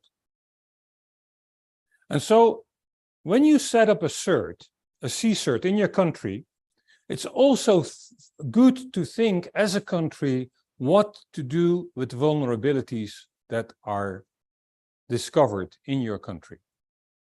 There are two things you can do. You can say, I'm going to keep the bug to myself. I'm going to give it to my security apparatus, so to speak, so they can exploit that bug and create means to break in infrastructure when they need that, either for military purposes or law enforcement purposes or what have you. Or they can decide to contact the vendor and say, vendor, please fix this bug. And as a nation state, and this should be in any cybersecurity strategy, I think, you should have a so-called vulnerabilities equities process, where as a country with all stakeholders, you decide what is important. What is the threshold for keeping it or making sure that it's fixed in the common interest? Because that bug might also be discovered somewhere else and used against you. And it's in your interest of having the bug fixed. So if you think of encryption as a system, you think about vulnerabilities. And when you think about vulnerabilities, you come in this general public policy issue of vulnerability equities. Disclosure, vulnerability, yeah. I have been a member of a commission called the Global Commission on the Stability of Cyberspace. And this was one of the recommendations we came out with. That was a multi-stakeholder platform, multi-stakeholder commission with all kinds of people, technologists like myself, but also ex-ministers, intelligence people, professors in international law, really broad. And one of the things that we came out with was that the recommendation that states should have a vulnerabilities equities process. I'm going to skip the game. So I already also talked about this. You know, this is sort of the description that I gave in the beginning. When do we use encryption in our daily life? Well, basically any moment of the day. And if we're not using it, encryption, we probably should.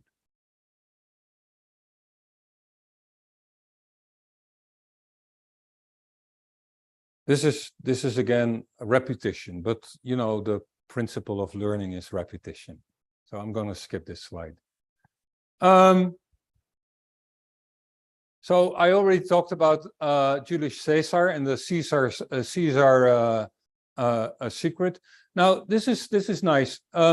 This is the way that it works. What you do is basically your key is a number, and your key is the number of places that a word shifts in the alphabet.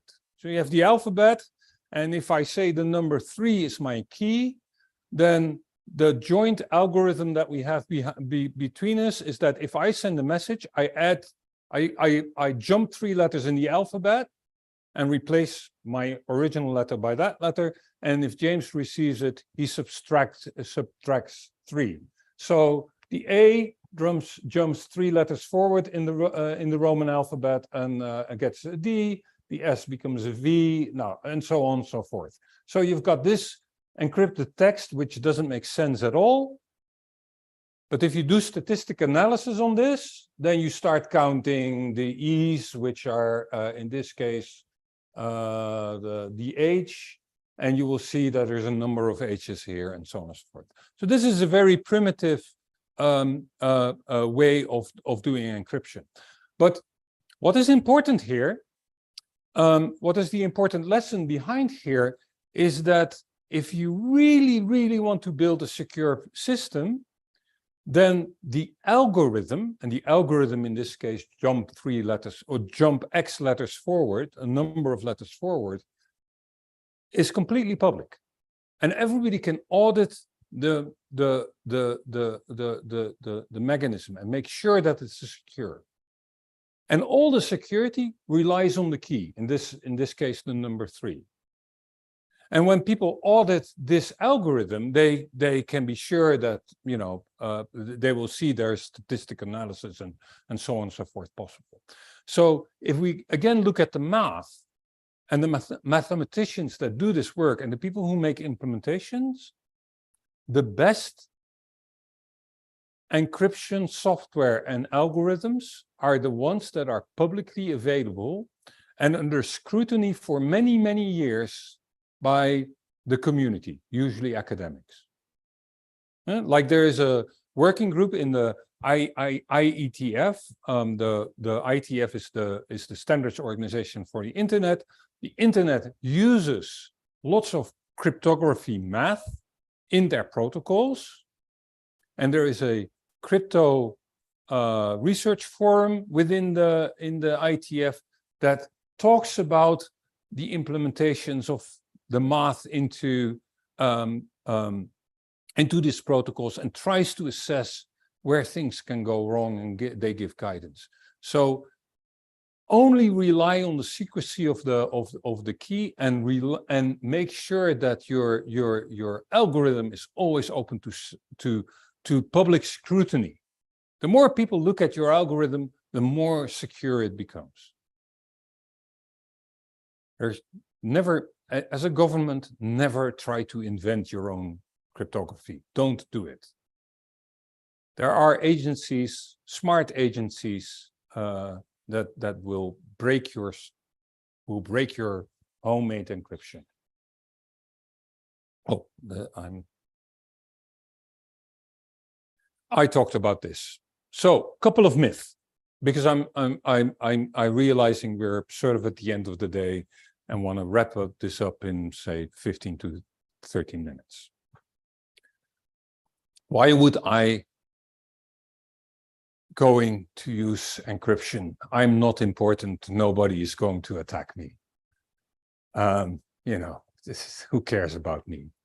Well, I can guarantee you everybody has secrets. Everybody knows something. And the more technology that we use, the more secrets we have.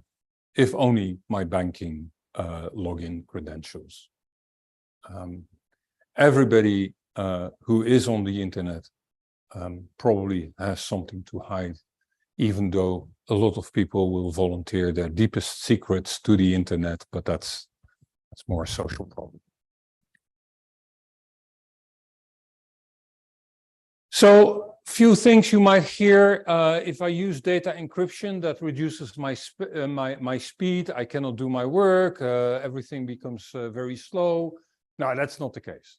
The way that encryption works today is that it's fast. Computers are fast, and everything just works. And I realized that there is a question on the Zoom, which I will attend to in a bit.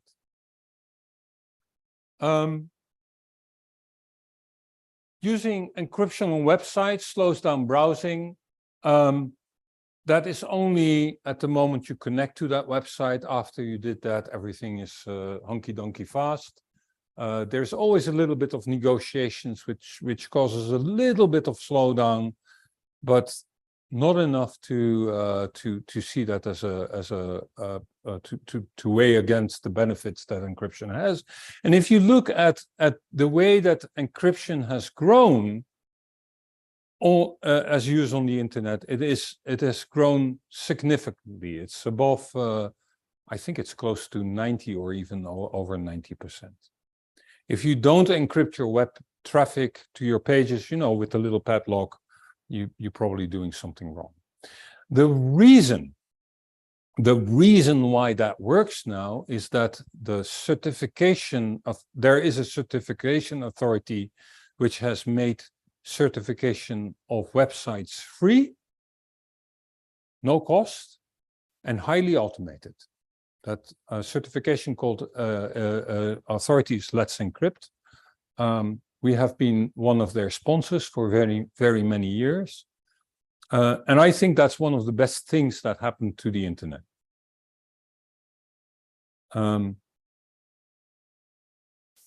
Another thing, mobile phones don't need antivirus, not really an encryption thing, more a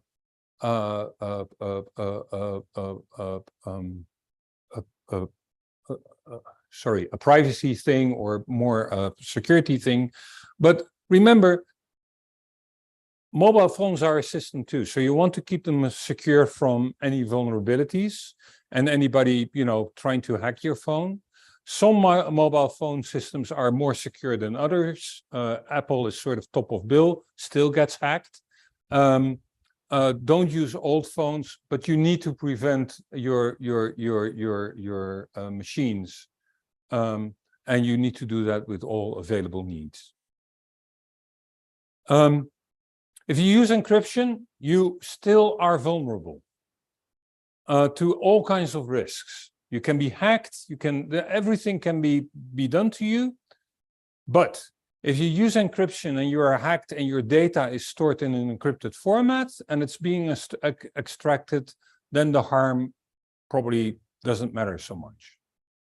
If you have data encrypted at rest, again, to protect yourself, and somebody comes in to ransomware you, they can still do that too.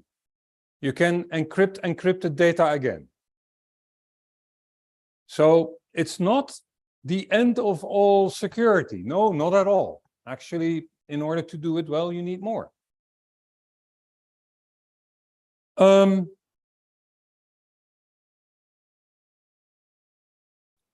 There was something that I wanted to say and I completely forgot, but let me look at the question that was on Zoom.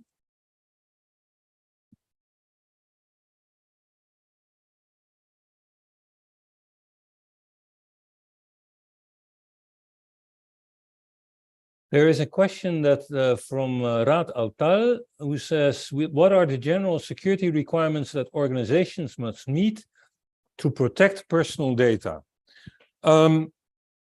I can't give that answer. There's probably a lot of things that you need to do to protect personal data. There is policies that you need in place. There is data minimization that you need to in place. So don't store data, private data of people that you don't need. Those are things that you can do to reduce the privacy footprint. But of course, encryption is one of the things in that tool bag of protecting private data. If you have private data, you best encrypt it so that if a drive is stolen or people hack into your infrastructure, they don't get it. So this is data at rest encryption. So this is a point that this is sort of the last block of the workshop. This is about the public policy issues that we are engaged in as the Internet Society. And there's a little bit of, we have a position here, and you will clearly hear that position. Law enforcement wants to access devices and online platform to stop the spread of terrorist and child abuse content. This is a thing that happens, a discussion that happens in many jurisdictions. It happens in the US. It is raging in the UK at the moment with some latest developments, I believe, at the moment. Brazil, India, there are many places in the world where authorities say, this is the theme that was introduced by the FBI, we are going dark. We have no way to look at content because everything is encrypted. When that was said the first time, when people started encrypted, then the head of the NSA, a certain admiral, actually said, or maybe he was the ex-head, but he said on television, we don't need encryption. We kill people based on metadata. And what does that mean? Well, metadata is the data that is not encrypted. And metadata is the data that you can get from looking at statistical traffic patterns. For instance, if I send James a message, I can encrypt that message, but it still needs to go to James. So I still need to put his name on the envelope or the IP address of his computer. So law enforcement can see that we talk to each other. So they can build a network and see that James is talking to his friends and who those friends are. That's metadata. And yesterday, during the during the artificial intelligence talk, it was said that by looking at the traffic patterns and by learning traffic patterns on a network, we can learn a lot about the content of packages. We can, for instance, see that's a voice message or that it's a control message or something. So there's a lot of things that people can learn from metadata. What the question now is from law enforcement is, for instance, the question comes in various forms. But the problem, I think, is that when it comes back to the zero trust principle by which encryption on the internet is designed. It's designed in a way that you don't have to trust, you only have to trust the math. And you don't have to trust any procedure. You don't have to process the goodwill of any party involved in the system. You don't have to trust that the information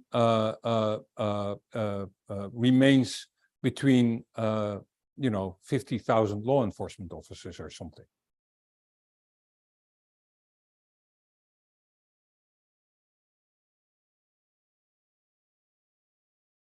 So in that encryption debate, we see a lot of proposals being made that have to do with the spread of terrorist or child abuse content. One of these methods is traceability. Suppose that I send a message and it's being replicated. What if it could be sort of earmarked or have a seal that it comes from me? Then, you know, it could be traced back to myself. Well, that will, of course, break end-to-end encryption and have security vulnerabilities in the sense that you will always be able to trace back who said what in a conversation. And in places where you have people that want to remain secure and free to say something, that is going to be problematic. Journalists, for instance. Backdoors. Backdoors is the questions that some governments ask from providers to give them access to the secure communication via either a bug in the system or an additional encryption element like a key. Can we get a key so that we can come in? Or by decreasing the quality of the encryption mechanism so that it can be brute force cracked by throwing computational resources at it by the computers from the state, so to speak. Those type of things, those backdoors, are general provisions in a system that is globally spread. And so what is a backdoor for one government will become the backdoor for hackers and will become the backdoors for other governments as well. So once you have a backdoor, this is a guarantee. You cannot keep these backdoors safe. Once a backdoor is somewhere in a product, somebody else will find that backdoor. I think there's been some examples in the security literature of backdoors that were discovered in attack software and then were taken over by others. So really, the idea of a backdoor, again, in a zero trust environment, in technology that you use globally, you cannot trust the procedures to make sure that this remains with only one party and is always used for good. Key escrow, that's basically methods whereby it's a form of a backdoor whereby the government says, if you want to communicate, give me a key. I think that you referred to that earlier today. Again, exposes consumers and businesses to risk, because if there is a key floating around somewhere, then it might be abused.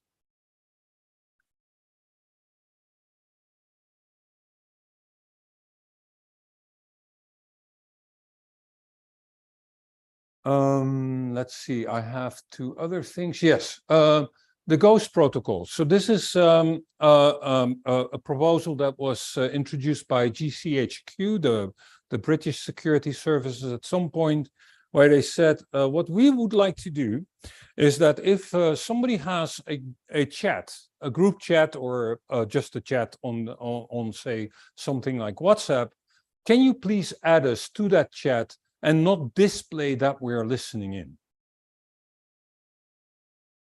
So I'm talking to James, and we have somebody who's listening in. And of course, that's exactly the same as completely breaking the trust model that we have.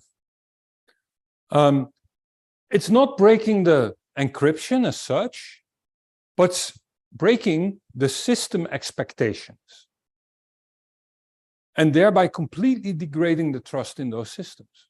Violating privacy.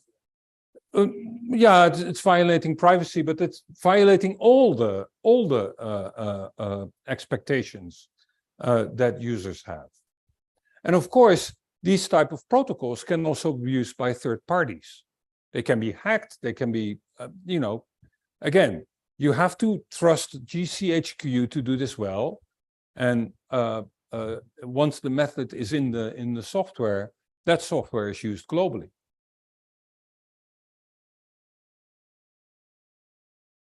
This is the difficult thing about the internet. The internet is a global infrastructure. We were talking about cross-border effects of measures. In this space, everything you do has cross-border effects.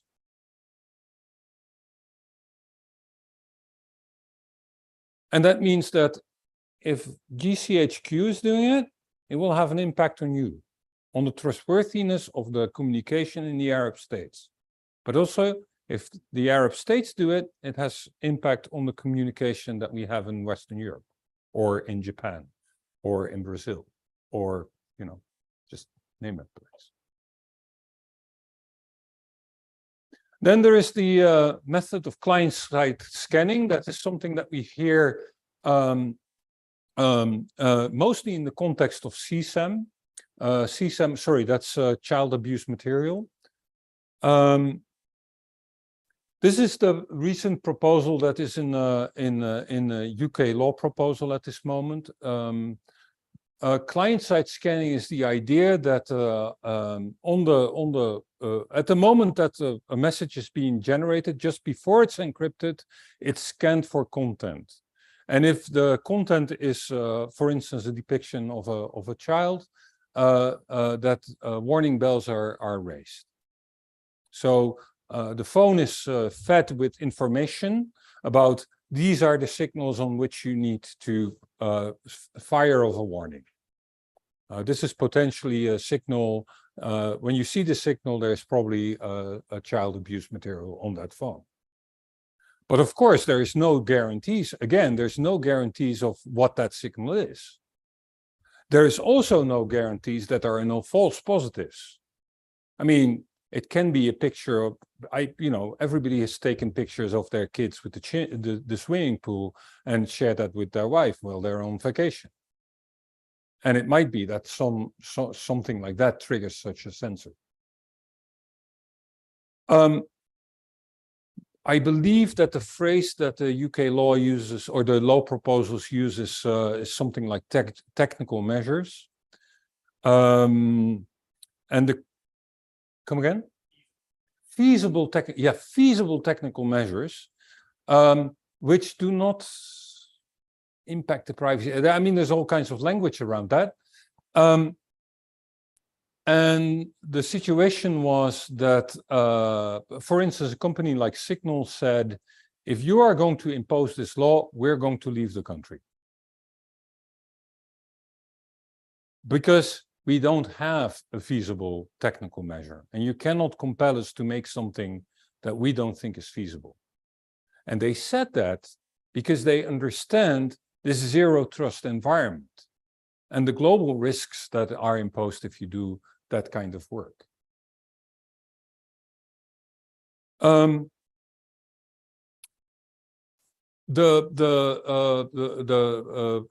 ministry has come back and said we're not going to impose this part of the law yet, and so this discussion is currently ongoing. I think there has been some last moment amendments to this law, but this is a very, very, very present and running public policy debate around encryption. And what I'm trying to get across is two things. First, or maybe three things. First, that these public policy issues dealing with terrorist and CSAM content are things that actually matter to everybody in society. And we all understand that. Everybody who's engaged in this debate understands that.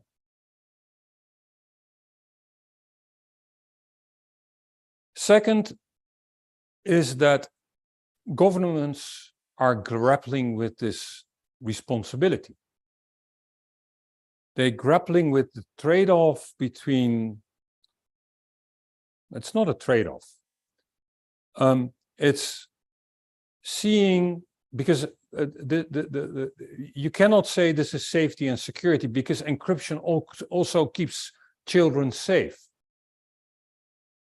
The use of encryption keeps people safe. The abuse of encryption doesn't keep people safe. But public policy authorities are grappling with this issue. There is more encryption easily and publicly available, and that has an impact on the way that we can, eradicate or prosecute behavior that we don't want in society. So people are grappling with that. And the third thing is that the physics don't change. There are a couple of facts that the security community knows that we don't have a good answer to it. So when you say feasible mechanisms, and the security community and the mathematical community, just basically all of science says, this is not feasible in a secure way, yeah, then you have a a problem. And the reason why it's not feasible is I hope what I presented during the talk. Encryption is a system based on math, and math is pretty much it works or it doesn't,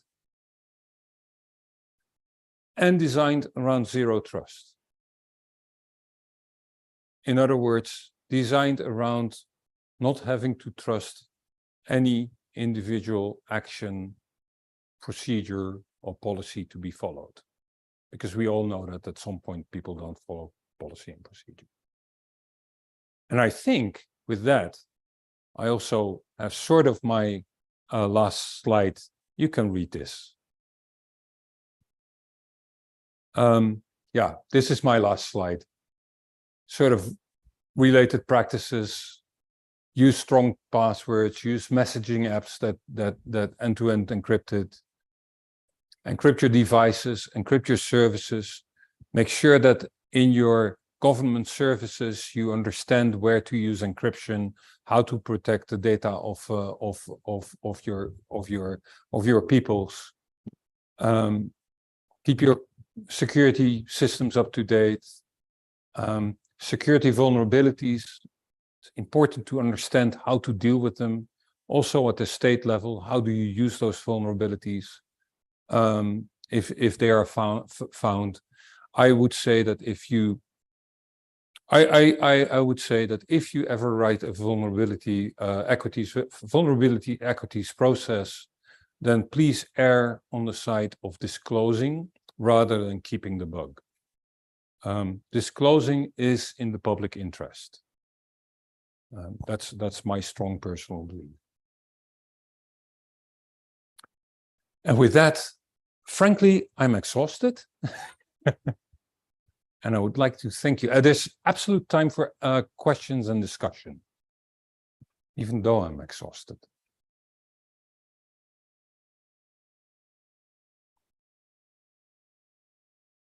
Oh.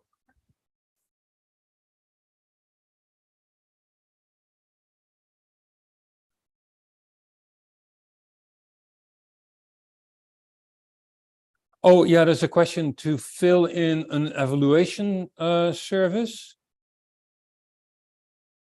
Oh, yeah, so there's a question to for an evaluation, and I think that you will now show a QR code of that evaluation form.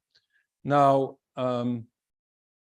I'm not going to be childish and say you should never scan QR codes, but in this case, I believe it will also be sent around to participants. Yeah.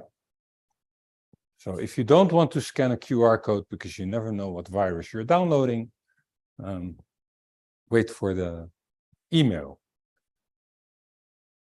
Any questions, please? In that case, thank you for your attendance. I hope this was of use. And I wish you a good trip home. Thank you.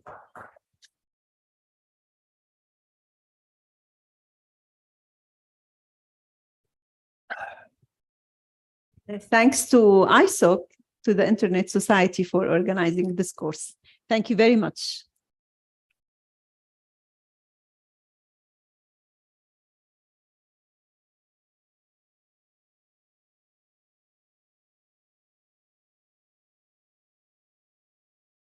If there is no question, I think we can say goodbye and for the maybe next workshop next year.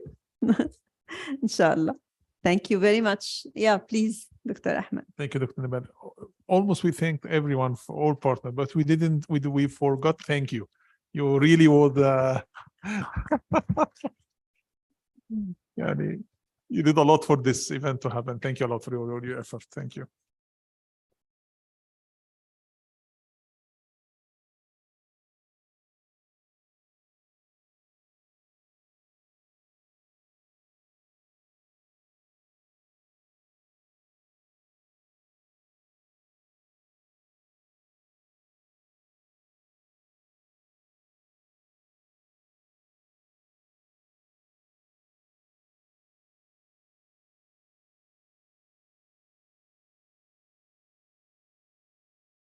ال QR code evaluation على screen إذا حدا بحب to fill the evaluation. If anyone would like to fill the evaluation, the QR code is on the screen.